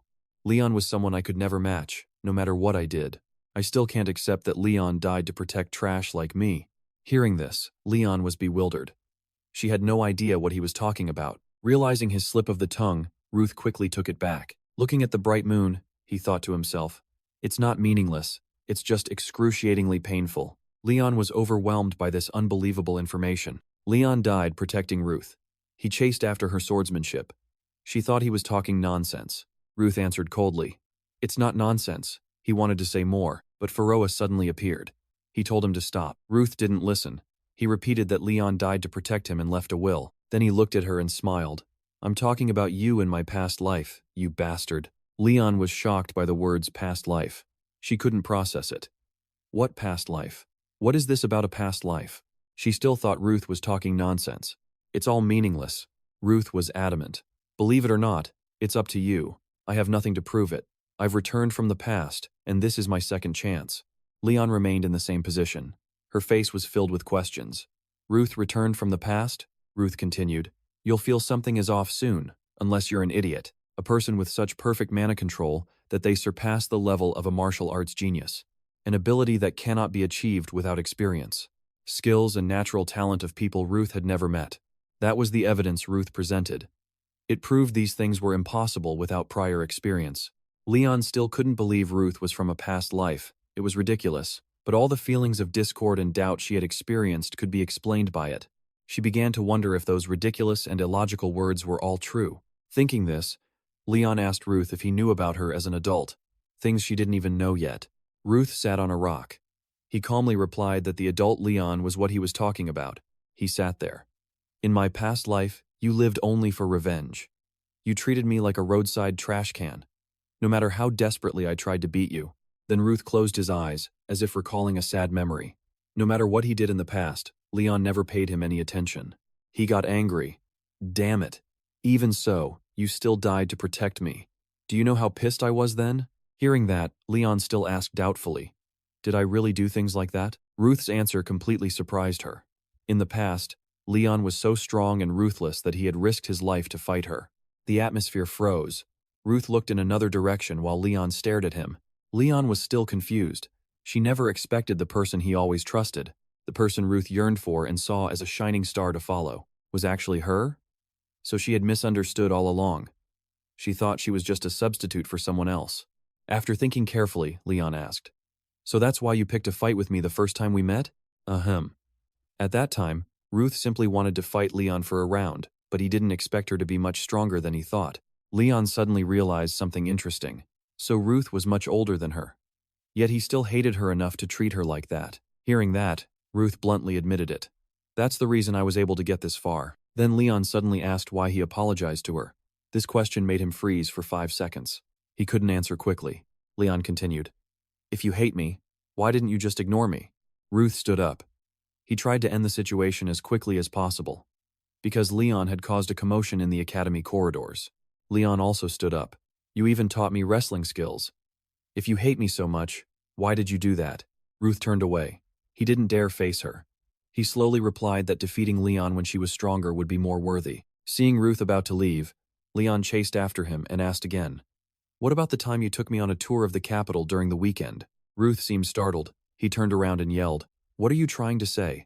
Do you still not understand what I've been saying? In the past life, you looked down on me and treated me like a dog. It was a demeaning relationship, that's all. Leon argued that was what happened in the past life. But now, things have changed. Ruth himself said this was his second chance. Before Ruth could answer, Leon gently placed a clean cloth on the wound on his cheek. This startled him and he shied away a bit. Instead, she told him to stand still. The two of them stood there in that intimate position. Leon wiped the wound while speaking. This is the cloth you lent me when I was crying on the stairs. But the tender moment didn't last long. Ruth pushed her hand away. He gritted his teeth. Do you have any idea what the hell you're doing? Then Leon apologized. She apologized on behalf of her past self. This action caught Ruth completely off guard. Leon continued to apologize. I'm sorry for always calling you trash and ignoring you, Ruth shouted. Are you stupid? Why do you think I rambled on about my past life to you? Ruth hoped she wouldn't apologize to him. Everything he did was to get rid of the lingering, exhausting regret that he couldn't let go of this whole life. even after being reborn. And it's all over now. Everything is enough as long as this burden is carried. Ruth thought to himself, that should be enough, right? Ruth yelled, you're not even the one at fault here. Why are you apologizing? Aren't you angry? One past life was enough suffering. Now don't make it feel like hell again. Please don't make me more miserable. Leon didn't back down either. She grabbed his collar, then headbutted him. She screamed at him to shut up. Did Ruth think she easily accepted the current situation? Leon knew that Ruth was the one who should apologize, because he couldn't let go of the past even after returning. She didn't care how hurt he was. The current her knew nothing about the past life. But this time, she would specifically apologize to him first, Leon explained, because the past her he's talking about is not the same as the current her, because she believes her feelings and thoughts right now are correct. Leon couldn't help him, no matter how much he hated her. Regardless of their past life relationship, it didn't matter to her now. Saying that, she tightened her grip on his collar. She forcefully pulled him close to her. And then, completely defenseless, he was kissed by her. Leon gave Ruth a sweet kiss. Ruth's eyes widened.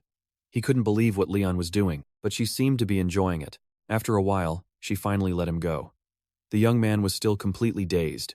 Before Ruth could understand anything, his brain seemed to have shut down. His eyes were wide open. Then Leon, blushing happily, confessed to him. Ruth was asleep, but he was dreaming about what happened yesterday. Leon had actually kissed him. This dream woke him up in terror. His face was full of fear. He screamed loudly. Ruth tried to comfort himself. This is just a dream, right? But Faroa's answer was like a slap in the face. He couldn't believe Ruth would do that. He should be ashamed of himself. Ruth was now in complete turmoil. He covered his face and kept muttering, damn it. Faroa continued to provoke him. After behaving like that, can you still call this your second life? He asked Ruth what he planned to do now. What he did last night wasn't something he could just ignore, even though he just stood there, looking like he'd been struck by lightning. Then running away to escape the situation was also quite funny. In his past life, Ruth had suffered because of his hot temper. Damn it. In the end, he hadn't improved at all. Faroa consoled him. Isn't Leon past the age of consent now? Maybe Ruth can get along with someone who crashed into his lips before they even dated. Ruth loudly denied it. Shut up. Dating? Nonsense. Don't say another word. I'm not that free. I'll just pretend it never happened. Why would Leon kiss some idiot who said he didn't like her, fought with her, and then told her he was a regressor? Despite Ruth covering his ears, he continued. You did all those things. So even though I want you to bury those memories, you can't. Faroa asked doubtfully. But isn't today the day Ruth receives his prize for the selection contest? Hearing that, Ruth suddenly remembered. He asked what time it was. Then he quickly got ready and rushed to the award ceremony. Luckily, Ruth made it in time. He slowly walked into the award venue. Seeing his tired look, Headmaster Graham asked with concern, Didn't you get enough sleep last night? With an extremely tired expression, Ruth said he was just a little anxious about entering the treasury room. Graham laughed heartily at that. He could understand. Anyone would be the same. Because inside the Iradium treasury are the ancient relics of the Dragon Slayers, including holy relics and weapons. All of these items are priceless treasures. Even if Ruth won the tournament, the door to the treasury would only open with the consent of the headmaster and most of the professors. So Headmaster Graham was honored to open this door after a long time. Ruth thought to himself, I once held the weapon my brother and Leon took from this treasury in my past life.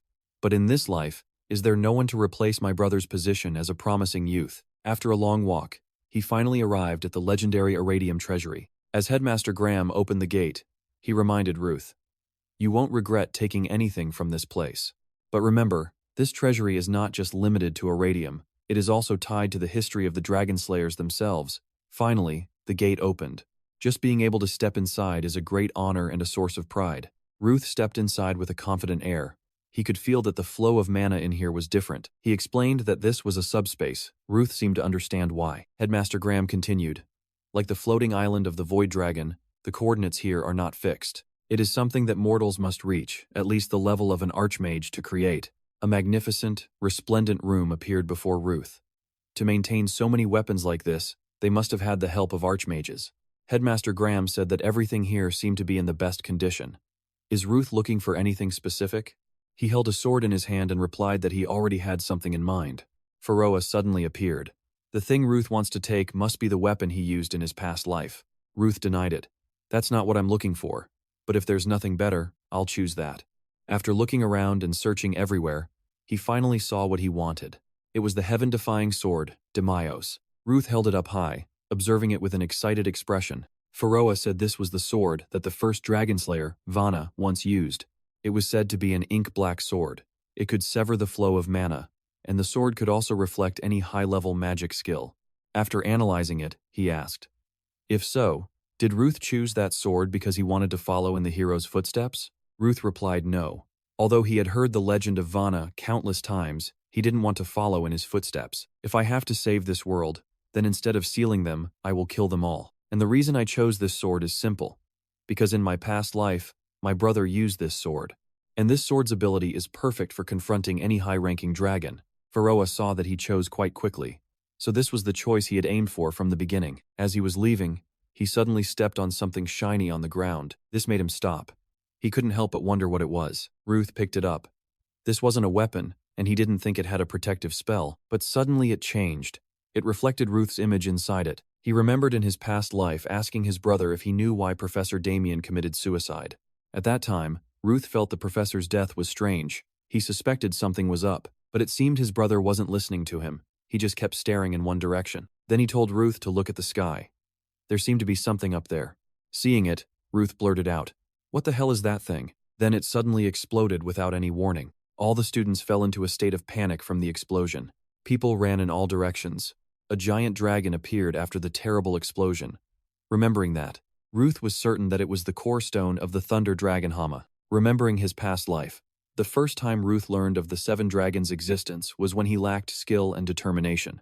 Even after decades, he could never forget the terrified screams and the foul stench of burning flesh. And now, the core stone of the Thunder Dragon that caused the tragedy in his past life had appeared here. Pharoah was just as curious. He didn't understand why the Thunder Dragon's core stone was in the Irradium treasury. Ruth was still trapped in the fear of his past life. He didn't know how the core stone appeared here, but he was sure it didn't belong here. Everything in the Irradium treasury had a protective spell, only this one did not. Ruth cautiously speculated. What if the Thunder Dragon never attacked Irradium? But what if this core stone was here from the very beginning? Hearing that, Pharoah asked, "If so, who brought it here?" "The Thunder Dragon has been sealed for 700 years. Ruth fell silent. His eyes were thoughtful as if he was pondering a complex issue. Then he asked Pharoah if he knew when the Thunder Dragon would awaken. Pharoah's answer was that it might be in 1 to 2 years. The current seal wasn't holding up well. Ruth thought carefully. In his past life, from this point, the Thunder Dragon's invasion would begin in about half a year. Just a few months after Professor Damien's death, it was clear that the Myriad Forms Dragon's core, which Jeremy stole, had prompted the Thunder Dragon's actions. Thinking about his past life made Ruth grit his teeth. Anger radiated from him. Every breath became heavy. After Ruth turned away from the treasury, Pharoah wondered if he was concerned about it. Ruth replied firmly, "Of course. This is like the seed of a disaster. I must proceed with the plan quickly." Hearing that, Pharoah hesitated for a moment. He said Ruth once claimed he would kill all the dragons in the world. So if a good dragon existed somewhere in the world, would Ruth change his mind? Hearing him say that, Ruth found it ridiculous. If there was a good dragon in this world, then it would probably be dead by now anyway. Ruth didn't hope for anything. After saying that, he placed his hand on the door to leave. He couldn't interfere with the sealing stone. In about half a year to 2 years, the seal would be completely broken, so it was best to prepare for any possible incidents. Ruth felt lucky that he still regularly contacted Professor Damien, but it had been a while since he attended any guidance classes, so the current atmosphere was a bit relaxed. But why was Professor Damien so quiet?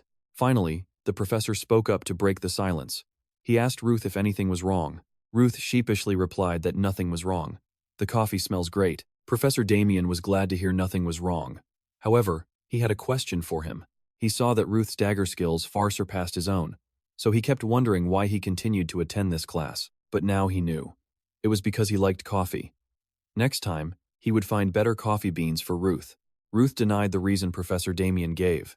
He attended because he still had much to learn from him.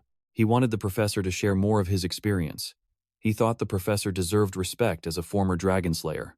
Hearing Ruth say that, Professor Damien hesitated. He didn't think he was that deserving. Ruth wondered why he was so silent and didn't continue. He guessed that perhaps Professor Damien was feeling guilty. Ruth was sure he knew he was from Dyson. Maybe it was because the professor had the heart of the Myriad Forms dragon, the dragon that destroyed his hometown, but he thought that was fine. Based on Professor Damien's cautious personality, If he could take this opportunity to stir up his guilt, he could get the desired result. Thinking this, Ruth asked Professor Damien if he had heard of Daisen. It was a village in the outskirts of the Calavan kingdom. Though now destroyed, it was his hometown.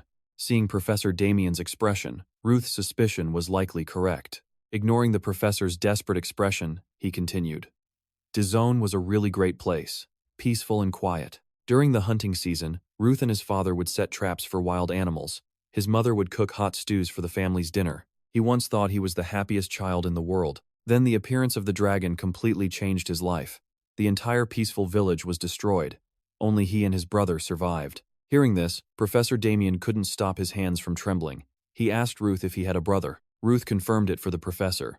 He and his brother should have left right away. But at that time, his brother, Ruth kept repeating the word brother but couldn't continue. Remembering the past also made Ruth suddenly break down. Maybe if it wasn't for him back then, nothing would have happened. And in the end, Ruth couldn't continue. The atmosphere fell into silence again. Professor Damien could see Ruth suffering. He didn't force him to continue. He stood up and asked if Ruth could tell him the rest of the story next time. Ruth also stood up. He refused to continue. It was just a boring story.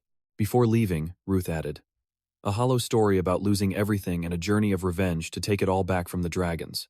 Then he walked down the hallway with heavy steps. Finally, Ruth couldn't hold on any longer. He had to place his hand on the wall for support. Pharaoh appeared instantly.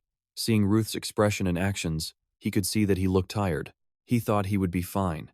He didn't expect to be so overwhelmed by guilt. But luckily, it was almost successful. Now all he needed was to make Professor Damien talk. Pharaoh was skeptical. What if Professor Damien refused to speak? What if he was an evil person with the heart of the myriad forms dragon? And what if Ruth's story was completely meaningless to him? Ruth was surprised by Pharaoh's question. But if that happened, he wouldn't hesitate to kill him. Despite saying that, Ruth still denied it would happen. Even though Pharaoh couldn't believe it, Ruth was confident because Professor Damien carried too much guilt to be an evil person. Just as Ruth said, after he left, Professor Damien was in great pain. He kept apologizing and felt completely unworthy. It was another peaceful morning at the academy.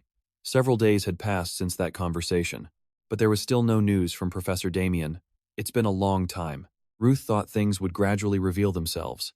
He had to find a way to deal with it. Currently, his maximum capacity is 4 cubes. Although inspecting and using the subspace has become possible, he still wasn't strong enough to deal with the Thunder Dragon. Pharaoh wondered if Zhangchun 6 reports mentioned subspace. As Ruth entered the subspace, he said, a part of the heavenly spirit. It's a private space for the air. He took out his sword. In his past life, his brother freely used many weapons through this space. This was the ability he needed most. Pharaoh asked if it could be used for defense in an emergency. Ruth wasn't sure, but he thought it was possible. While they were talking, a loud shout of "Don't take it off" made Ruth turn his attention that way. It turned out Leon was scolding Balak for not wearing a shirt while exercising.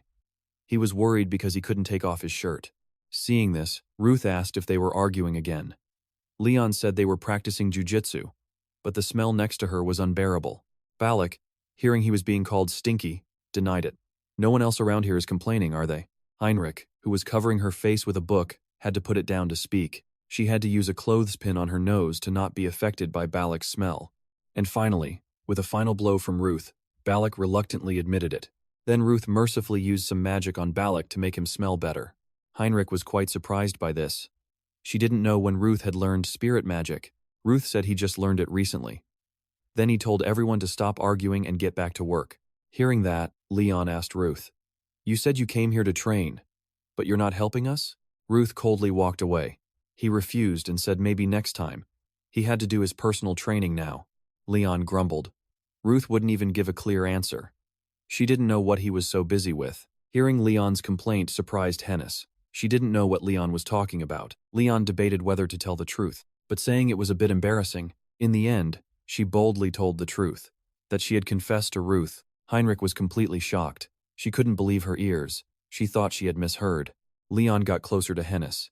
She firmly said it again. "I told Ruth I like him." She shouted so loudly that Ruth, who was leaving, had to stop. Seeing Ruth and Balak staring back, she waved her hand, telling them to go away. Then suddenly, a loud noise from outside once again drew their attention. Leon was the first to ask if that sound came from outside. Balak thought so too. In the end, the three of them, Leon, Hennis, and Balak, curiously hid behind the door to observe the situation outside. Brett was bullying a fellow student. He sneered. You're still not awake after being beaten like that? Parfen was not afraid. He demanded that Brett apologize. Observing from their side, Leon still didn't know who that person was. Luckily, the know-it-all Hennis explained it to her. Balak turned to ask Ruth if he was going to do anything. Hearing that, he refused. It's just kids fighting to grow up. As he was acting nonchalant, he suddenly heard his name. The bullied student once again shouted, demanding Brett apologize to Ruth for bad-mouthing him. Parfen supported his trembling body and continued, Ruth is my rival. You have no right to curse him with such filthy words. Before he could finish, Parfen was punched again by Brett. This powerful punch sent Parfen flying and crashing to the ground once more. Brett rubbed his wrist, sneering. Oh, you know each other? Who knew a beggar orphan would win? Parfen still didn't give up. Even while being grabbed by the collar, he refused to submit, repeatedly telling Brett to apologize. Brett couldn't believe how stubborn this guy was. He even dared to talk back to him. He was going to wake Parfen up, teach him to stop being so arrogant with his senior. As he was about to hit him, his hand was easily stopped.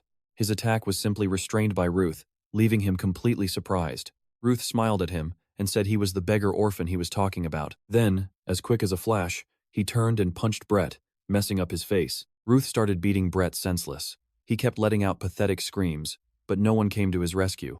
Parfen, witnessing this heroic act, was deeply moved. He never expected Ruth to stand up for him. Balak praised Parfen for taking a good hit. He was worthy of being his friend. Hennis said he was more like a punching bag than a friend. After being beaten up by Ruth, the bully A was now kneeling there, hands on his head. Ruth coldly asked them why they, who weren't thugs, were bullying a kid. They also insulted and threatened to beat him. Seeing Ruth's expression, Leon wondered who the real thug was. A boldly pointed at them. They said Ruth was a rude and disrespectful bastard. Hearing that, Leon thought they weren't wrong. Balak and Hennis also agreed. Ruth wouldn't let them laugh at him like that. Even if he was a bastard, he still had morals. The terrified bully A agreed, even flattering Ruth, saying he was always praised by the professors. Good. If you're so understanding, why do you do these things? The three of them looked at each other and began to tell Ruth everything. Brett said he heard a first-year student had been rude and aggressive toward the student council president. Hearing the mention of the student council president, Heinrich couldn't understand why a first-year would do that. At that time, in his office, Jeremy probably already guessed what was happening. He was sure Ruth would come looking for him, but it seemed a bit later than he expected. Ruth was stopped outside. They asked why he was coming to the student council office. Ruth didn't bother to answer and pushed them all aside. He arrogantly walked into the room. Unable to stop Ruth, the girl had to turn and tell Jeremy that Ruth insisted on forcing his way in. Jeremy pretended to be polite, saying it was okay. Ruth was his guest, so he would receive him. Jeremy wore an incredibly fake smile and asked Ruth a polite question. He said Ruth arrived later than he thought. But anyway, Ruth should sit down first. Ruth didn't even sit down. He kicked the chair 10 meters away. Jeremy watched in surprise. He spoke coldly. Cut the crap. Get straight to the point. Why did you call me here? Jeremy didn't answer. He put his hands on his head. He acted flustered by the damaged property. Ruth didn't care. He couldn't understand why Jeremy had that bastard Brett curse him. Jeremy gave a fake smile. What are you talking about? It must be a misunderstanding. I'd never do something like that. I did complain a little to Brett. But you were very harsh to me that day. Ruth slammed his hands on the table.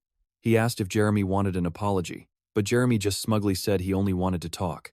Ruth clenched his fists. He couldn't stand the way Jeremy initiated things, but since he was here, Jeremy should just speak his mind. Hearing this, Jeremy pretended to sigh. He acted disappointed. Then he asked Ruth a question. He'd seen him contacting Professor Damien often. He had already warned him. Professor Damien was dangerous. Why was he still in touch? Ruth scoffed at that.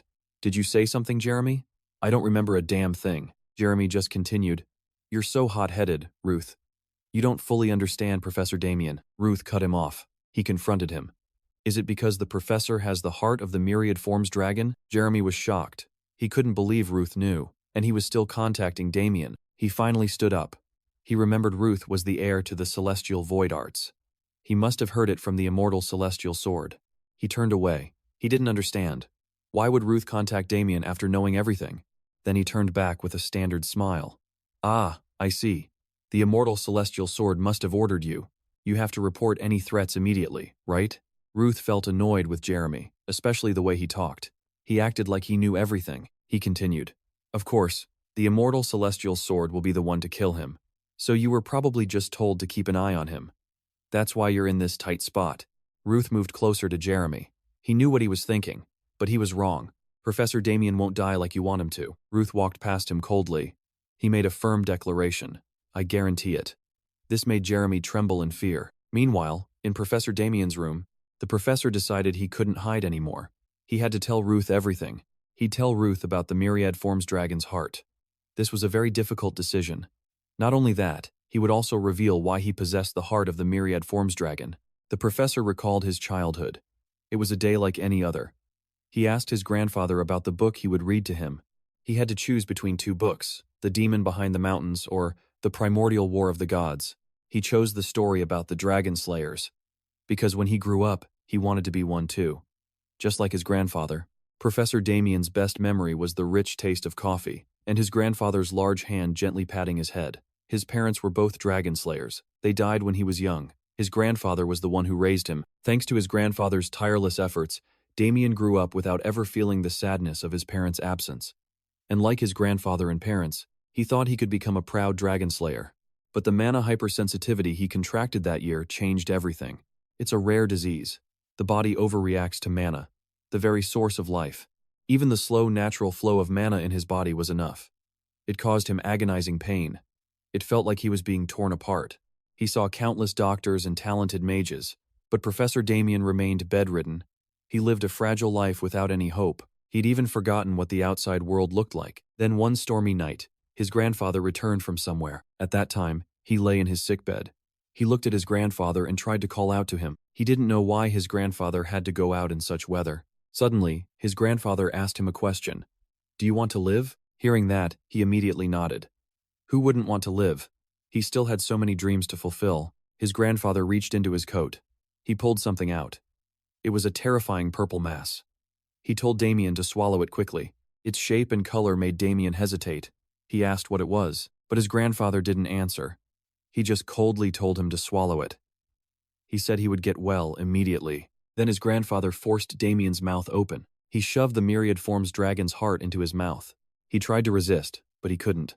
How could a child's strength compare to an adult's? Plus, he was already sick. His grandfather kept apologizing as he forced him to eat it. Perhaps he had no other choice. He did it to save his grandson. Remembering the past caused Professor Damien immense pain and fear. He muttered to himself. He didn't do anything wrong. He just wanted to save his grandson. If you must blame someone, blame me. I was the one who carelessly borrowed the dragon's heart. 3 people had to die just to prolong my life. Professor Damien began to apologize over and over. He just kept repeating the words, I'm sorry. And so, Professor Damien bravely told him everything. Ruth listened to the entire story. The story of the Myriad Forms dragon's heart inside the professor. In the Alchemy Club office, Magic Research Building B. Hennessy had her face on the table. Leon's words echoed in her mind. She had actually confessed to Ruth. Suddenly, someone kept calling her name. It snapped Hennessy out of her thoughts. Her senior asked her a question. Didn't she have training today? Hennessy always left 30 minutes early to meet Liana. Hennessy rubbed her forehead. But my mind is too preoccupied right now. I don't think I can focus. That's why Liana told Hennessy to take the day off. She said not to waste her energy. When Hennessy said she was worried, her senior thought it was about something else. She thought she was worried about convincing members to join the special event. Hennessy rested her chin on her hand. Aren't you busy writing your thesis? Usually, only 1 out of 2 students graduates. You must be working really hard. The senior still didn't understand. If it wasn't about the festival, what was Hennessy worried about? Finally, Hennessy confessed her worries. She was afraid that if Ruth got a girlfriend, he wouldn't hang out with her anymore. It made her so upset and sad she couldn't sleep. The senior finally understood. Hennessy was worried about relationship issues. The senior started teasing Hennessy. Is it really just a simple friendship? She thought Hennessy didn't understand her own feelings. As they were talking, a voice interrupted them. Someone had appeared. Ruth suddenly showed up. He asked if this was the Alchemy Club. Hennessy was surprised and shouted, "Why are you here, Ruth?" He looked confused. "I'm here to join the club, of course." The senior realized Ruth was the one they were just talking about. She started teasing Hennessy again. "Go on, go make your move." Then the senior left. She handed the club tour over to Hennessy. This gave the two of them some private time. Ruth finished the application form. He gave it to Hennessy, but she felt extremely annoyed. But she still took the form. Ruth's appearance here made Hennessy feel embarrassed. Hennessy looked at the form. No prior experience in alchemy, no knowledge of magic. Desires to create potions, like mana potions. That's a unique reason. Ruth didn't understand what was so unique about it. Hearing his question, Hennessy shyly turned away. She told him to wait while she found some research notes. While waiting, a tall stack of books on a table caught Ruth's eye. He approached it. The title, Research on the Symptoms of Heat Shock, intrigued him. Ruth remembered. Mana. The world's power that flows through all living things. This mysterious force was still a subject of research centuries after its discovery. Because of this, some special mechanisms remained, and some unique diseases had not yet been deciphered. Heat shock was one of them. A large amount of mana is expelled from the body. The body can't handle it. The person develops a high fever and dies. It had similarities and differences with Professor Damien's mana hypersensitivity. Ruth remembered his past life. Hennessy had dedicated her life to researching a cure for her sister's heat shock. Her sister, Layla Hapulia. And finally, after so much research, she succeeded. She found a cure, but it was too late to save Layla. She couldn't hold on until Hennessy arrived. 4 months after Layla's death, Hennessy still couldn't overcome the shock. She wouldn't eat or drink. She just locked herself in her room and cried. Losing a loved one was tragic, but the position of head of the Don Hoa Guild had been vacant for too long. It caused internal dissent. Hearing that, Ruth acted coldly. Balach didn't understand what he was planning to do. Ruth went to Hennessy's room. Without hesitation, he kicked her door down. Hennessy was kneeling by the bed. The same bed her sister Layla had died in. Seeing Ruth appear so suddenly, she asked coldly, "What are you doing here?" Ruth angrily yelled at her. "How long are you going to keep crying? You can't abandon your responsibilities to Doan Hoa and the Dragon Slayers just because your sister died. How long will you give up on revenge against the Bakhtiam Empire? You're the heir to Don Hoa." Hennessy was furious at Ruth's constant questioning. She wouldn't allow him to speak like that, but Ruth ignored her warning. He kept provoking her. "Are you going to go cry to your sister now?" Hennessy couldn't contain her rage. She unleashed her ultimate technique on Ruth. Outside, Lenya and Balak weren't surprised by what happened. They probably expected it. Inside the room, Ruth was beaten down by Hennessy. He sat on the floor, panting. Hennessy told him not to provoke her, not if he couldn't even beat her. Ruth said there was a hot-headed crybaby acting like an idiot. He wanted to check if her brain was still working. Ruth smiled in satisfaction. "But you're still strong. I can still accept you in the team, so stop crying like a loser. Rejoin us tomorrow." Hennessy was surprised by his words. Then she bonked him on the head. Finally, she smiled. It was the first time she had smiled in 4 months. Back in the present, Hennessy saw Ruth reading her research. She scolded him again. Ruth nonchalantly replied, "You left it open. It's like you wanted me to see it." He feigned ignorance. He asked why she was researching that disease. Hennessy answered, that's precisely why she had to study it, because it was an incurable disease. She thought all the famous pharmacists, doctors, and priests were idiots. None of them could find a cure. Now her sister was just living as if she were dead. Suddenly, Ruth told her something. It wasn't an incurable disease. He had seen patients cured before. Hennessy was shocked to hear this. She threw all her documents aside.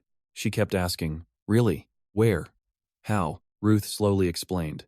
He knew a very hot-headed girl who also researched this cure, but she was dead. He didn't know much about alchemy. He only learned a little from her. Ruth scratched his ear. "If you find the right ingredients, making the cure won't be too hard for you. If you want to do it, I can help. But you'll have to buy me the herbs. I'll need a lot." Before he could finish, Hennessy suddenly rushed forward. She hugged him tightly. Ruth was flustered. Caught by surprise, he didn't know where to put his hands. With tears in her eyes, Hennessy hugged Ruth. She sincerely thanked him. Ruth decided not to push her away. He hoped she wouldn't be too late this time, not like in his previous life. The late spring festival at Iradium began as usual. The atmosphere was incredibly lively. It was an annual ceremony, important not just for Iridium, but for the entire country. It commemorated the age of humanity, the age that began after the first dragon slayer sealed the 7 dragons. Because of this, outsiders were allowed into Iradium. Countless visitors from inside and outside the empire flocked there. They formed a massive crowd. Only Leon was sitting alone. She was sulking because Ruth wouldn't go sightseeing with her for the festival. Leon didn't understand why Ruth was so busy lately. She didn't think he was avoiding her, but it was so hard to even see his face. Leon's lonely mood was interrupted. Hennessy suddenly appeared beside her. Both girls sighed in unison. Then they both looked at each other in surprise. Leon spoke first. "It's a festival. Why are you alone?" Hennessy stammered. Sweat dripped down her face. She couldn't answer the question. She never expected to meet Leon here. This was crazy. Even though she'd explained the hug, she still wasn't ready. Hennessy ruffled her hair. Why did she have to explain anything to Leon? She'd thought about it over and over. It wasn't like she was dating Ruth or anything. After thinking for a moment, Hennessy didn't answer. Instead, she asked Leon, "Why are you sitting here? Don't you have any friends?" Leon quickly denied it. "I have plans. I'm not alone." Hennessy sighed. "Really? Good for you. Damn it, my friends all bailed on me. Now I have no one to go to the festival with." Leon laughed. She didn't expect Hennessy to be so frank. She admitted to being at the festival alone just like that. Then she finally confessed that she had lied. "Actually, I don't have any friends to come with either." Hennessy stared at Leon, as if sizing her up. She paused, unsure of what to say. Finally, she spoke. "I'm not that weak. You can call me Hennessy." Hennessy crossed her arms. "You and I don't get along. But we're both talented. Like it or not, we're going to see each other often." Leon complimented Hennessy's directness again. Hennessy thought she was just picking fights. Leon denied it. She looked at Hennessy sincerely. "I'm genuinely complimenting you." Hearing that made Hennessy a little embarrassed. She wondered if she should tell Leon everything. She was about to open her mouth and explain. But someone's appearance cut her off. Lenya approached Leon and Hennessy's spot. She asked them friendly, "What are you two doing here?" But Hennessy just responded with annoyance. It had been a frustrating day. Seeing Hennessy's mood, Lenya turned to Leon. She asked, "You're Ruth's friend, right?" Leon simply introduced herself. Then she asked who was standing before her. Lenya introduced herself as well. "I'm your senior, but if you're Ruth's friends, you're my friends too." Hennessy cut Lenya off. "Why are you here? You didn't just come to chat. Did Ruth send you?" Hennessy's question caught Lenya off guard. She quickly said, "No, Ruth didn't send me. I just saw you two looking lost at the festival. You didn't have any friends with you. So I figured you were free." That set Hennessy off. "Who do you think you are, talking to me like that?" Leon quickly stepped in to de-escalate. Hennessy was angry. "Hey, you're new here, so wise up. Don't you know about the school rumors? They say we're a group of lunatics. This group already gets enough attention. We have a genius, a rich kid, a musclehead, and the first-year representative. Now we've even got someone who grills meat on the roof." Lenya told Hennessy to quiet down. Everyone was staring. Meanwhile, Leon thought, "My family isn't a mob family." While they were bickering, another voice cut through the tension. Balak appeared, looking very tribal. He told Hennessy to lower her voice. Hennessy didn't understand why Balak was so scantily clad. But it was a tradition of the Steros clan. They always dressed up like this for festivals.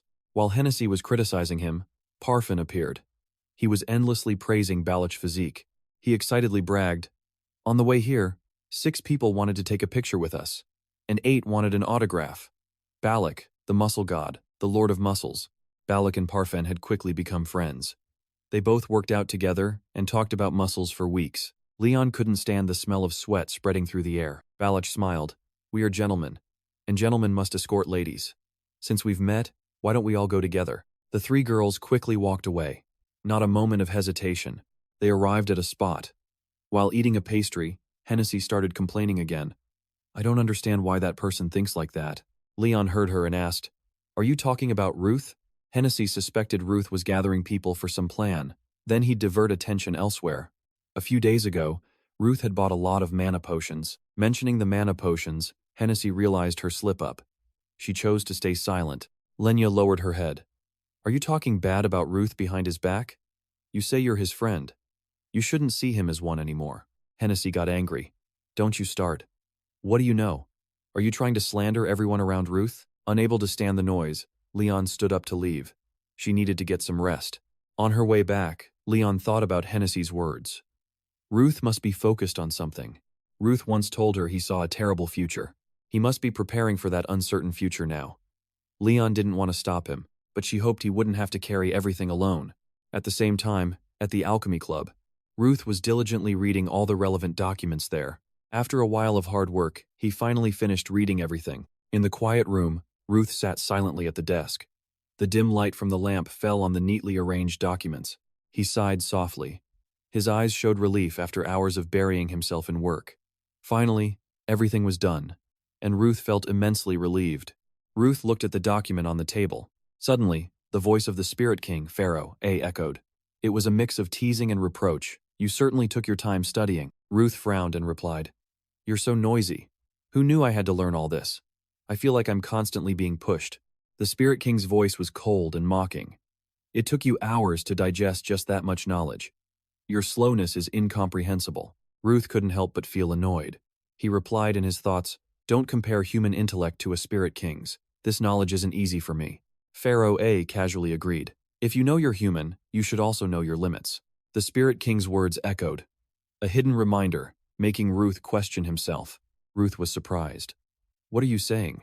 I know my limits." But Pharaoh A just replied mockingly, "You know nothing. You weak human." Those words stabbed at his pride. Pharaoh A continued in the same tone. "Even if you strengthen your body to increase your mana, your body's endurance has its limits. All the techniques you're using are hard to withstand with a normal body. How did you solve these problems in your past life?" Ruth felt his frustration rising. "I didn't solve anything. I just let things happen. And I became a demigod. A part of both worlds, but belonging to neither." Ruth remembered those moments. His limbs felt like they were breaking. Sharp pains shot through his body as he coughed up blood. But even then, he fought well. Without hesitation, without worry. Pharaoh A was skeptical. "That can't be all there is to it. Especially when you used your power to the extreme." He emphasized, "You forced your senses. That surely had side effects." These words echoed in his mind like a warning. Ruth confidently declared, "No matter the side effects, the enemy is just the damned seven-colored dragon, a horse in the shape of a dragon." He knew that even if he risked his life, there was no guarantee of victory. Pride and determination swelled within him. Ruth felt that with a strong will and thorough preparation, he could overcome any challenge. Ruth continued to think. At that time, one of his eyes was blind. His sense of taste was gone. Even as a demigod, he no longer felt pain. That loss was not just physical, it was a part of himself. Ruth thought to himself, if he could kill all the dragons in this world without his brother, he would stop at nothing. That determination burned like a fire within him. As these thoughts filled his mind, he walked towards the door. His heart was filled with steely resolve. As Ruth reached the door, Pharaoh A called out to him.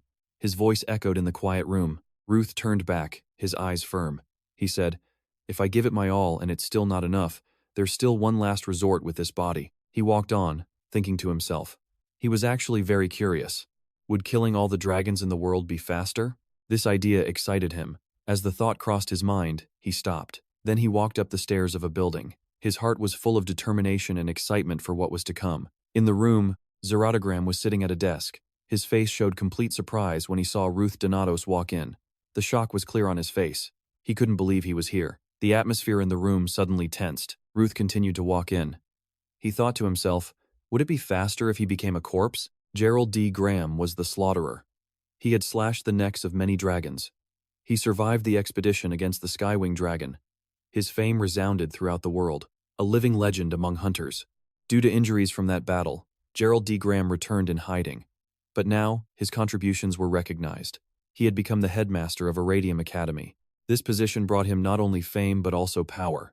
The power to train the next generation of warriors. Seeing Ruth, Jera asked, "What brings you here?" His eyes were filled with suspicion and curiosity. Ruth thought to himself, "So this is the old bastard who stole the Skywing Dragon's heart." Anger and helplessness rose within him as he remembered the stories of the heart's power. Ruth approached with a confident look. He said he came to check on Jera's health and to apologize for his rudeness. Jera smiled slightly. He replied that he was always welcome. Jera asked him, "Did you enjoy the festival?" His eyes showed concern. He seemed to want to know more about Ruth's recent life. Ruth replied, "Not at all. I was too busy to see much." Jera shook his head. "That's not good. Aren't you still young? Even a Dragon Slayer knight needs time to put down their burden." Ruth laughed at being called young. He replied, "I'm not foolish enough to talk about youth in such an urgent situation." His voice held a hint of sarcasm. Jera was surprised by the urgent situation he mentioned. His expression quickly turned serious. He realized this wasn't just a social call. There was hidden danger. Ruth said, "I've been talking a lot with Professor Damien lately. For example, the Academy's headmaster is Professor Damien's grandfather." He couldn't help but smile at the complex relationship. This statement made Jera uneasy. He asked, "Did that child reveal that?" His eyes reflected surprise and worry. Ruth said casually, "Yes, and many other things, like the professor's long-term illness. His special constitution is because of that." He felt relieved sharing this information. The secrets were slowly being revealed. He saw the concern in Jera's eyes, and the special heart. As soon as he said it, Jera asked in a panic, "What?" He gripped the table tightly. The tension in his body was visible. Ruth's words had touched on something sensitive and hidden. Ruth smiled cheerfully. The older you get, the harder it is to hear, I suppose. His voice was slightly mocking. Ruth said, I'm talking about the Skywing Dragon's heart, the one you gave your grandson. His voice remained cheerful, but with a serious edge. He watched Gera closely, waiting for his reaction. Gera angrily slammed the table. Everything on it flew off. His rage exploded like a storm. His eyes burned. In that moment, he lunged to grab Ruth by the collar. Seeing this, Ruth thought to himself, he has nothing left to say, so he attacks. In that brief moment, he felt the tension skyrocket. He gripped Ruth's neck tightly. The strength in Gera's hand made it hard to breathe. Ruth stared right back at him. Gera thought to himself.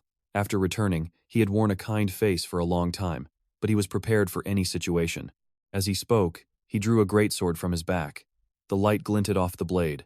It reflected his determination and power. Gera spoke coldly. I don't know what you were thinking. Saying that in front of me, he held the sword, looking straight at Ruth. His eyes were as cold as the blade. He said coldly, you must be ready to die. His voice was like a death sentence, devoid of emotion. Ruth was not afraid. He said, do you want to be a headmaster who kills his own student? As he spoke, he drew his sword with confidence. His eyes were resolute, unwavering. Gera heard this and said, maybe I should cut off your arms and legs to shut you up. Ruth thought, arms and legs? How ridiculous. He readied himself. And then, everything became a blur. Gera's rage exploded. He charged at Ruth like a wild beast. Facing that power, he gripped his sword tightly. He thought his body would shatter. Low-level wind spirit art. In that moment, he held a cigarette and thought. If he hadn't blocked that attack and jumped, he wouldn't have escaped the sword's pressure. His back would have been broken. The cold reality hit him. A single mistake could lead to disaster. He thought to himself, it's hard to deal with a level 4 slaughterer. His magic power is on another level. Each of Gera's techniques wasn't just an attack, it carried destructive power. Gera saw this and said angrily, using a potion in this space, you really want to fight. His voice was cold and full of disdain. Ruth laughed and said, I came to inform you that I'll be taking your grandson's heart. Of course, I had to prepare. His words rang with confidence. He seemed unafraid of Gera's fury. He thought to himself, it doesn't matter. He wasn't the one who would fight him anyway. Confidence surged within him. He knew his plan was well prepared. He wouldn't be alone in this fight. Gera was surprised to hear the word inform. He was confused and enraged. The tension in the air grew thicker than ever. He could feel the storm brewing from Gera. His eyes burned with fire. They were filled with rage. Just then, Anne appeared. He said, your favorite student is a bit disrespectful. Every word he says makes Gera angry. Anne's sarcastic tone made the atmosphere even more tense, and smiled mischievously and said, long time no see, Gera. His tone was light, but it carried a taunt. It made the room even more tense. A few days earlier, Anne sat quietly on a grassy field. His eyes watched the peaceful cityscape before him, and sat on the grass, thinking. This was all part of his plan, and smiled with a hint of sarcasm. Then he said, actually, my favorite student is more generous than he looks, and continued nonchalantly, that bastard is nothing but a remnant of the Skywing Dragon, and it seems you don't really understand who he wants to kill. Anne's eyes were sharp. He reminded him that his real target was the Skywing Dragon, not Professor Damien. He thought that even though this was a hassle for him, he had to face it, because a greater goal lay ahead. Someone standing beside Anne spoke. Please consider it a childish game by your disciple. The implication was that Ruth's actions weren't important in the grand scheme. Hearing this gentle suggestion, Anne burst out laughing. His laughter echoed as if he'd just heard a hilarious joke. Back to the fight, and faced Gera. He coldly declared, I can't understand your intentions. Daring to make such a request, to a celestial sword master like me, that instead of finishing off the slaughterer, I should just stall for time. Ruth thought to himself. Those cold eyes. There's no mistaking them. Anne looked at Gera with a smirk. He said softly, it's been a while. Gera calmly replied. He implied that many had sensed unusual activities around here. Have you been watching this academy, Anne? Anne just curled his lip. He replied, what you said is both right and wrong. Anne turned his sharp gaze to Ruth. Then he smiled faintly. He remarked that the kid had indeed set up an interesting plan. Then he advised Gera to cooperate obediently. It was the only way to save his grandson's life. However, Gera just sneered arrogantly. He replied with a mocking taunt. That's all just nonsense. He continued. If the heart is destroyed, Damien will die. The boy will suffer terrible pain. I can't let that happen. Jera said to Ruth, you yourself said it. The day I took that heart. If Damien couldn't bear it, you would kill him directly. And I'm telling you, Damien is still living just fine. Are you trying to go back on your word? Ruth replied, I won't kill him. I'll just take the heart. This statement was like an arrow to Gera's pride. He shouted in anger, shut your mouth. His face was contorted with rage. His eyes blazed with indignation. Suddenly, and grabbed Ruth's collar. The tension in the air became thick as he tried to stop him. He said, don't make things worse. His voice carried anger and worry. Why did you say such harsh words? His eyes showed frustration and displeasure. He wanted to emphasize the importance of staying calm in this dangerous situation. Ruth explained he was just trying to clarify the plan, and angrily protested. He couldn't accept letting a kid like Ruth take over. Ruth admitted the situation had become too tense to handle gently. His words were a sign that things were about to explode. And sighed. He realized that to stop things from getting worse, he had to act now. He decided to tie Gera down. Meanwhile, Ruth would deal with the Skywing Dragon's heart directly. Ruth quickly agreed. He told Anne, just buy me some time, and don't kill Gera. That's the most important thing right now, Jera angrily declared. I will absolutely not hand anything over to you. His eyes burned with fire. They showed his strong resolve, and smiled sarcastically. He replied, your words sound simple, Gera, but it's not that simple. Instantly, the air grew more tense. The two clashed. Every blow was filled with fierceness and determination, and thought confidently to himself, with the wind of the heavens, nothing is impossible. This confidence made him unafraid of Jera's power. Meanwhile, the battle between the two continued fiercely. Every blow was delivered with precision and power. Neither intended to back down. The sound of clashing swords and shattering air created a suffocating atmosphere, a place where life and death were separated by a single sword's edge. Ruth stood on the sidelines. His expression was calm. He said, everything is still within my expectations. He looked inside and thought about the Skywing Dragon, Mai Lin, a character from the past with a wicked nature. She was killed, but this time, things seemed more complicated. Ruth's shadow froze. His eyes looked up with a growing sense of doubt. He thought to himself, maybe things aren't going as planned. Maybe something unexpected is about to happen. The scene changes to a crowded place. Hurrying footsteps mix with the loud chatter. In a small alley, the surrounding walls made the space tight and suffocating. Damien leaned against a wall. He slammed his head against it in despair. Tears streamed down his cheeks. He sobbed uncontrollably. Pain washed over him like a storm. The intense headache made it impossible to stay conscious. His thoughts became chaotic. He realized that the overwhelming guilt was the cause of this pain. It came after he was told to kill himself, a request that struck his mind like a blow. Each slam against the wall was an attempt to wash away the haunting memories, but it only deepened the pain he was facing. Damien thought to himself, even after telling Ruth everything, the pain hasn't gone away. When the pain subsides, he must avoid people as much as possible. Jeremy Deville heard this and entered the alley. He saw Damien standing there. He didn't hesitate to say, how pathetic. He continued to taunt him. This pathetic look really suits this filthy alley. Are you still clueless? He continued. Before you become even more pathetic, you still haven't realized the truth. But before he could finish his sentence, a strong hand gripped his neck. It pinned him against the cold wall behind. A feeling of suffocation spread through his body. Jeremy's eyes filled with panic. He realized his contempt had turned into deep fear. Even with his throat gripped, Jeremy smirked. He looked at Damien with disdain. Death is still better. In his mind, Damien was just a remnant of the Skywing Dragon, a symbol of failure and shame that he couldn't accept. Damien tried to shake off the monster label Jeremy had given him. He insisted, I'm not like that. But Jeremy Deville, with a cold and mocking expression, pointed at Damien's pathetic state. Then what is this look of yours right now? Damien looked down at the puddle of water. His reflection was faint and pitiful. Jeremy Deville's criticisms echoed in his ears like a wake-up call. He couldn't help but think about the harsh reality. Did he really want to live such a pathetic life? To drag it on until he became a symbol of evil? This thought filled him with confusion and despair. Damien slowly released his hand from Jeremy Deville's neck. The tension in the air subsided.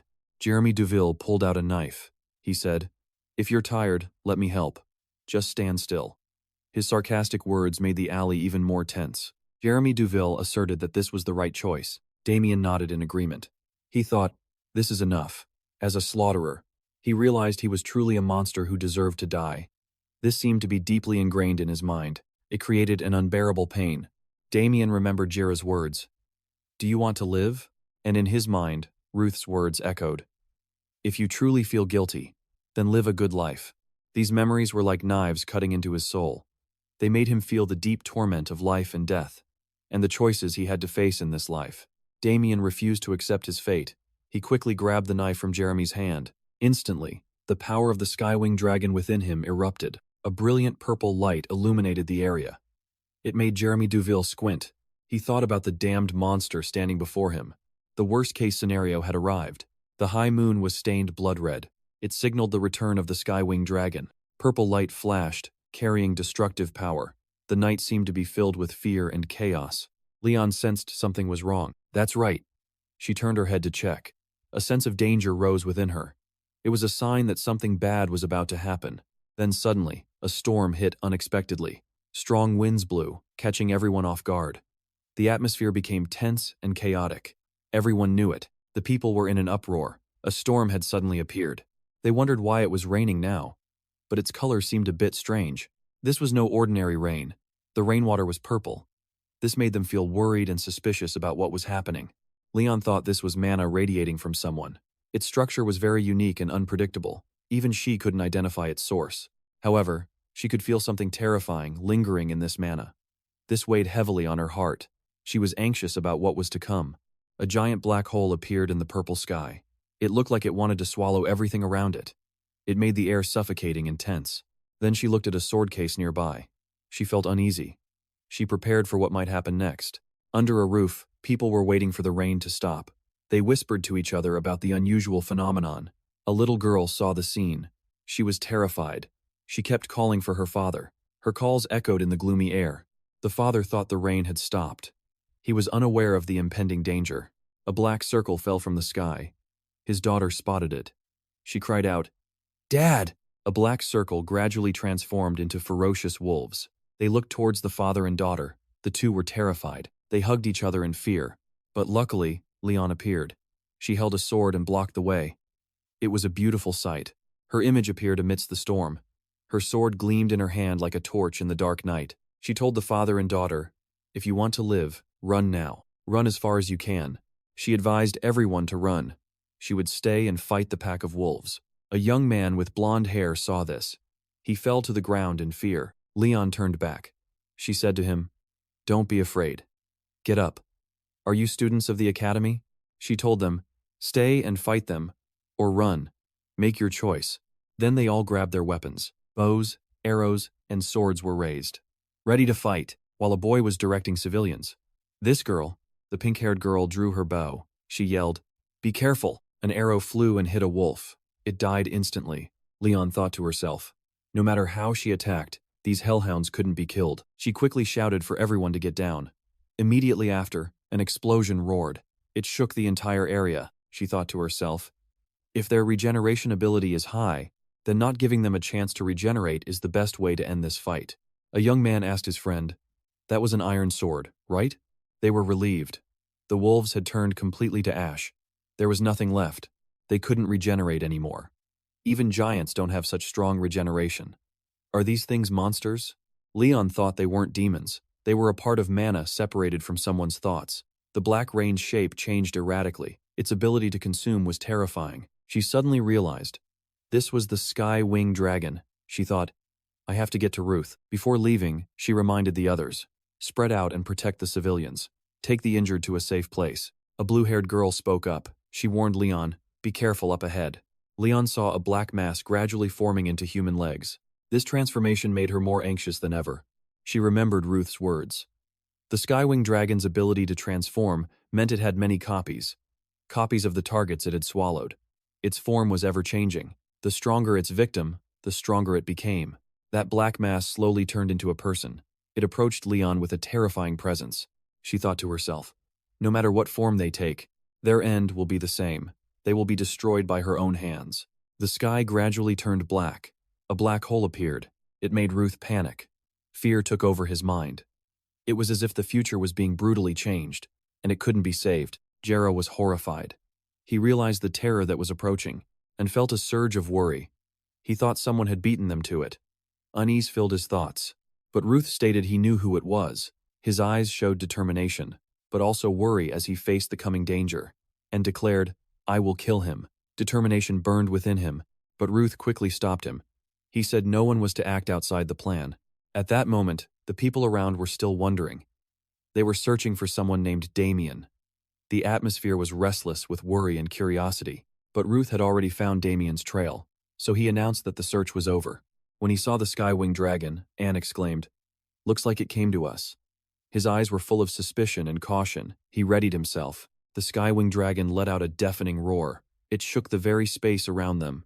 Jira felt his worry overflow. He called out his grandson's name. "Damien!" Fear surged as the monster's presence destabilized everything. He remembered his daughter's words. Though she was angry, she didn't hate him. Because he had chosen to protect the world, the path that cost her mother her life. She had begged him to promise her, to protect her son, Damien, no matter what happened. Jira couldn't hold back his tears. His heart was filled with emotion from his daughter's plea. The pain and heavy responsibility weighed on his shoulders. Back in the present, he cried again. In the end, he couldn't protect anyone. Looking at the monster before him, the old man realized with pain that was his grandson. But this monster now only wanted to destroy everyone. It charged directly at the old man. Did it want to send him to the next world? Then a loud explosion roared. Purple liquid splattered on the ground. It left Gera completely bewildered. Immediately, Ruth charged forward with his sword. He was determined to fight the monster Damien. Every slash injured it. Old Gera saw this. He quickly tried to stop him with his voice. He pleaded urgently, "Don't kill Damien, my grandson."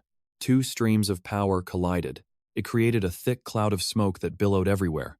It obscured everything around them. Ruth's master, Anne, immediately rushed in. He angrily stopped him. He yelled, "You damn brat. Are you insane? Do you have a death wish?" Ruth replied, "Should I just let Damien kill himself? I can't just stand by and watch." Master Anne retorted that this was all old Jira's fault. He had meddled with the sky-winged dragon's heart. He should have known he would pay the price one day, even if it meant dying at the hands of his monster grandson. Ruth held his blood-stained sword. He declared, "No one has to die." Master Anne heard this and asked, "Are you causing trouble again and making me clean it up?" Ruth replied, "That's right. I just need you to handle that heart." Master Anne reluctantly agreed. He promised to do as Ruth said. After all, Damien's transformation into a dragon was still ongoing. Master Anne also said, "That regeneration ability, along with that dragonoid form, it won't be long before he's completely taken over. When that happens, it'll be too late." Ruth confirmed he knew that already. That's why he needed Master Anne's help, and sighed and advised, "It's best we don't meet in the afterlife."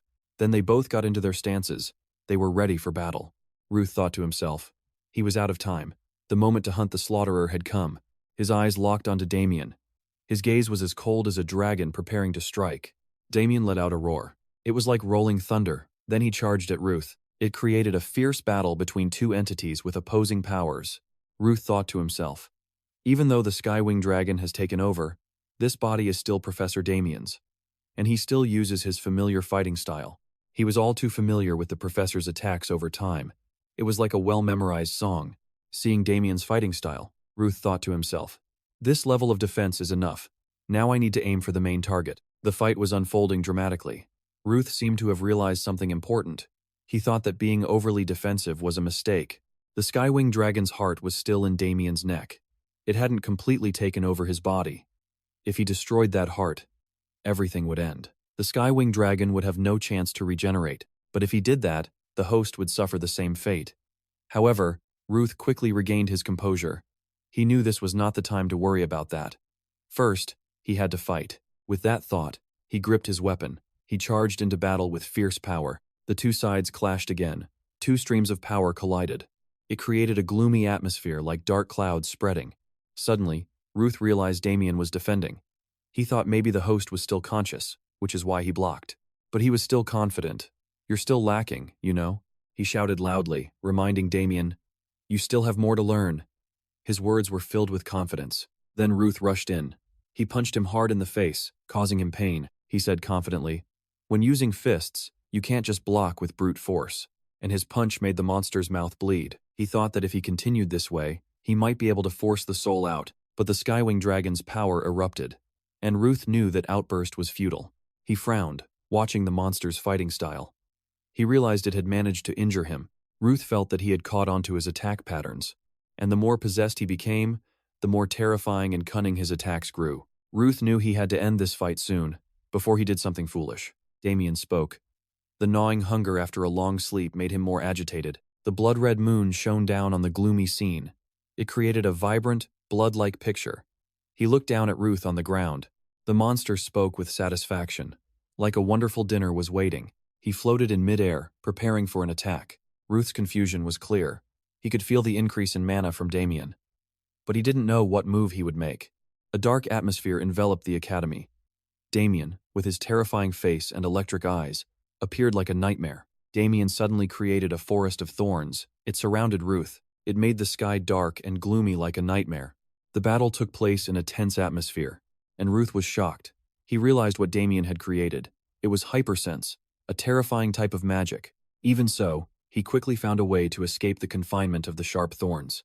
In his mind, Ruth hesitated. He didn't want to use the celestial sword shift. He was worried about consuming too much mana. But with determination, he immediately summoned a band of power. It shot straight towards Damien. That power was so strong it shattered the forest of thorns, but it also left a painful wound on Ruth's face. The system, through a mental link, asked about his condition. He slicked his hair back and replied, "Things are terrible." The system continued to explain. These thorns could absorb energy from those they consumed, and it was unbelievable. Damien could use such powerful magic without having devoured his victims yet. Ruth pulled a potion from his pocket. He muttered that it wasn't surprising. 10 years ago, he had devoured hundreds of civilians. As soon as he finished speaking, he poured the potion on his head. This made Damien scowl in annoyance. How troublesome. To deal with a mere human I consider food. Ruth's anger flared. Damien saw him as a hard-to-swallow meal. Ignoring Ruth's discontent, Damien drew his sharp claws. He charged at him, growling, "I will devour you." The fight between the two rivals continued. The sounds of battle echoed in the dark space. As the battle raged, witnessing his power, Ruth couldn't help but be surprised. In just a short time, his movements had become unbelievably skilled. The Skywing Dragon's ability to transform was truly impressive. It was something far beyond what Ruth had imagined. While the two were fighting fiercely, Ruth pondered the reason the headmaster stole the Skywing Dragon's heart. This power had overcome his mana sensitivity. It made the host's body nearly perfect. However, Ruth also realized that Professor Damien's abilities had surpassed normal limits. With that thought, Ruth decided to charge forward. He told himself that this realm had been closed off since his previous life. At the same time, he launched a powerful attack at Damien. The blow hit its mark, causing Damien pain. His eyes suddenly flared with indignation. Then he created another source of intense, green power. The sky grew dark. Blackness enveloped everything as the fight became more intense than ever. Ruth felt that even if he used the celestial sword shift to block, it would be hard to deal with this sudden, high-level magic attack. In that moment, an idea flashed in his mind. Maybe he should use a truly powerful blow. Standing tall in the middle of the fight, Ruth prepared for what was coming. Ruth suddenly remembered the bald professor's words. "Your spear skills are nearly perfect. This level needs to be applied in real combat." He had promised to act as his guiding professor. He would come to help Ruth unlock his power. The power of a skill called Lightning Spear. Those images flashed in his mind. Like a burning fire, they gave him strength and determination. Feeling a surge of energy, a sigil appeared on Ruth's hand. He channeled power into his spear. He was ready for the lightning spear throw. He focused, feeling the energy flow along the spear. Then he decided to unleash it. When the spear left his hand, it carried a magical power, like a bolt of lightning tearing through space. Elsewhere, Balak sensed a very terrifying power. His disciple stood beside him. He worriedly asked if his master could feel the hellhound's power sucking at his butt. Balak was startled. He turned around and saw the hellhound. Without hesitation, he punched it in the face. He thought to himself, "What can this do? How could it leave a scar on Asteros?" His disciple witnessed his master's powerful action. He couldn't help but feel excited and proud. Hennessy created a ring of fire. The flames blazed brightly. She angrily told everyone not to just stand there. They had to stop these dog-like things. She emphasized that if everyone left the academy, this village would fall. Lenya stood beside her. She waved her hand in the air, creating ice. She said calmly, "They're not just dog-like. They are dogs." Hennessy grew even angrier. She screamed, "I know that. But the hellhounds keep charging, and that guy is fighting so slowly. You call this a hunt?" Lenya was surprised. "A hunt?" She stepped forward to where the hellhounds were raging. Seeing this, Hennessy was bewildered. She quickly asked Lenya what she was doing. The hellhounds were crazily charging at them. Hennessy kept calling Lenya's name in worry as she watched her senior face danger. Lenya immediately performed a magical ice technique. She froze the hellhounds in an instant. Everyone around stared in amazement. After she was done, Lenya turned back and announced, "I've gathered them. Now just kill them." Hennessy angrily pointed at Lenya. "You kill them yourself," Lenya calmly said. "I don't want to. I just used up all my mana." Hennessy called Lenya a fool, but Lenya insisted she had done her part. Helpless, Hennessy thought that a Circle 3 mage like Lenya couldn't possibly destroy all these hellhounds. But then an idea sparked in her mind. What if she used multiple Circle 1 magic spells? No sooner said than done. She created a circle of fire and announced the coordinates were locked. An explosion roared. A blaze erupted. It destroyed many of the hellhounds. However, because there were too many, Hennessy couldn't kill them all. She sat down, exhausted. Lenya criticized Hennessy. "I gathered them for you, and you still couldn't finish them off." This made Hennessy angrily retort, "You talk too much. The hellhounds didn't just stand still." Suddenly, Balak appeared. His muscles bulged. He said, "You two recover your mana slowly. I'll handle this." Hennessy immediately objected. "Why are you showing up now? You didn't do anything before."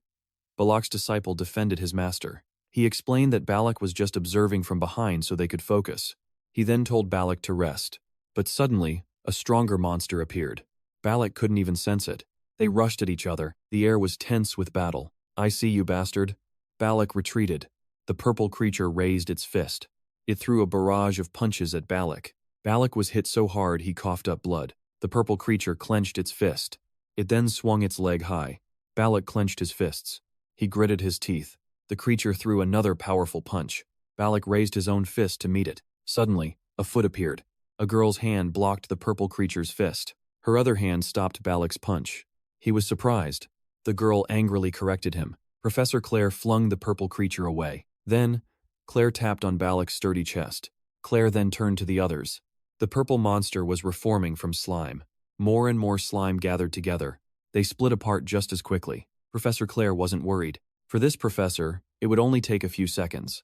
Professor Daniel appeared. Seeing Professor Daniel, Hennis looked relieved. Before she could finish, a troop of knights charged in. Professor Daniel Unkarn turned to Hennis. A man pointed his sword down and called out.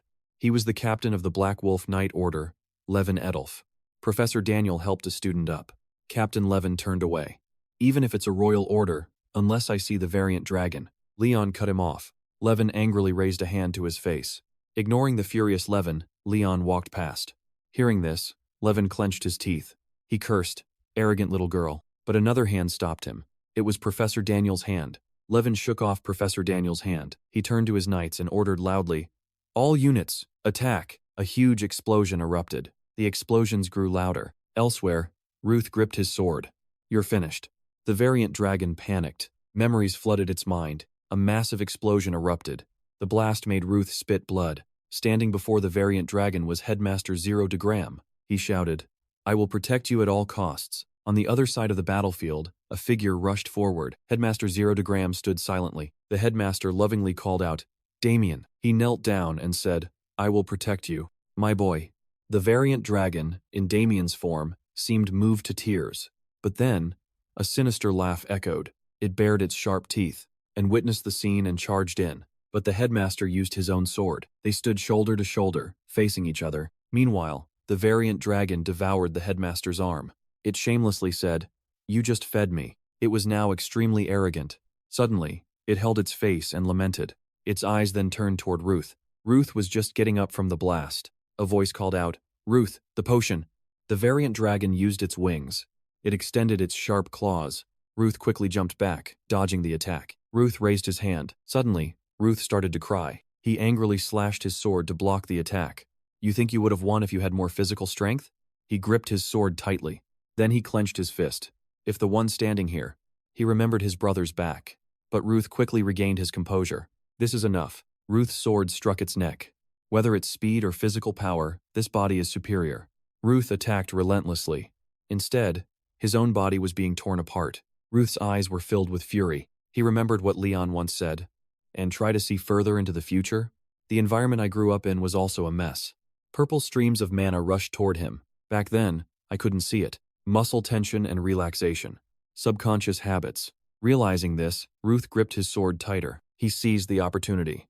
He slashed with his sword. He felt like every muscle in his body was being torn to shreds. My body has reached its limit. The chains began to wrap around Ruth, but as long as he had the strength to hold a sword. 1 month later, the sword thrust upward. This time, I did it. Ruth frowned, his eyes cold as ice. The variant dragon coughed up blood in agony. Ruth pulled his sword out. He swung his blade. Ruth was surprised. The sword in his hand had returned to normal, and the wings on his arms had lost their light. His slash reached the variant dragon's heart. Ruth was shocked. Has hit rock bottom. Professor Daniel, Professor Claire, and Leon rushed to the scene. Leon stopped to catch her breath. Her eyes stared resolutely toward Ruth. Ruth noticed her. Ruth was on one knee. Leon called out his name. She remembered asking Ruth once, "Aren't you scared?" Leon had replied, "I'm not afraid of dragons." Back in the present, she saw Ruth facing danger. Leon was terrified. In response, Ruth gave her a determined look. He signaled for her to stay put. Leon gripped her sword. Ruth gritted his teeth and pushed the sword deeper. Blood burst from his shoulder. A deep chunk was torn from Ruth's shoulder. He pressed a hand to the bleeding wound. He looked at the variant dragon before him. He looked closer at where the sword was embedded. The sword had been pulled out. The variant dragon laughed triumphantly. "You mediocre fools. All hope is lost. All that's left is to eat." It raised its sharp, clawed hand. Suddenly, a few drops of purple blood dripped onto the ground. This shocked the dragon. Blood began to pour from its mouth. Ruth struggled to his feet. He looked up at the variant dragon with a scornful smirk. Varroa appeared, puzzled. The variant dragon roared in agony. "The special blood of the Donatos. That's how we discovered our blood is extremely toxic to dragons." Ruth reached out and picked up his sword. He pointed his sword at the variant dragon. "My existence is a curse upon your race." Varroa couldn't help but marvel. Ruth replied calmly, "But if I hadn't stopped it, Professor Damien would be dead." The tip of Ruth's sword pointed right at its heart. Just then, Professor Daniel and Professor Claire rushed over. A swirl of blue energy appeared, blocking the two professors. A voice came from the sword. It was Anne.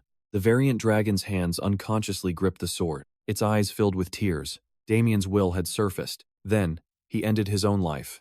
The heart was pierced. Subscribe to Guillen Migon so you don't miss any amazing videos. So were Balak and Professor Claire. The headmaster screamed in agony. Damien. He had returned to his normal form. Ruth spoke coldly. "I told you, if you're truly sorry." He shook the vial. A stream of sparkling blue light flew out. The light went straight to Damien's wound. Varroa watched and commented. Varroa continued. "It's a different story if you understand mana distribution, blood vessels, and anatomy. Healing him is simple. This can't just be explained by coincidence." He decisively pointed the tip of his sword at Damien's abdomen. A scream rang out. "Stop!" But it was useless to stop him. Professor Claire closed her eyes and turned away. The headmaster pleaded helplessly. Ruth stopped. "No one." He looked straight at Damien. Ruth continued to speak. He struggled to finish. Seeing this, everyone rushed over. Scene change. He remembered the verdict of His Majesty. Anne, a key figure in the variant dragon incident, had acted decisively. At that time, a courtier spoke up. His Majesty cut him off. That was what Anne had just experienced. Now, Anne stood outside a hospital room. "And yet you two are flirting in a hospital?" Leon blushed and covered her face, smiling. Anne was exasperated with the pair. Before she left, Leon turned back to Ruth. As soon as Leon left, and teased, "You're still young and energetic, huh? I'm thinking of finding a new student." Leon hadn't left. She closed her eyes tightly, blaming herself. "Calling myself his colleague is a joke." Leon stood outside for a long time, lost in thought. Then Leon turned and walked away. Inside, Anne sat in a chair, reminding Ruth. Before he could finish, Ruth replied, and paused, and placed his hand on Ruth's head. He ruffled his hair and praised him. Hearing Anne's praise, Ruth was a bit surprised. He quickly pulled his hand back from Ruth's head, and seemed unfazed. Ruth replied flatly, "I'm not crazy enough to do that," and crossed his arms thoughtfully. "Zero, Damien." Those two crossed a line. Ruth said calmly, "I know." 4 weeks later, a carriage was on the move. Inside was Ruth. It wasn't entirely my own power, but the blood of Donatos. That's why my brother is called a hero, not just a man. The carriage traveled for a while before arriving. A knight quickly came to greet him. Ruth followed the knight. Varroa replied, "This isn't a place I haven't visited." Varroa wondered, "Why did they summon you here?" Ruth guessed, "I hope it's the latter." Before him was His Majesty. Ruth stepped inside and surveyed the room. Actually, that's even better. Before Ruth stood the heir to the Alpia Empire, Gleam Bernstyle. The hero's full name was Banna Bernstein. Ruth bowed respectfully. The Crown Prince asked cheerfully, Ruth Donatos, you know why you were summoned here, don't you? I commend you for destroying the seal and defeating the last Dragon King, the variant Dragon Kyanin. Ruth bowed humbly. Hearing this, the Crown Prince smiled. If so, may I request one thing? Ruth answered directly. Hearing this, the two women from before were shocked. Even the Crown Prince was stunned and conflicted. The one who shouted was Levin. Those are words only someone who knows nothing of the seven-formed dragon would say. The Crown Prince raised his hand, signaling Levin to stop. He replied softly, Ruth Donatos, I'm afraid that is difficult. Ruth took a step forward. Then he reached into his pocket. He pulled something out. All eyes turned to Ruth. In Ruth's hand was the seal of the lightning dragon. The lightning dragon, Hanma, was one of the 7 dragons. It was ruthless enough to retreat without hesitation when at a disadvantage. With the efforts of my brother and everyone else, it was finally defeated. Everyone knew the consequences. When Ruth held up the lightning dragon's sealing stone, everyone pointed their weapons at him. Levin angrily raised his sword. Seeing the situation, the Crown Prince ordered sternly, Everyone, lower your weapons. The people around him ignored the order. The Crown Prince looked at Ruth. Ruth answered directly, If that were the case, I wouldn't have brought it here in the first place. Ruth continued, You can tell just by examining it. The white-haired woman held the stone. She used her power to sense the stone. Ruth added, It will backfire. So this is my proposal. The Crown Prince put a hand to his chin. Ruth stated firmly, I will destroy the lightning dragon. Hearing this, the Crown Prince was astonished. Next will be the martial dragon and the phantom dragon. But he remained serious. Hearing Ruth's words, Levin scoffed. Do you think you're a dragon slayer? Ruth asked in a low, cold voice. Are you scared? Levin gritted his teeth in anger. So scared you can't do anything but sit and wait to die, right? Levin was furious. The Crown Prince finally spoke. And 10 years later, the variant dragon destroyed the entire southern continent. Ruth smiled confidently. First, I need a space to lure the dragon into. Hearing this, the Crown Prince wondered, a space? The only way to fight the lightning dragon without sacrifices is to lure it into a place with spatial magic. At this, Liana Generka crossed her arms and spoke. Ruth continued, I will finish the lightning dragon there. Second, besides your majesty, everyone present here must participate. After hearing this, the Crown Prince fell into deep thought. The leader of the Moonlight Guild spoke up. Ruth replied, That's a possibility if things go horribly wrong. Another guild leader spoke. The Crown Prince closed his eyes and thought for a long time. The Crown Prince stood up, thinking to himself. He looked straight at Ruth. Perhaps this boy will not only destroy the lightning dragon, but also change the entire southern continent. With that thought, the Crown Prince approached Ruth. He stood before Ruth, drew a sword, and cheerfully called his name. I will pardon Damien Gray and Ciro the Gram. Ruth was now kneeling. The prince placed the sword on Ruth's shoulder. The scene shifts to a prison. The sound of a cell door unlocking echoed. The lock clicked open. Damien didn't believe what he heard. A familiar voice called out, Damien. Zero de Gram walked in from outside. Damien couldn't believe his eyes. Jero de Gram ran forward and hugged his grandson. Jero de Gram let go of his grandson and spoke. It's all over now. You can live on. You were only trying to keep me alive. Tears also rolled down the old man's cheeks. If you commit a sin trying to save someone, you should have a chance to be forgiven. So live on, and atone for your mistakes. 1 month after the variant dragon attacked Iradium, Ruth, the young hero who inherited the Sky Art, was credited with defeating the variant dragon. The Emperor appointed him leader of the Lightning Dragon Expeditionary Force. He made an unprecedented decision. In another scene, Hennis and her friends were discussing the news. It seems he wants to fulfill the dream of restoring the South from the previous treaty. The southern continent became a forbidden land after the variant dragon incident 10 years ago. Balak heard this and raised an eyebrow. Hennis said with some frustration, Ruth takes on everything himself. But just then, Lenya cut in. Back then, Ruth almost died. Hennis slammed the table at these words, but she remembered the day she asked Leon where Ruth was. Leon had given her 2 words, pathetic. Ruth helped me. Balak knew this well. We're still weak. That way, they could help Ruth when he needed it most. Elsewhere, Jezemy stood in a room, laughing. He guessed it was because of him. The person he was talking to was Ruth, but his face showed no joy, only anger. In the next moment, he rushed forward and punched Jezemy. Jezemy was caught off guard and sent flying. Ruth looked at him coldly, his voice filled with rage. To cause such a huge incident and still try to run from responsibility, he grabbed Jezemy by the collar. Jezemy calmly said he had keen eyes since childhood. This time, Jezemy told the truth, especially when observing the flow of mana. Damien's mana flow was very chaotic. Grandson of Jero, a child who suffered from mana sensitivity. Hearing this, Ruth knew this was why he manipulated Damien into suicide. Jezmi admitted it without hesitation. Before he could finish, Ruth cut him off coldly. With a soft laugh, Jezmi shook his head, denying it. He just wanted to witness a hero's story. Glancing at Ruth, he couldn't help but sigh with admiration. Standing by his side was enough to satisfy him. However, Ruth cut through his fantasy. The stories in the papers were just sensationalism to sell more copies. At this moment, he finally understood why the Jezmi from his past life was always so annoyed with him. People failed to realize one important thing. He was human. He made mistakes. Thinking this, he spoke coldly again.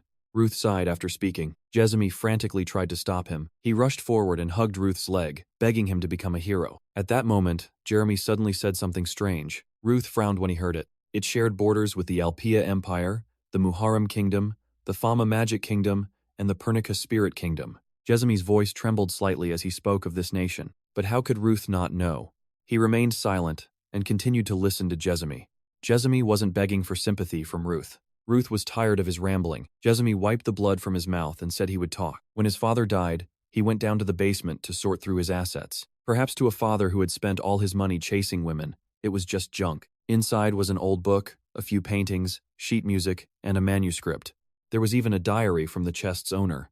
The diary's owner was named Alan. Hearing the name, Pharaoh immediately jumped in. Jezmi continued, saying it was the diary of his ancestor from 700 years ago. The diary in Jezmi's basement was the record of the first dragon slayer. Jezmi happily said Alan was his ancestor. The diary recorded every detail of their journey. Ruth spoke with Pharaoh, the hero who saved the world and the bard who sang of his deeds. As the descendant of the person who wrote the diary, he truly believed this was destiny. Also, the sealed lightning dragon was hidden in Iradium. No one would have guessed it was in the treasury. Hearing this, Ruth was startled. After telling his story, Jezmi looked at Ruth with pleading eyes. Ruth coldly told him to shut up. What lunatic would place the lightning dragon's sealing stone in Iradium's treasury? If you tried to take it, you would definitely be detected by the triple magic security system. After a long moment of thought, Ruth finally spoke, asking Jezmi about the diary. Were there any specific details about the lightning dragon? Hearing this, Jezmi shook his head. Ruth narrowed his eyes at him, a bit skeptical. He also said if Ruth didn't believe him, he could come see for himself. He just wanted Ruth to acknowledge him as the hero's companion. At this, Ruth let out a helpless sigh. He frowned at him and repeated once more that he had no interest in being a hero. Even if the royal family had decided, a hero's recognition lies with the Pope. The only reason he let him live was because his foolish eyes might help him take down the dragons. Jezmi smiled happily at him. If he wanted to live, he had to obey him. Jezmi didn't hesitate to agree, because his goal was half accomplished. After talking with Jezmi, Ruth ran to find Anne to tell him everything. Ruth wasn't sure either, and frowned slightly and asked in return, "So the inheritor of the sky art is doubting his own ancestor?" Ruth pouted slightly. Anne didn't answer. But why didn't they pass down the location or method of the seals to their descendants? The hero Vanna must have been incredibly strong to defeat the 7 dragons. As a result, humanity escaped the dragon's rule, but the threat still loomed. After Anne finished speaking, both fell into deep thought. After a moment, Anne sighed and said, "It was all our ancestors' will." Just then, Ruth saw a group of students passing by and told Anne to change the subject. He spoke about student affairs and thought for a moment before laughing. Ruth didn't hide it and replied that he would finish his first year. The bald old man who just became headmaster promised him a full-scale investigation into the matter. After that, Ruth planned to spend 2 years interning at various guilds. Hearing this, Anne raised an eyebrow. But the master of the Moonlight Guild was more persistent than he thought. The condition for joining the Lightning Dragon subjugation was a 1-year internship at their guild. Anne was indignant upon hearing this, saying the condition was a bit cunning. He sighed in resignation. He had also thought it through carefully, and suddenly asked cryptically, "When you say dragon-slaying corps, you mean the Kyoha clan, right?" A moment later, Anne said seriously that he would have to go to Fama for 6 months. Ruth nodded in agreement, and looked at him suspiciously and asked, "Isn't it too late to learn magic now?" Seeing her get angry, Ruth laughed and said he was just kidding. Anne was a bit surprised. He said he had to check a few things, and that thing was in the basement of a house there. At the same time, in the Deauville residential district, in a house in a remote area, the place was quite deserted, as if no one had lived there for a long time. But in a basement, a figure in a black cloak appeared, seemingly searching for something. He rummaged through all the empty chests, but what he needed wasn't there. 6 months later, it had started to snow. Hennis was studying hard when she suddenly sneezed repeatedly. Balak heard her and showed concern. Balak didn't say much more. Hennis looked at him, a little surprised. Balak chuckled softly. Balak was a bit sad and took the cup away. After he left, Hennis continued to read. But would it be enough? He helped her find a cure. It felt like he intentionally brought it up because he knew about her sister. But what she wondered was how he got such a large amount of magic medicine so readily. Lost in her thoughts, she suddenly felt a warmth on her cheek. Hennis jumped and turned her head. Ruth frowned at her, asking what she was doing that made her so distracted. She shyly said she was just startled. She thought the cup of tea in his hand was for her, but he was drinking it with relish. Hearing this, Hennis grew even angrier, scolding him for coming here to cause trouble. While he was gone, she should study hard. As he went outside, he ran into Balak. Meanwhile, Hennis was still in the library, thinking about Ruth. Hennis thought for a moment, then clutched her head and cried out that she had to study. With that, she buried her head in her books again. Not just her. Balak and Lenya were also training relentlessly. Ruth didn't know about their efforts. Pharaoh sneered that he had been given a magic cloak and was still cold. Pharaoh coolly told him that as someone who had made a pact with the Spirit King, he shouldn't be ashamed. Ruth pouted at him. While he was talking to him, a voice suddenly rang out, startling him. It was Leon's voice. Ruth was horrified to hear this. Leon shivered slightly. Seeing her shivering from the cold, Ruth became angry. Leon's head was tightly wrapped by Ruth, with only her eyes showing. Leon looked at him with an arched eyebrow, asking how he knew she caught colds easily. Ruth secretly chuckled to himself, and when he laughed at her, she threw him into the lake, nearly killing him. But then her expression changed, and she said that was enough. Ruth looked at her, a little confused. Leon said flatly that he had experienced the past, but it hadn't happened yet in the future. I'm serious. Your comrades, including me, didn't die because of you. She wanted to say more, but Ruth flicked her forehead, causing a sharp pain. Ruth raised an eyebrow at her, reminding her that even if he wasn't there, she had to do her best. Leon held her forehead where she had just been flicked, pouting that it wasn't her fault. Just then, the carriage arrived to pick up Ruth, and they stopped talking. Ruth saw it and started to leave. Leon watched his retreating back and just sighed. Ruth was startled and turned his head, looking at her in confusion. Leon suddenly ran up and hugged him tightly. A moment later, she looked up at him, her eyes red, and said she would miss him a lot.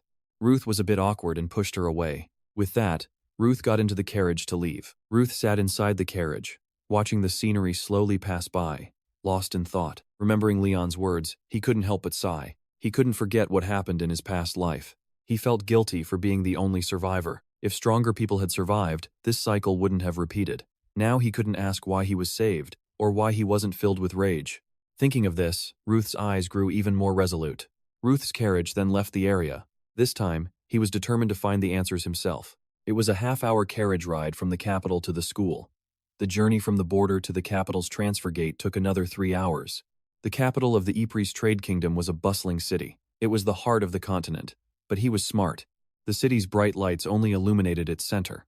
The slums on the outskirts were still trapped in poverty. Ruth arrived in this place. He wandered through the empty streets. As he appeared, beggars huddled in the corners noticed him. Pharaoh popped out, laughing at him to just admit it. Ruth, startled, asked him what was wrong. Pharaoh mocked him. Even with a map, he'd still get lost. Ruth stubbornly denied it. He gritted his teeth, saying Pharaoh was talking nonsense. He knew Ruth was great at finding his way. Hearing this, Pharaoh scoffed. He reminded Ruth of getting lost on a snowy mountain and wandering in a forest for a whole week. Ruth still denied it. He wasn't crazy enough to mistake a volcanic dragon's mouth for a cave. Pharaoh coldly replied he wasn't bad at directions. He was just an idiot, Ruth angrily argued back. It looked exactly like a damn cave. The two continued to bicker as they walked. Pharaoh was frustrated. At this rate, they'd never find the right way. Ruth suddenly frowned and glanced behind him. His expression turned serious. He told Pharaoh not to worry. He might not know the way, but the guy following them definitely would. Before Ruth could even ask, the man approached him. He threatened him, saying the town collected taxes here. Wandering around could get him beheaded. He demanded Ruth hand over everything he had. Only then would he let him live. Hearing this, Ruth didn't hesitate. He kicked the man hard. The man was caught off guard. Ruth's speed was immense. Fear flashed across his face. Ruth again! He glared at him and asked where the Duville estate was. Though terrified, the man tried to stay calm. He asked if Ruth knew who he was. Ruth snorted coldly. He shot back. And who are you? Seeing his attitude, the man exploded with rage. He pulled an axe from his back. He coldly warned that Ruth would regret his foolish words. He then charged forward to attack. He revealed his identity. He was Von Witt of the Mastiff Mercenary Corps. But Ruth wasn't fazed. He calmly stomped his foot down, pinning the axe to the ground. He sneered. So it was them. Von Witt's hand trembled uncontrollably. No matter how hard he tried, he couldn't free his axe from Ruth's foot. The boy didn't even budge. Ruth looked down at him, frowning. He finally spoke. It seems he owed them a small favor from a while back. In terms of seniority, he was practically a veteran. At that moment, Von Witt understood. He got it. He had definitely picked a fight with the wrong person. Seeing his expression, Ruth let out a soft chuckle. He then asked if he would lead the way. He even called him Junior twice. Von Witt had no choice. He had to lead him to the Duville estate, right? It didn't take long to arrive. Staring at the mansion, Ruth sighed. So this was it. He had been walking in circles the whole time. After showing the way, Von Witt quickly fled. Once Ruth was alone, Pharoah appeared. He asked if Ruth really knew the Mastiff Mercenary Corps. Ruth nodded slightly. Before coming to Aradium, he had been a mercenary. Their names sounded cool, but they were just a bunch of unskilled posers. Speaking of which, he wondered if the leader of that rabble was still alive. Ruth spoke as he pushed the door to the mansion open. But then, he noticed the cutlock and the broken window pane. He let out a cold snort. That bastard was still alive. Ruth pushed the mansion door open. Inside, there were clear signs of entry. It seemed he wouldn't need a key after all. Ruth quietly tightened his grip on his sword's hilt. Cautiously, he slowly descended into the mansion's basement. But what he saw left him stunned and speechless. He saw a corpse lying on a bed right in front of him. It was the body of a woman. But strangely, she had very long ears. She didn't look human at all. Ruth approached for a closer look. She was indeed an elf. But Pharoah told him she wasn't dead yet. She was only slowly turning into a corpse. He'd heard this practice was being condemned. The powerful were enslaving a race that was becoming more common in Ypres. Ruth looked at her legs. They were rotting from a curse. It was too late to save her. Pharoah believed a dark wizard caused this. It was a miracle she was still alive. Just then, Ruth suddenly detected movement behind him. A second later, a figure lunged from behind. A dagger aimed straight for him. He calmly created a protective barrier. His attacker couldn't harm him at all. Ruth looked up at the person before him. He realized it was just a child. The child had the same long ears as the decaying woman. She was also an elf. She told him not to touch her mother. The moment she finished speaking, she let out a cry. White and blue energy suddenly filled the air. In an instant, the basement erupted in an explosion. But the girl was thrown backward by the force. She was thrown backward by the force. She was angry. Why did it backfire? Her spirits weren't obeying her. Ruth stood there calmly, watching the girl. He spoke coldly. It seemed she knew the terrifying consequences of fighting a superior. But as he was about to warn the child, Pharoah told him she was also cursed. Ruth nodded slightly. Yet she could still jump around like that. It seemed she was enduring the pain, but her pain would soon be over. Meeting him was her lucky day. With that thought, he drew his sword. His target appeared to be the little girl. Seeing this, the child cried out for her mother in fear. Ruth heard her and felt annoyed. He gritted his teeth in frustration. What a pain in the ears. Seriously. He complained for a moment. Then he pointed his sword at the shackle on her leg. A stream of black energy suddenly swirled around them. Moments later, the shackle cracked in two. The strange patterns on her leg began to fade. The girl could clearly feel her leg had been healed. After finishing, Ruth sheathed his sword. He then spoke casually. Luckily, he could reverse the curse. He'd saved her little life. That curse wasn't strong enough to challenge him. He then turned to leave. The little girl hesitated for a long time before speaking. She feared he would sell her somewhere. Ruth frowned, asking why he would sell her. Was she useful for anything? Besides, this wasn't his house. He didn't care about her situation. As long as she didn't bother him, it was fine. He would leave as soon as he found the book he needed. Hearing this, Pharoah couldn't help but tease him. He acted so cold, even after just breaking her curse. He must be feeling quite flustered, right? Ruth, as if hit a nerve, angrily told him to shut up. The little elf girl was still in shock. Her leg was completely healed. She glanced at her dying mother on the bed.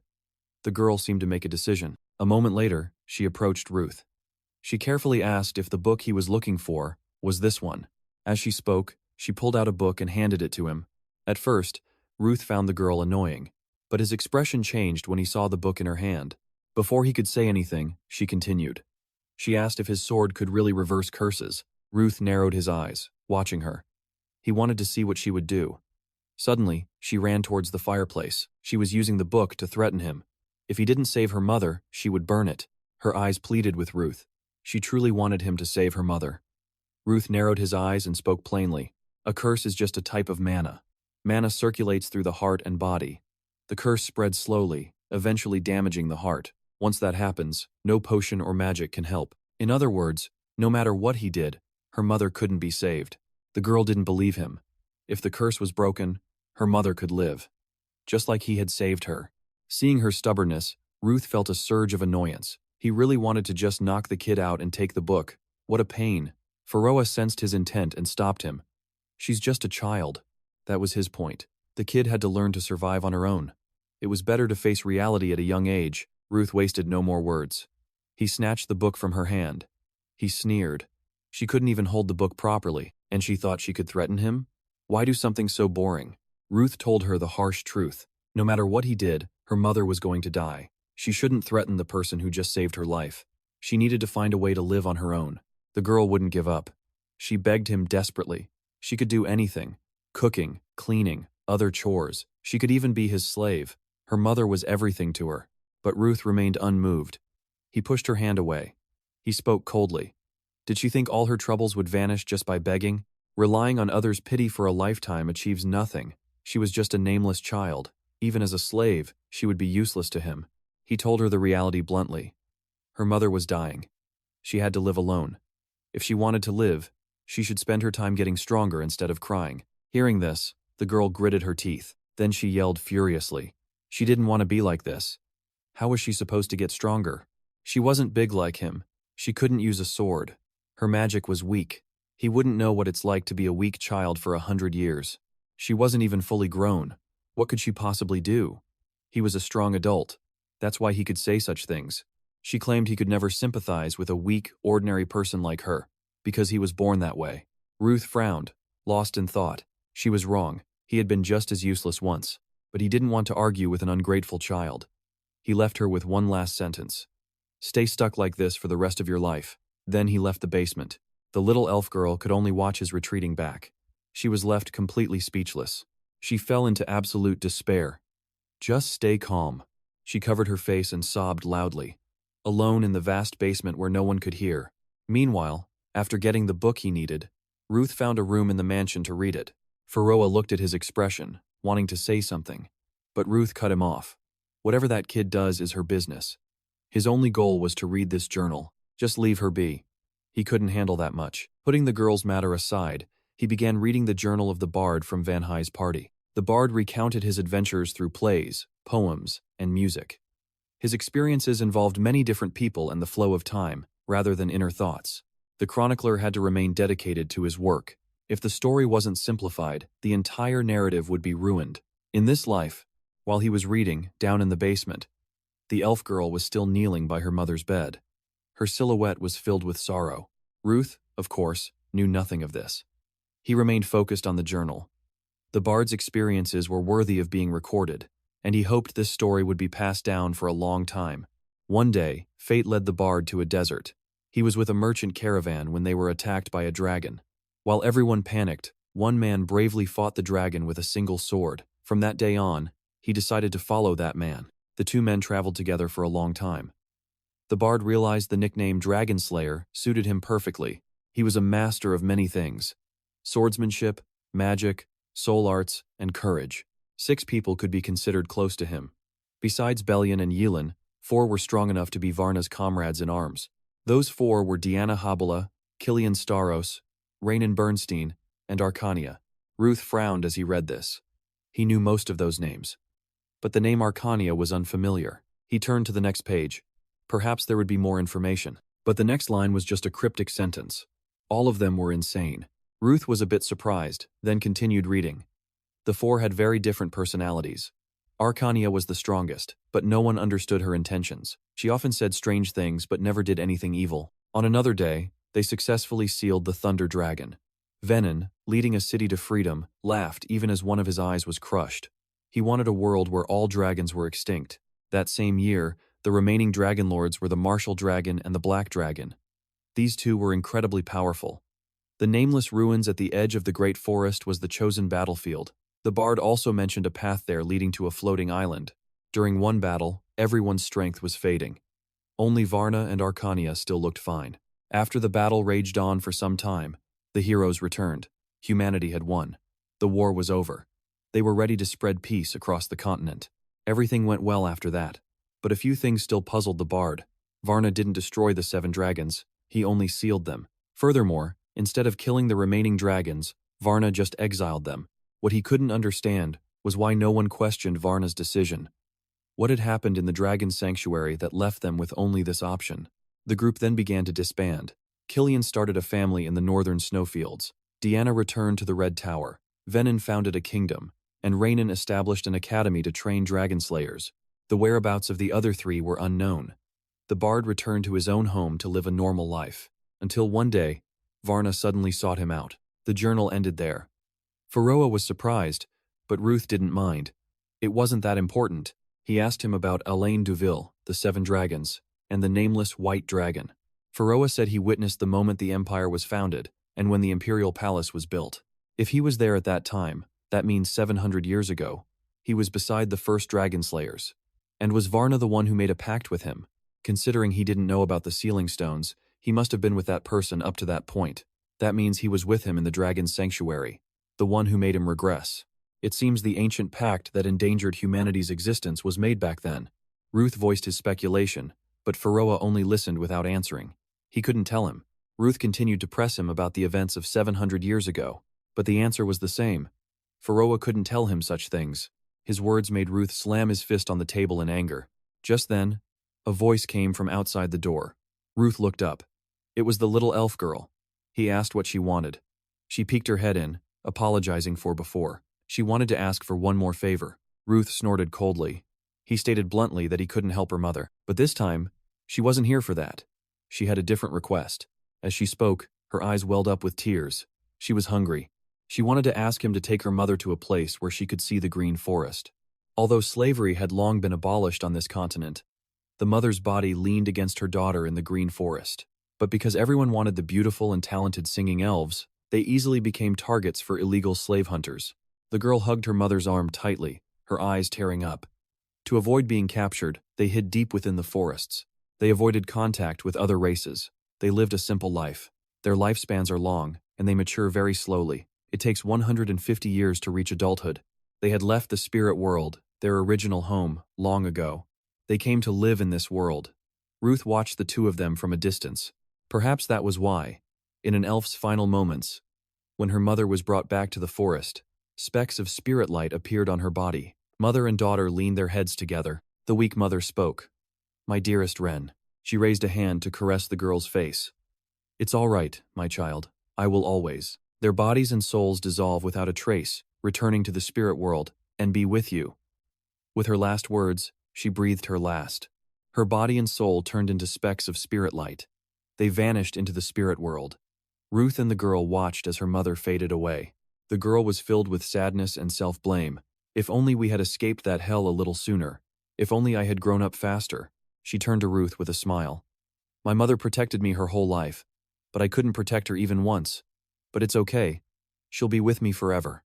So I can't keep crying. Ruth stood in silent contemplation. He remembered his previous life. The elves chose to flee and remain silent rather than fight the dragons. They chose to live peacefully until the end, only to die anyway. Frankly, he didn't like their race, but the specks of spirit light still covered everything. From the grass to the tall trees and the sky above. You can't just cry and wait for someone to help you forever. And yet, there are some things you just have to cry out. He and the girl looked toward the light of the spirit specks. The girl clutched her clothes, sobbing uncontrollably. Her tears soaked her hands. One more time. A while later, the girl was trailing behind Ruth as they left the forest. Suddenly, she called out, Sir?" Ruth heard her and turned his head. The girl introduced herself. "My name is Ren Nastia of the Nastia tribe. Forgive my intrusion, but I currently have no name or place to go to escape the hunter's eyes. So, may I stay here for just a little while longer? I promise I won't be a bother. I'll do whatever you ask. So please." Hearing this, Ruth thought to himself, elf slaves with no place to go are prime targets for hunters. There's no way they'd let her go so easily. Besides, this was probably the only place she could go. Then he spoke up. "Come to think of it, you attacked me with magic. So, teach me magic." Hearing this, Ren was astonished. She said anxiously, I can't do that. I'm only a second-tier mage. Besides, you're already very strong without magic, Ruth replied to her. The more you know, the better. And since I have to learn from the basics, a day or two probably won't be enough. Just teach me the basics for now, and we'll see where it goes. In return, I'll find you a place to stay. Oh, and don't call me sir. I'm only 17, you know. The girl thought for a moment. Then she scampered to catch up with Ruth. As she ran, she asked, Then what should I call you? Ruth replied, Just use my name, Ruth Donatos. The girl responded, Yes, Sir Ruth. Ruth sighed. I told you not to call me sir. Hello. The next morning in the forest, Ren sat cross-legged on a wooden crate. All right, let's begin the first lesson. Ruth sat opposite her on the grass, chin in hand, waiting. The girl put a fist to her chest. From now on, I am your teacher, so please behave yourself. Ruth agreed, but thought to himself, there's no way she's okay after just one night. Is she just pretending to be fine? At that moment, the girl coughed once. She lowered her voice and began to explain. To put it simply, magic is like painting a picture, but instead of paint, we use mana. You create a spell by defining the nature and properties of the mana. So is it like choosing colors when you paint? No, the difference between magic and painting is that you can create a spell by defining the nature and properties of the mana. You can change the spell as many times as you like, even after you've completed it. The girl held out her palm and began to create magic for Ruth to see. Of course, as the magic level increases, arranging the spells becomes more complex, and adjusting them becomes more difficult. But there are rumors that an 8th-tier archmage can freely arrange and adjust spells regardless of the magic's level. The girl explained while casting the spell. In a flash, a magic circle appeared from her hand. The girl looked at the seated Ruth and asked, What tier do you think you are, Sir Ruth? Ruth replied, I don't have anything like what you're talking about. The girl asked in surprise, What? Ruth held up the back of his hand. 4 glowing wings were on it, because my mana is right here. The girl gasped in astonishment. Isn't that the legendary Heaven's Mandate art passed down by the first hero? How did you get it? Ruth clenched his fist. I'm quite talented, you know, and a teacher shouldn't get sidetracked during a lesson. Hearing this, the girl snapped back to reality. Oh, right. Anyway, it seems you have enough mana, and you don't have any trouble controlling and using it. So let's move on to the practical part. As she spoke, the girl turned away as if looking for something. When she could, the girl turned back, now wearing a pair of glasses. She held up 3 fingers. The 3 elements of magic are mana, art, and incantation. Simply put, you release a sufficient amount of mana, create a spell formula, and chant the incantation to manifest it. Although, during that time, you also need to stabilize the mana, structure the spell step by step, and then manifest it. Ruth spread his hands apart. Mana, technique, create the spell formula. The girl observed from a distance, watching him chant the incantation. Magic began to form in his hands. The girl exclaimed in amazement. She praised him cheerfully. Sir, you truly have a gift for magic. That spell is absolutely perfect. Even though this is your first time, you've perfected it to the point. Before she could finish, Ruth sighed. Chanting to cast magic takes too long. The girl heard this and put her hands on her hips. Too long? Even a talented mage would find it hard to cast a spell in 2 minutes. Ruth replied coolly. The guys I know don't even need to chant. Ren took off her glasses and crossed her arms. Today is just the first lesson, so it's still very difficult for you to do that. It's obvious that although chanting is a supportive means to shape magic, casting magic just by imagining it in your head is only possible if you reach the level of the White Flame Queen. Ruth looked bored. He leaned against a tree with his hands behind his head. Should I just give up? The girl heard this and raised her voice. No. I told you, you have a gift for magic, okay? Casting your first spell in such a short time is not easy, Ruth replied. But attacking with sword aura is much faster than using a magic spell. The girl encouraged him. It's too early to give up. I'll help you no matter what. Ruth sighed and replied nonchalantly. No, you really don't have to go that far. The girl was resolute, clenching her fists. There are many good books in this house. Hey, I'll go do some research and find some textbooks. So just wait here. Ruth watched Ren's retreating back as she hurried away. He sighed. That kid sure tries hard. Suddenly, Pharoah appeared. She could have chosen a different path, but she chose to work hard to live. Ruth was enjoying the forest breeze with his eyes closed. He replied in surprise. Huh? This is the first I've heard from you since yesterday's incident. Pharoah continued. Ruth, magic is imagination. I'll lend you a hand, so try again now. Ruth closed his eyes and raised his hands. It's useless. No matter how much I rack my brain, casting magic without chanting is impossible. Before he could finish his sentence, a stream of blue magic appeared, startling him. He had activated magic with the aid of imagination. Pharaoh continued speaking to him. If I just help you with the spell formula creation and imagery, you won't have any problem controlling the mana, right? At this point, Ruth was thrilled that he had succeeded. He looked at the magic he created, his eyes shining. So, sharing imagination is the way? I thought you were just talking in my head, telling me the secret was in my mind. You said the secret was in my mind. Are you doing this to make me less angry because you can't answer my questions? Ruth turned to ask Pharaoh. Pharaoh replied vaguely, not exactly. Ruth didn't press the matter. He looked at his hands, which were still creating magic. But still, well, since you're willing to help, I'll accept. This should be enough for combat. A moment later, Ren came running with a stack of books. Sir Ruth, these are magic textbooks. Ruth turned around and said, Oh, the teacher's back. His hands were still forming a large magic circle. Seeing the magic Ruth was creating, the girl was utterly shocked. What happened while I was gone? What are you doing? Ruth replied, I'm practicing the spell over and over to get used to it. I think I can make the spell a 3D shape instead of a flat one. Hearing this, the girl jumped in shock. What? What kind of crazy thing are you trying to do? Then she immediately ran towards him. She yelled as she ran. If you lose control for even a second, it's very hard to understand. He realized the spell he just created was expanding rapidly. His face filled with fear, turning pale as sweat poured down. I'm dead. With a loud bang, the smoke was so strong it blew Ren's hair back. A massive, earth-shattering explosion erupted. Ruth screamed. There was nothing left to cry about. The scene shifts. 2 weeks later, in Ypres, at the mansion of the wealthy Julian. Inside the magnificent mansion, a voice boomed. So, a muscular man was yelling at a subordinate kneeling on the floor. So that bastard has a little elf following him? The subordinate trembled and replied. Yes, I'm sure of it, head manager. I've been following him for a few days, but I didn't realize he was the warrior in the article. The man asking was a scar-faced, fierce-looking man. He was Ditchy, the captain of the Mastiff Mercenary Corps. After hearing the subordinate's report, a nobleman wearing many glittering gems slammed his hand on the table and shouted, Impossible! No one is allowed to mess with my precious property. My dear CRL must be there too. This nobleman was very fat, lounging on his chair. The fat man then gave an order. Ditchy, if you are my loyal dog, you must do it. This fat man was the millionaire Julian. Ditchy. He gritted his teeth in anger. The name Ruth Donatos echoed in his mind. Ditchy touched the scar on his face, smirking. All right, you don't need to be so tense. I have a score to settle with him anyway. Another person holding a newspaper interjected.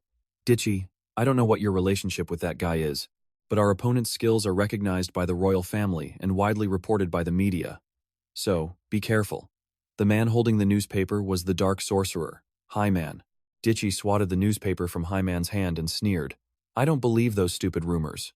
A warrior? That's hilarious. That guy is just. He then stomped on the newspaper on the ground, grinding it to shreds. He then turned and walked away, leaving the other three behind. As he walked, he cursed. Just a psychotic murderer. The Dark Sorcerer High Man crossed his arms, frustratedly watching Ditchy. He never listens to me. Millionaire Julian loudly asked the sorcerer, Is that guy strong? High Man reached for his staff.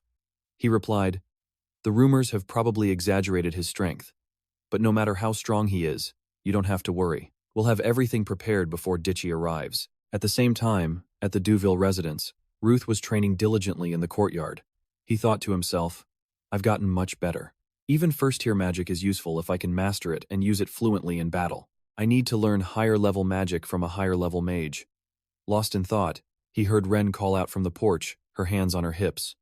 Ruth, Ren. Ren walked down the stairs and asked, What are you planning to destroy today? No matter how much I clean, the whole area will just get messy again. She reminded him, Don't ruin the clothes I bought for you, okay? Just take it easy and learn today. Suddenly, Ruth's eyes widened. He spotted purple magic circles appearing behind him. Ren was running towards him. He yelled, Get down! The girl was completely unaware of what was happening. By the time she realized, something was right behind her. A series of explosions erupted one after another. As the smoke and dust cleared, large craters littered the ground. A part of the house had been destroyed. Ditchy appeared, gritting his teeth and cursing. Damn it, that was close. Ditchy and his subordinates were now inside. He warned them not to be careless. One subordinate carefully observed, "Sir, he really is a genuine six-circle mage. With this kind of destruction, not even a body would be left." Ditchy, behind him, also glanced over. Ditchy gritted his teeth, looking around. If that elf died, it's going to be a problem. Suddenly, a sound caught his attention. As the smoke cleared, it was Ren. She spoke up. "Sir Ruth, what happened? That sword." She looked at the sword stuck in the ground. "Isn't that the sword that reversed my mother's curse?" She looked at her hands in surprise, thinking, "I don't even have a scratch on me. Did the sword take all the damage?" Then, Sir Ruth, Ditchy was now standing near the girl. He asked, "You're still alive?" The girl looked at him, terrified, and recoiled. He grabbed her by the collar, lifting her up and growling, "Where's your mother?" The girl screamed. "Let me go, you monster." Ditchy angrily slapped the girl. While hitting her, he yelled, "Shut up. When an adult is talking, don't interrupt, you annoying brat." He continued to hold her by the collar, shouting, "Where is your mother? Speak up." Ren replied defiantly, "You'll never catch my mother. She has returned to the forest." Hearing this, Ditchy got angry. "Damn it, you're so annoying." He threw the girl to the ground, causing her to cry out in pain. Looking at the girl writhing in pain on the ground, Ditchy continued his questioning. Well, let me ask another question. Is Ruth Donatos dead?" He moved closer to the girl, raising a foot to stomp on her. He growled, continuing his question. "Why aren't you answering? Did that bastard go back to the forest too?" He didn't notice Ruth had appeared behind him. And then, a collision occurred. Dust and smoke filled the air while Ren covered her head, dodging. Ditchy sneered. "There you are, you little rat." Seeing Ruth, he cursed. "Traitor." Ruth's face was injured. One side of his face had scratches that were still bleeding. Seeing that Ruth was safe, Ren weakly called out. Ruth instructed the girl, "Don't come over here, stay where you are." Pharaoh appeared and asked him, "The curse is corroding your flesh. Do you need a healing potion?" Ruth replied, "Thanks to the overlapping artifacts, I only got a scratch. The curse has stopped, so it's fine." Ruth glared at them with sharp eyes. He growled, "You break in here and start barking nonsense. You're just a bunch of uneducated trash."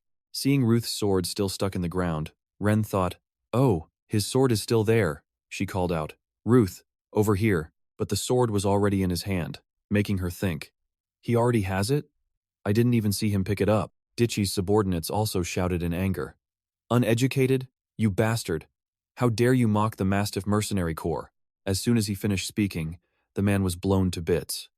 He only had time to let out a single cry before he was gone. Ditchy was completely shocked. A bomb explosion? This definitely wasn't magic. Ruth appeared coolly through the smoke and dust. His sword was stained with fresh, red blood. The subordinate spotted Ruth and shouted, "He's here! There he is! Let's get him!" They all charged forward to attack. Another massive explosion erupted. Ditchy laughed arrogantly. "Haha, so everything about you was a lie. How dare you be so arrogant in front of an elite team like this?"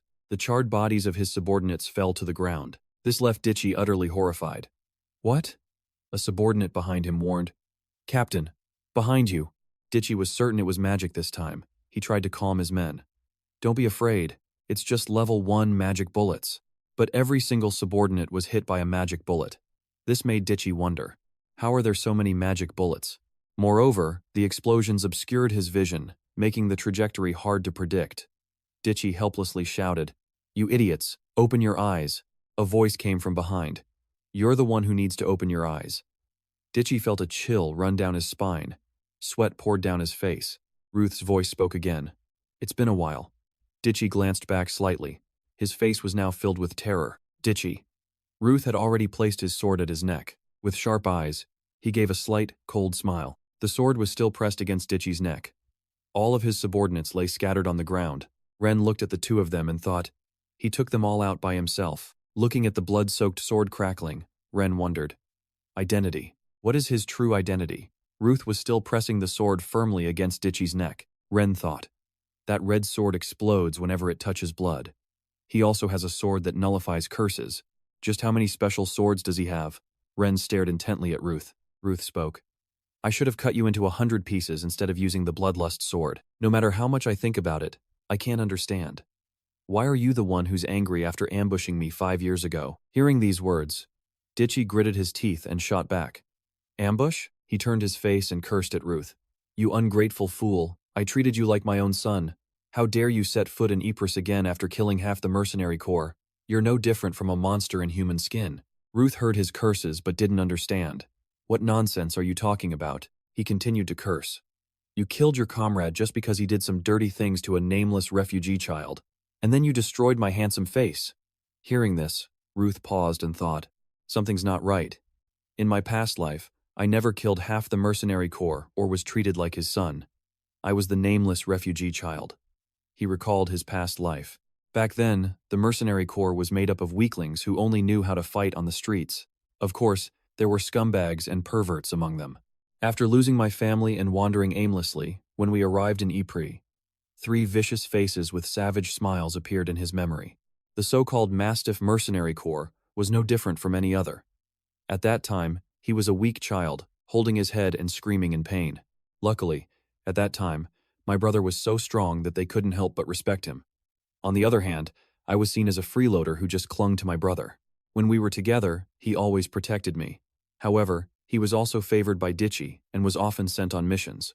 Right then, it just so happened to be a day when my brother was out on a mission. An image of him being beaten appeared. Tired of being bullied, I stood up to them, but was beaten half to death.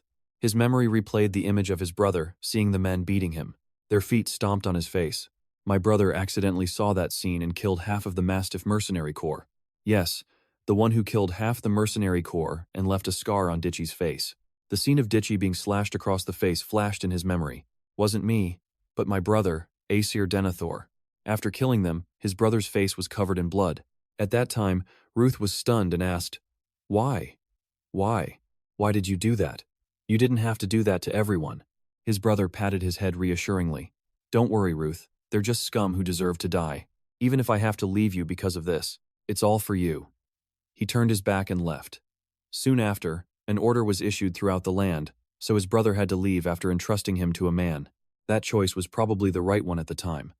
However, after a few incidents, I ended up living alone.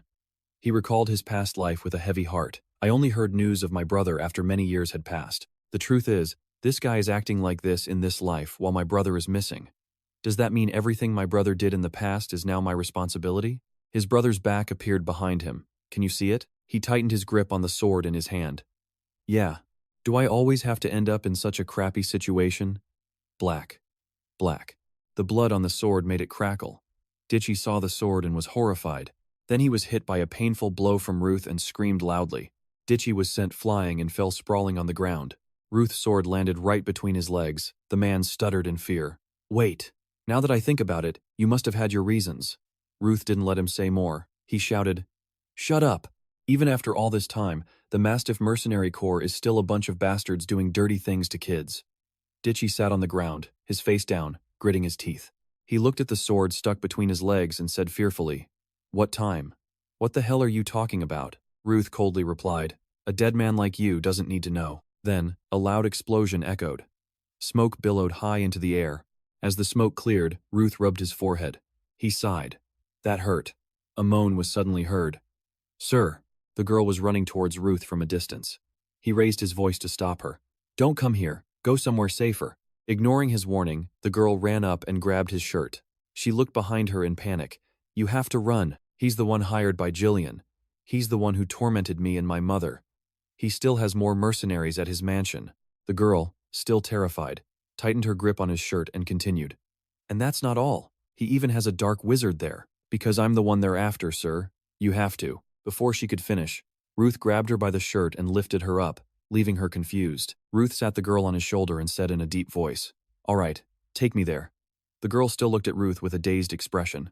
When she understood what Ruth had just said, she became furious. She grabbed his hair and pulled hard. She yelled, "What are you talking about? You should be running away."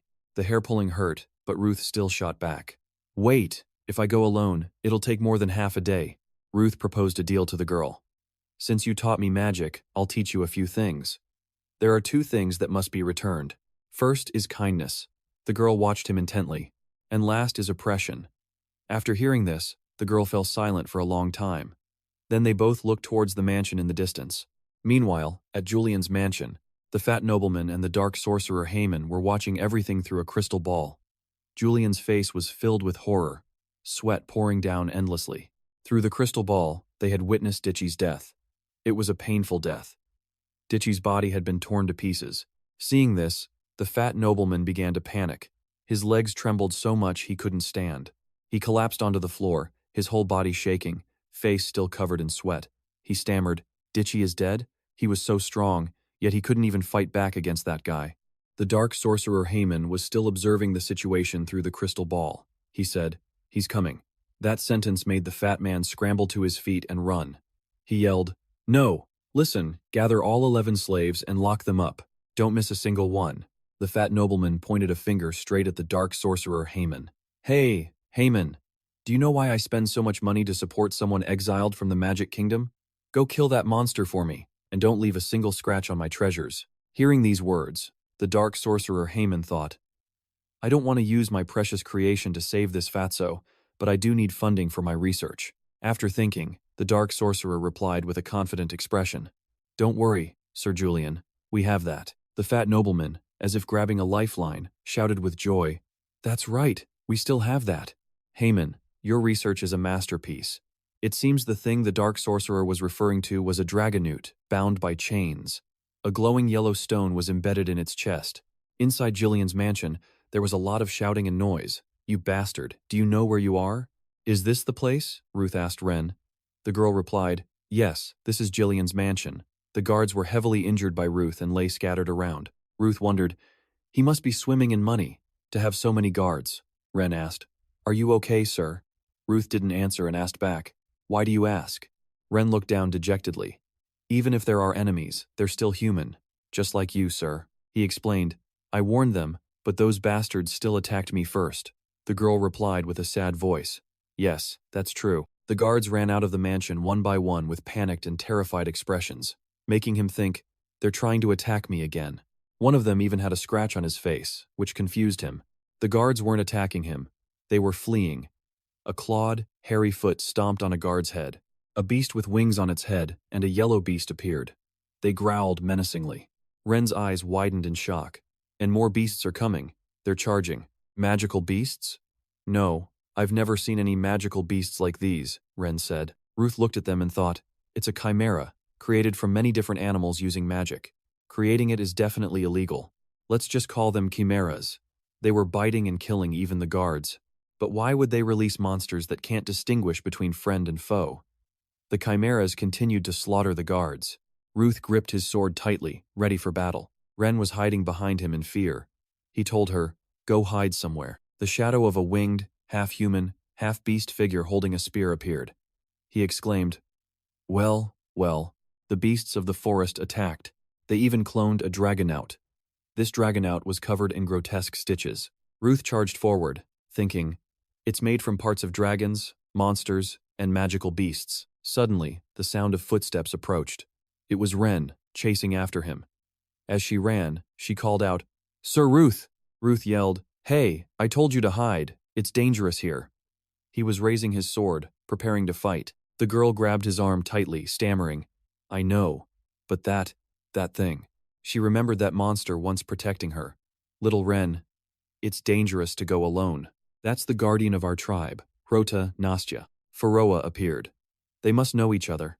I sense that one of the parts of that chimera is a living elf. A tribe's guardian is quite strong, but his memories and consciousness are likely long gone. While lost in thought, the dragonaut suddenly attacked. Ruth grabbed Ren and dodged backward. Looking at the creature, Ruth noted that, compared to the others, it was on a different level. The dragonaut, having failed its attack, prepared its stance for another fight. It then charged forward with its spear. He activated his barrier, creating a shield for defense. Wood thought to himself, "This is good. I've been wanting to try the method I used in my previous life." He continued to defend and dodge. Unlike Heaven's mandate art, this is a lesser-known method. It's a method I developed myself while fighting on the battlefield. That method is Devour. He activated his magic. Hundreds of magical birds flew towards the dragonaut. The dragonaut was relentlessly attacked by the magical birds, causing it to lose its balance. Seizing the opportunity, he charged forward, flying towards it. He used his sword to pierce straight through the dragonaut. It used its spear to block his sword. It thought, "I can't dodge this," so, as quick as lightning, it flipped over. Then it leaped high into the air. Ruth's sword, following its momentum, stabbed straight into the ground. The monster, having escaped a fatal blow, sneered. The immense pressure from the sword caused the ground to crack, releasing energy outward. Blue energy waves spread from Ruth to the Dragonute. The energy pierced through its body, creating holes. This method was called avalanche. The Dragonute, hit by the attack, coughed up blood and cried out in pain. Ruth turned to look at the Dragonute. It now had wounds bleeding profusely. It reassured itself. The wound from the sword isn't that deep. I can still fight. As it charged towards Ruth, he clenched his fists and cursed for not remembering the skill's name. Damn it. What was that skill called? Ah, I remember now. It's charge. Sparks of electricity shot into the Dragonute's body, making its face turn pale. Witnessing this scene, Pharaoh commented, "You absorbed the sword energy from the previous attack into your body and then released it? And what's with the skill names?" Ruth snapped, "Shut up. I named them when I was young. Names should be interesting and easy to say, right?" Then he charged at the paralyzed Dragonute. Suddenly, a staff with a purple light, carrying magic, flew towards him. It formed magical thorny vines, blocking Ruth from reaching the Dragonute. He looked up at the sky. It turned out to be a mage controlling the magic. He created a large circle above his head. From the circle, thorny vines shot down. Ren peeked out from behind a tree. "That's the dark sorcerer, Haman." Seeing this, Pharaoh offered to help Ruth. "Oh, do you need help?"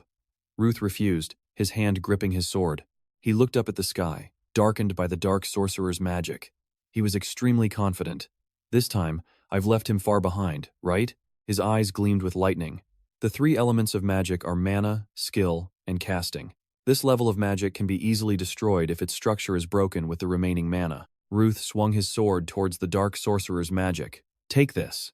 The energy released by the sword seemed to envelop the magic, as if to devour the dark sorcerer's spell. The dark sorcerer was horrified, in disbelief. "What? No, it's not possible." It felt like his magic was being completely swallowed. He stared at the energy from the sword in astonishment. He wondered, "What is that sword?" and began to chant a spell. Ruth looked up from below and asked, "What are you doing now?" At that moment, he was holding his sword tightly, preparing to throw it at him. "Get down here, you bastard." He threw the sword at the sorcerer. It pierced through his body, causing him to scream in pain. The sorcerer, hit by Ruth's attack, fell freely from the sky. He cursed, "Damn it." As he cursed, he created another magic circle. The sorcerer grumbled, "He made me use healing and flight magic with just one attack. I've run out of mana from taking such a strong hit and using healing and flight magic." So, the dark sorcerer landed gently on the ground. But his face was not okay. Sweat poured down his face. A wave of nausea hit him. With mana sickness in his chest, he grimaced in pain and threw up. Ruth stood before him contemptuously. "A six-circle mage? So what? Your body is weaker than a 6-year-old's. He looked weakly at Ruth, thinking, he dealt with a 6-circle magic attack in an instant. Damn it. Even if he's the next hero, how could he do that? Luckily, I still have enough mana to cast a teleportation spell. I have to escape now. Ruth seemed to know what he was planning. He quickly stomped on the man's hand, preventing his escape. He asked him, "Where are you going?" Ruth raised his sword high. "Let's finish this quickly." The sorcerer could only let out a single cry. In the distance, the Dragonute started to stir and wake up. Ren, hiding behind a tree, saw it. Suddenly, her eyes widened and she screamed, "No, Sir Hrota." It turned out the Dragonute had used its last bit of strength to block the blow for the sorcerer. The sorcerer, seeing he was shielded, looked up and smiled happily. "This is my chance. Take this, you failure." He pushed the Dragonute forcefully towards Ruth's sword. With the force of the push, the Dragonute lunged forward. Seizing the opportunity, he chanted a spell to teleport and escape. The Dragonute took the full force of Ruth's sword. Ruth gritted his teeth in anger. Its core has been destroyed. It won't last much longer. The monster lay there with a large hole in its body. Seeing this, Ren ran out crying. "Sir Hoda!" Ruth saw this and grabbed her shirt to stop her. "Stay back. It might still be dangerous. If it's still alive, it must be very strong. Not just anyone has the honor of being a tribe's guardian." The Dragonute was slowly turning into specks of spirit light, floating up to the sky. The girl watched and thought, "I can't believe he fell for a dark sorcerer's trick." Ren could only stand and watch, her heart filled with sorrow and her eyes with tears. She was filled with sorrow and her eyes with tears. She was filled with sorrow and her eyes with tears. She remembered the happy times with her mother and the guardian. She turned to Ruth and asked, "Where did those people run to?" Ruth replied, "Not far. They're quite badly injured." Ren clenched her fists and asked, "Are you going to chase them?" Ruth replied decisively, Of course. Do you want to come with me? At that moment, Ruth held a blue sword that was creating a teleportation circle. The girl, with a determined look in her eyes, replied firmly. Yes. My mother would be disappointed in me, but I still want revenge. Get out. Get out and guard the mansion, you useless bastards. Don't let a single ant get into the underground basement. The voice came from a dark basement. Is Haman here? Why hasn't he come? Just as Jillian mentioned Haman, he suddenly fell from nowhere onto the floor and cried out in pain. Jillian saw him, both startled and confused. Denzillion asked Haman in panic, "What's wrong with you?" Haman, his eyes wide, shouted, "Shut up."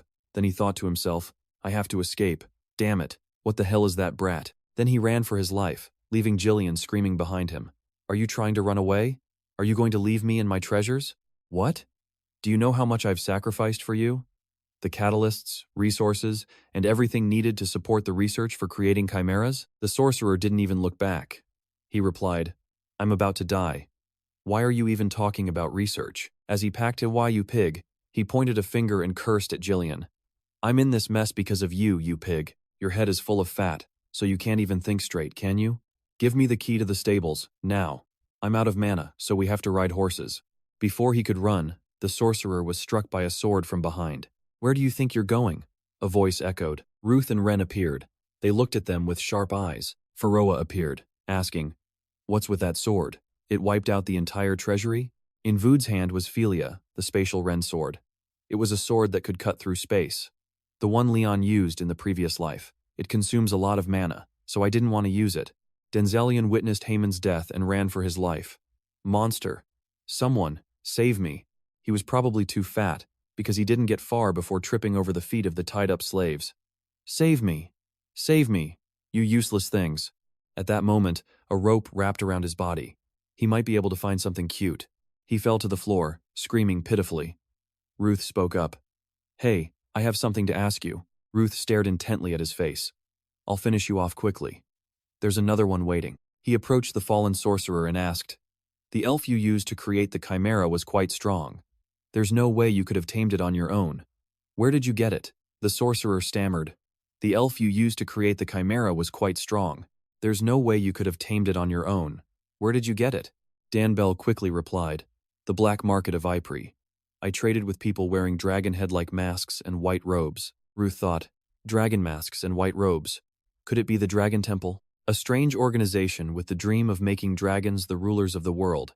If they destroyed Nastia and captured the tribe's guardian, everything would make sense. The fat man cried, "I've told you everything I know. My treasures. No, those slaves. I'll let you do whatever you want with them. Some of them are rotten, but there are still some fresh ones." Ren had now reached the slaves. They heard what he said and were furious. "You can take as much money as you want, so please." Ruth remained silent, thinking. Then he burst out laughing. "What was that? But I wonder if the treasures behind you feel the same way." The fat man's face turned to absolute terror. "Try to convince them." Then the fat man was clawed and torn by the crowd, his body covered in scratches. He kept screaming, "Save me! Save me!" Ren stepped forward. Her feet stepped into a pool of blood.